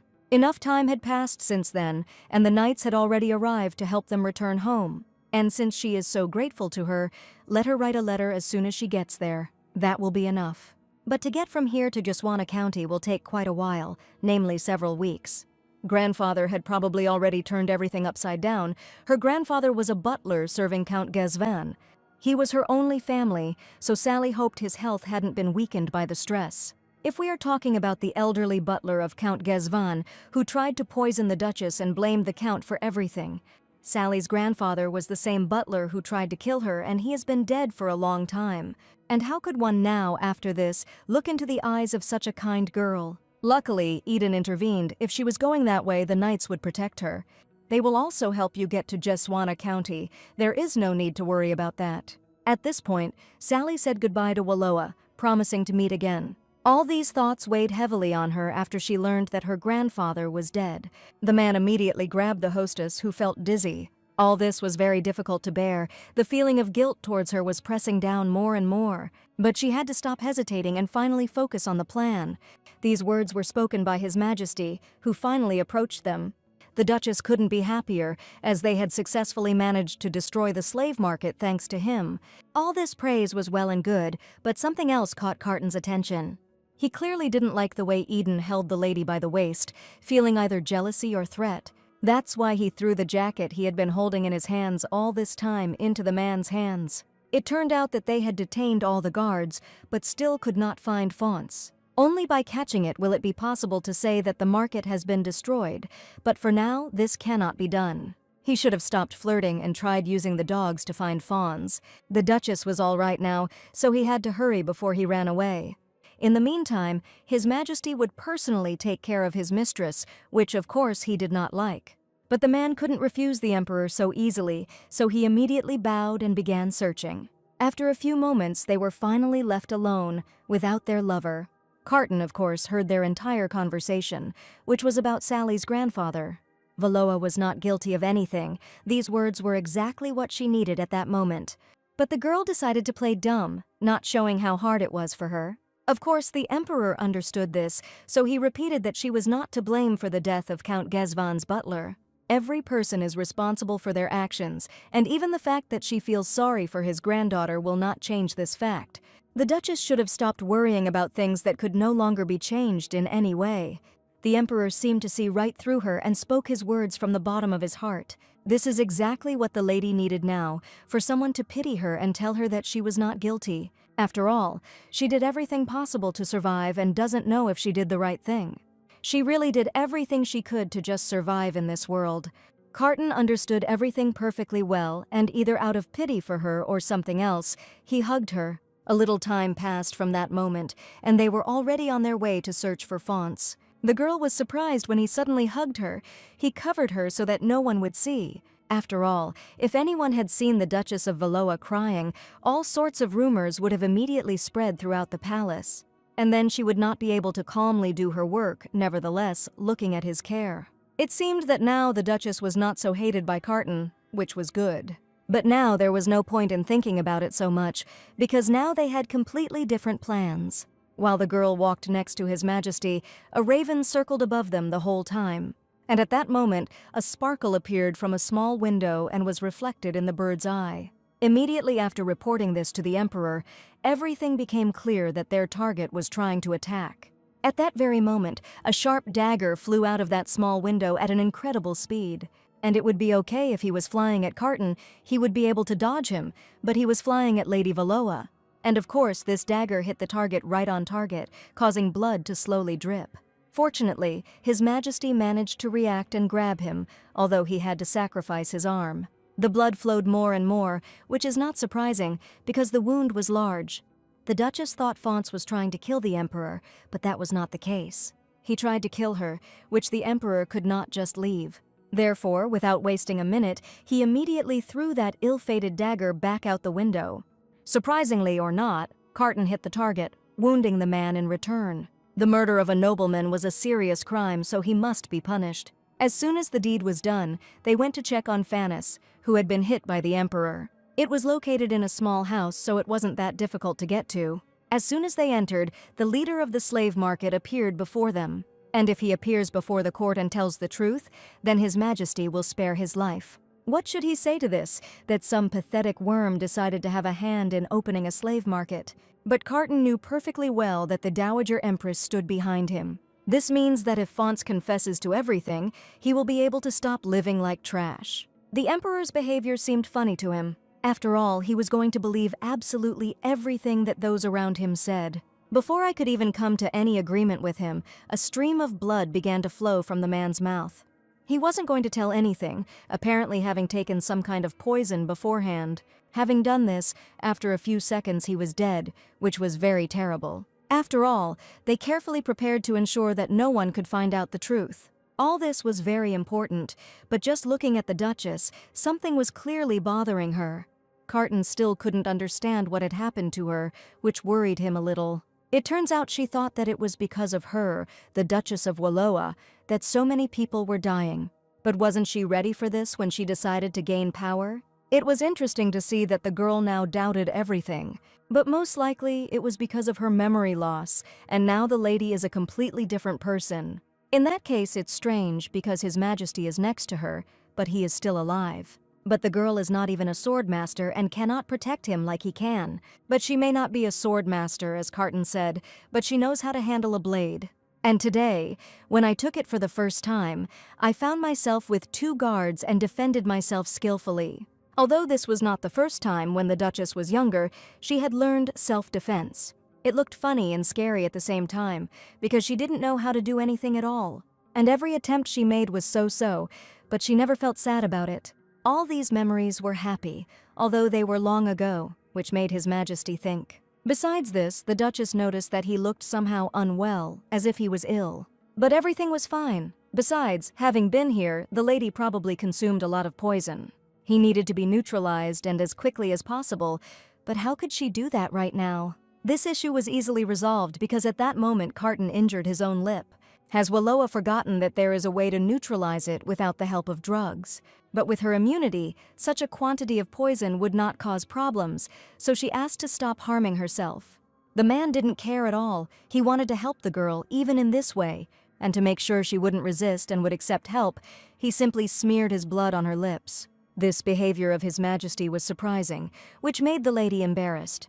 But His Majesty liked everything. The way the Duchess reacted to it was reminiscent of the past. This amount would be enough to neutralize it, but if she wanted, he could give more. Which the lady didn't need at all, since it was unexpected anyway. From the moment they caught the already dead Fonts, it was morning. And as soon as they returned to the slave camp, Eden, who had lost his mistress, immediately ran up to them. Apparently they had been gone too long for him to start worrying, which Carton didn't like at all. He did not at all like the company of the man who could not leave the Duchess alone. But besides this, Eden noticed that the girl had blood on her lips and was already about to clean it up. What was the last straw for His Majesty's patience was that he did not allow him to do this. This again sparked an unspoken war between them, and both men were unhappy. Suddenly, the Duchess got involved in their war, telling Eden to quietly finish and return to the palace. In any case, His Majesty is also already preparing for his return. The girl's mood was good, as were her intentions, but this behavior offended Carton, which is why he decided to leave their company without any words or answers. The Emperor was not going to tolerate this, so he decided to go first to finish everything. This behavior was strange and unexpected, because just a minute ago he was in a good mood. But the hostess should have avoided His Majesty for some time. Such a statement was surprising. Therefore, Eden will say directly that when he was still captain of the guard, he heard the Emperor muttering while looking at her. What if you put her in hellfire and then take her out and give her to be eaten by crows? It still won't be enough. Therefore, the man thought that it would be a good idea for her to stay away from the Emperor. He is a very fickle man, but he need not have worried so much. The lady was going to do the same too. And if you think about it, Eden probably never visited abroad, which turned out to be true. That's why the girl suggested going there. The man would follow her anywhere. That was great. Then next year they will run away on a love journey. Such words about a love journey confused Eden, even though the Duchess was joking. She kept her promise to Count Gesvan. Now the commoners who were slaves would not rebel. And if the girl really does run away, she will never be able to see Carton's face again. Recent moments when His Majesty had supported her flashed before her eyes. In those difficult moments when she cried from hopelessness, he was there. All these memories were only about the Emperor, who could not leave her in such a state and was always there. Now all she had to do was escape, but for some reason she couldn't stop thinking about Carton. Much time passed since then, and the Duchess returned to the Imperial Palace. Because she had been in the camp for a long time, there was more paperwork. She had to deal with all the documents that had accumulated over a long period of time, and after quite a long time, the girl finally finished with the documents for the court. When clearing out the slave market, Eden and Carton brought knights, so there were more witnesses. And if this is the case, most of the nobles will not be able to escape, so we can breathe a sigh of relief. When was the last time she drank tea so calmly? Because when she got here, the lady was busy trying to survive. That's why she couldn't even imagine that she would have free time. She went straight to the cabinet meeting and saved Eden from Carton. At the same time, she managed to go around the entire empire in search of tax loopholes. And in the end, she even destroyed the slave market along with His Majesty.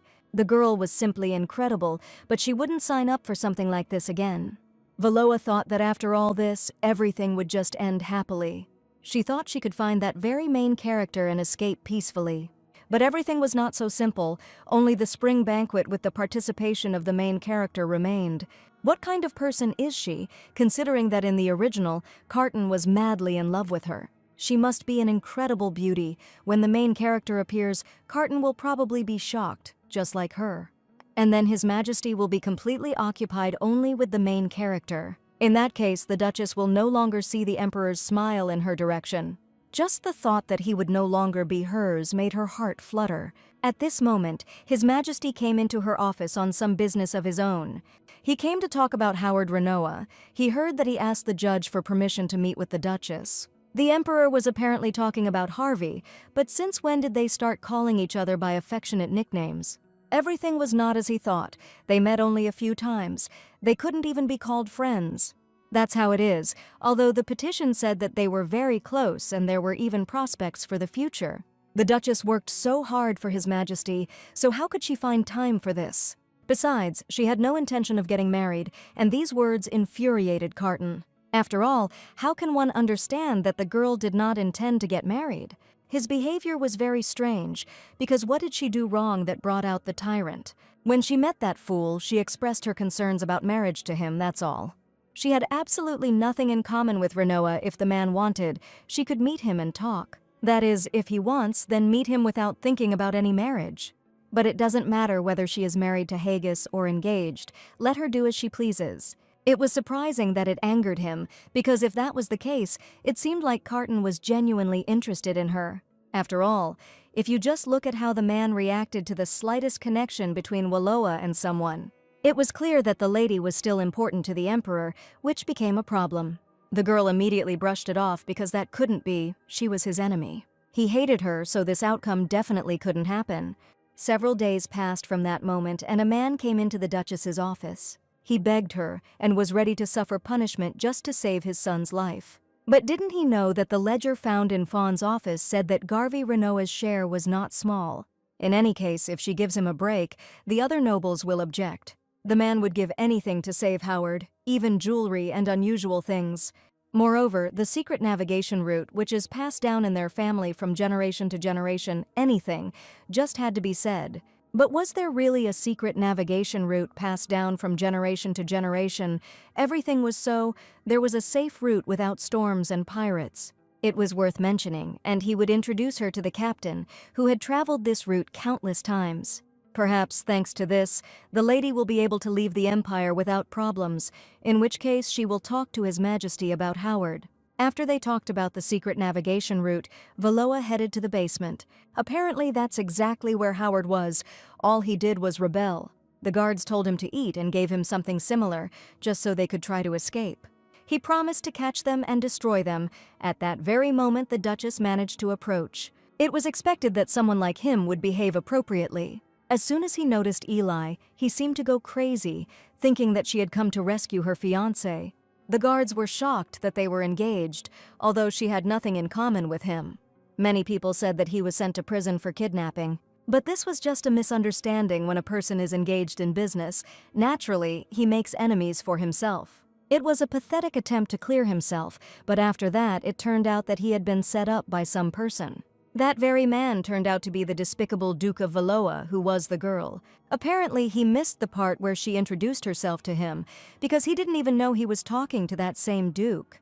But he continued. Just hearing that name made him feel like a stubborn old man. Obviously, he did this out of envy because he is young, handsome, and has a great future.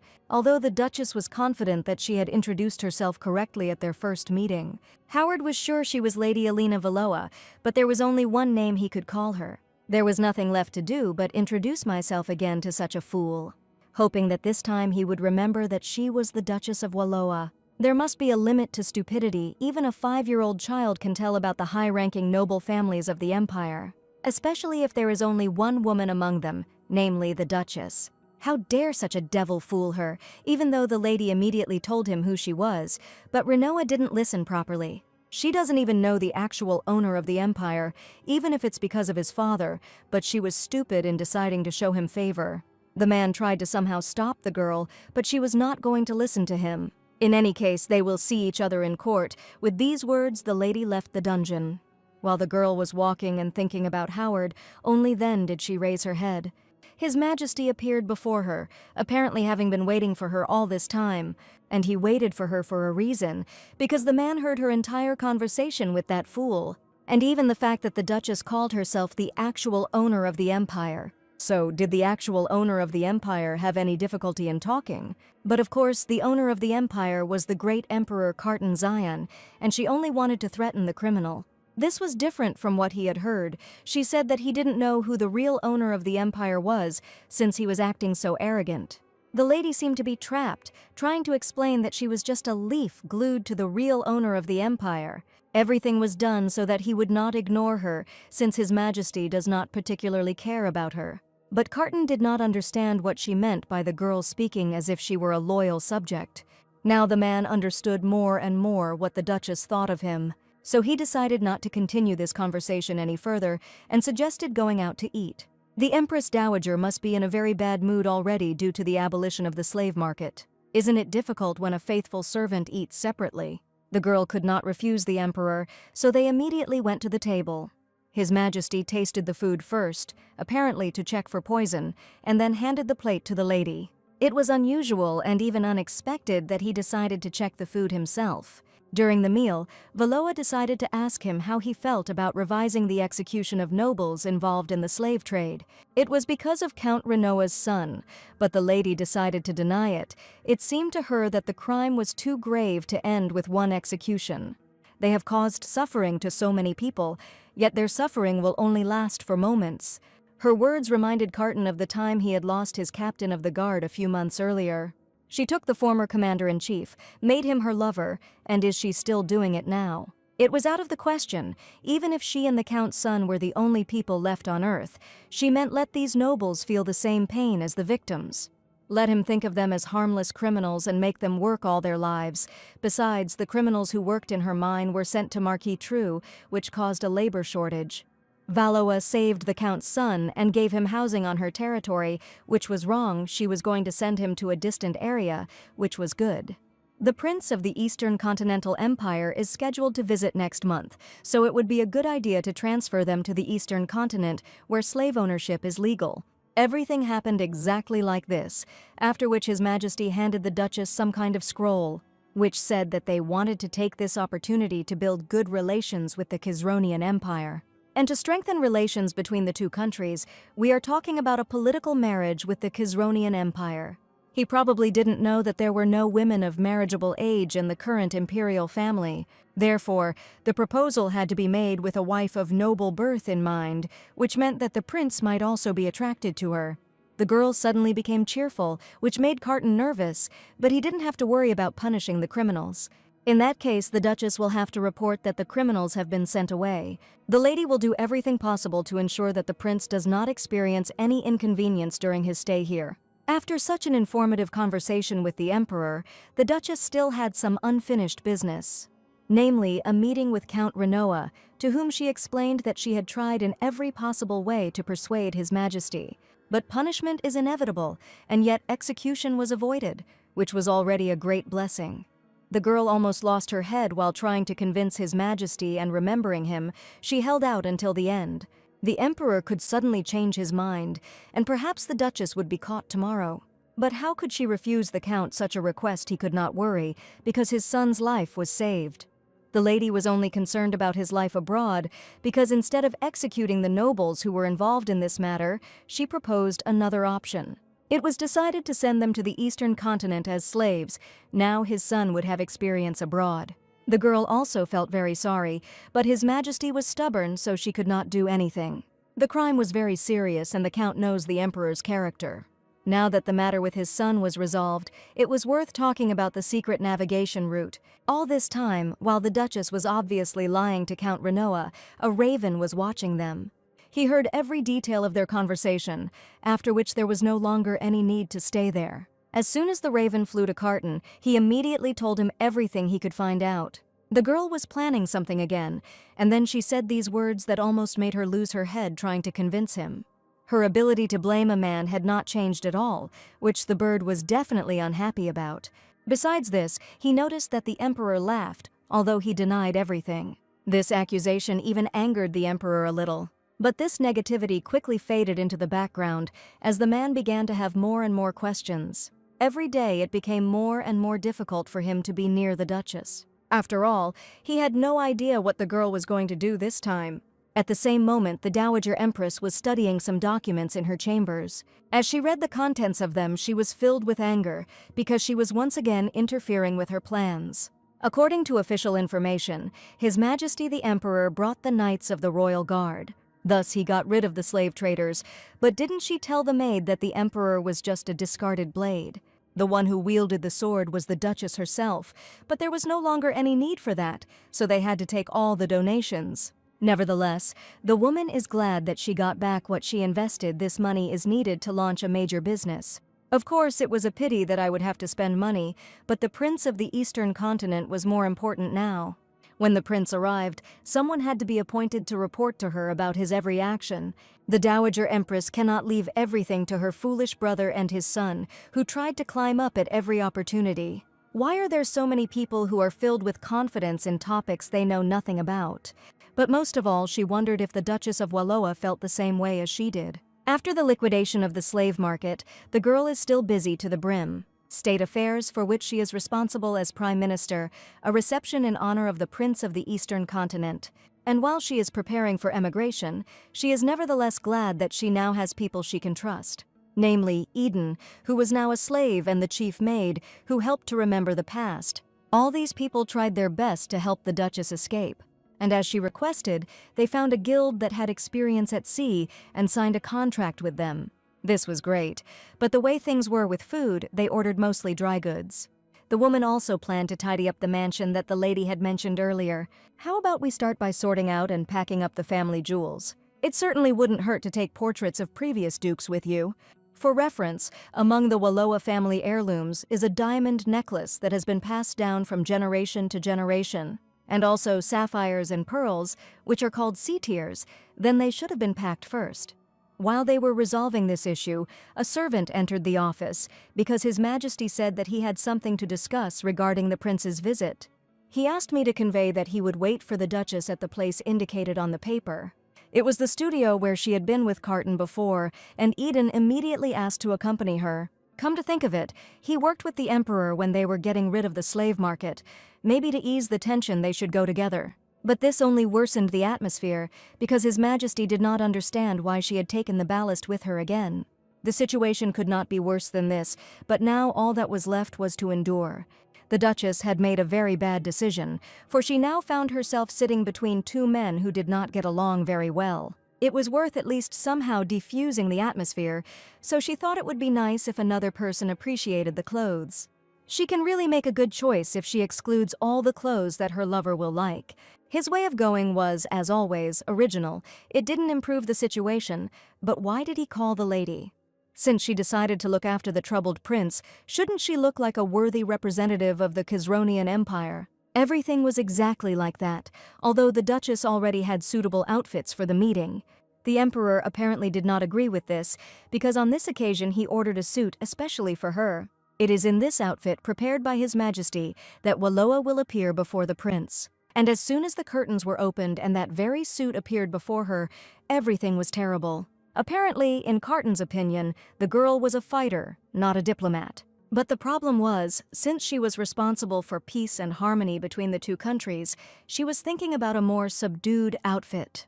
Perhaps His Majesty had imbued it with a deeper meaning that she, his humble servant, had missed. Although it was she who, until last year, rejected the alliance, declaring that a peace treaty with the Eastern continent was unthinkable. And if the Duchess has changed her mind, then let her just say so and not worry that he, who has a bad character, will deprive her of her head. It seemed like she had heard those words somewhere before. It was on the day she lied to Count Renoa. Did he really hear then everything that she made up for him for her own benefit? Something had to be done. He, His Majesty, is a man of the broadest soul, and his generosity is as wide as the sea. And she, the Duchess of Wallowa, would not say so, no, and yet, this is their chance to build new political relations. So what he was thinking about was choosing a more modest outfit, but didn't these clothes fit her description? Considering the fact that these metal things were shaking back and forth, it would be easy to create a fuss about the prince's murder. These clothes were created under her supervision, and now the lady decided to ignore his views. But this outfit was precisely what was needed for peace and harmony, and the Duchess could not refuse the Emperor. Therefore, a few days later, she appeared before the prince in this outfit. Of course, this whole situation with the girl's outfit only amused Carton. But in order not to show it, he asked the prince if he liked the tea. The prince of the Eastern continent, Lionel, was charmed by such a reception from them. Everything was wonderful, but this was the first time he had heard of blueberries. The Duchess was glad that he liked it, and blueberries were the barony's specialty. It is a small berry that grows only in the south of the continent. Recently, Baron Hein brought seedlings, and they became popular in the empire. The prince had heard something about it. They said it was difficult to grow, but it was amazing. As a gift, His Majesty prepared dried blueberries and tea, and hoped that he would be able to enjoy them when he returned. As written in the letter he sent them earlier, Lionel hoped that the Eastern and Khizronian empires could develop good relations, and for this reason he hoped to meet here the one who was destined for him by fate. Could the prince ask them for help? Even though he had turned to the Emperor, the Duchess took this matter upon herself. After all, the girl is not married yet, so she perfectly understands other unmarried girls like her. This was wonderful news and an opportunity for the prince. True, it may look funny, but such a great opportunity cannot be missed. The idea of a marriage of convenience worries her, but isn't it funny to dream of romance in a world where even the main character can't have one? If everything succeeds, the lady will lose her citizenship legally, but this is precisely what angered Carton. His Majesty was so angry that he could not control himself and broke the mug in his hands. He understood perfectly well what the Duchess was going to do and could not leave everything so simply. Therefore, it was necessary to put everything in its place immediately before it was too late. Prince Lionel should not have been deceived, because in the Empire the Duchess is known for being completely inexperienced in relationships.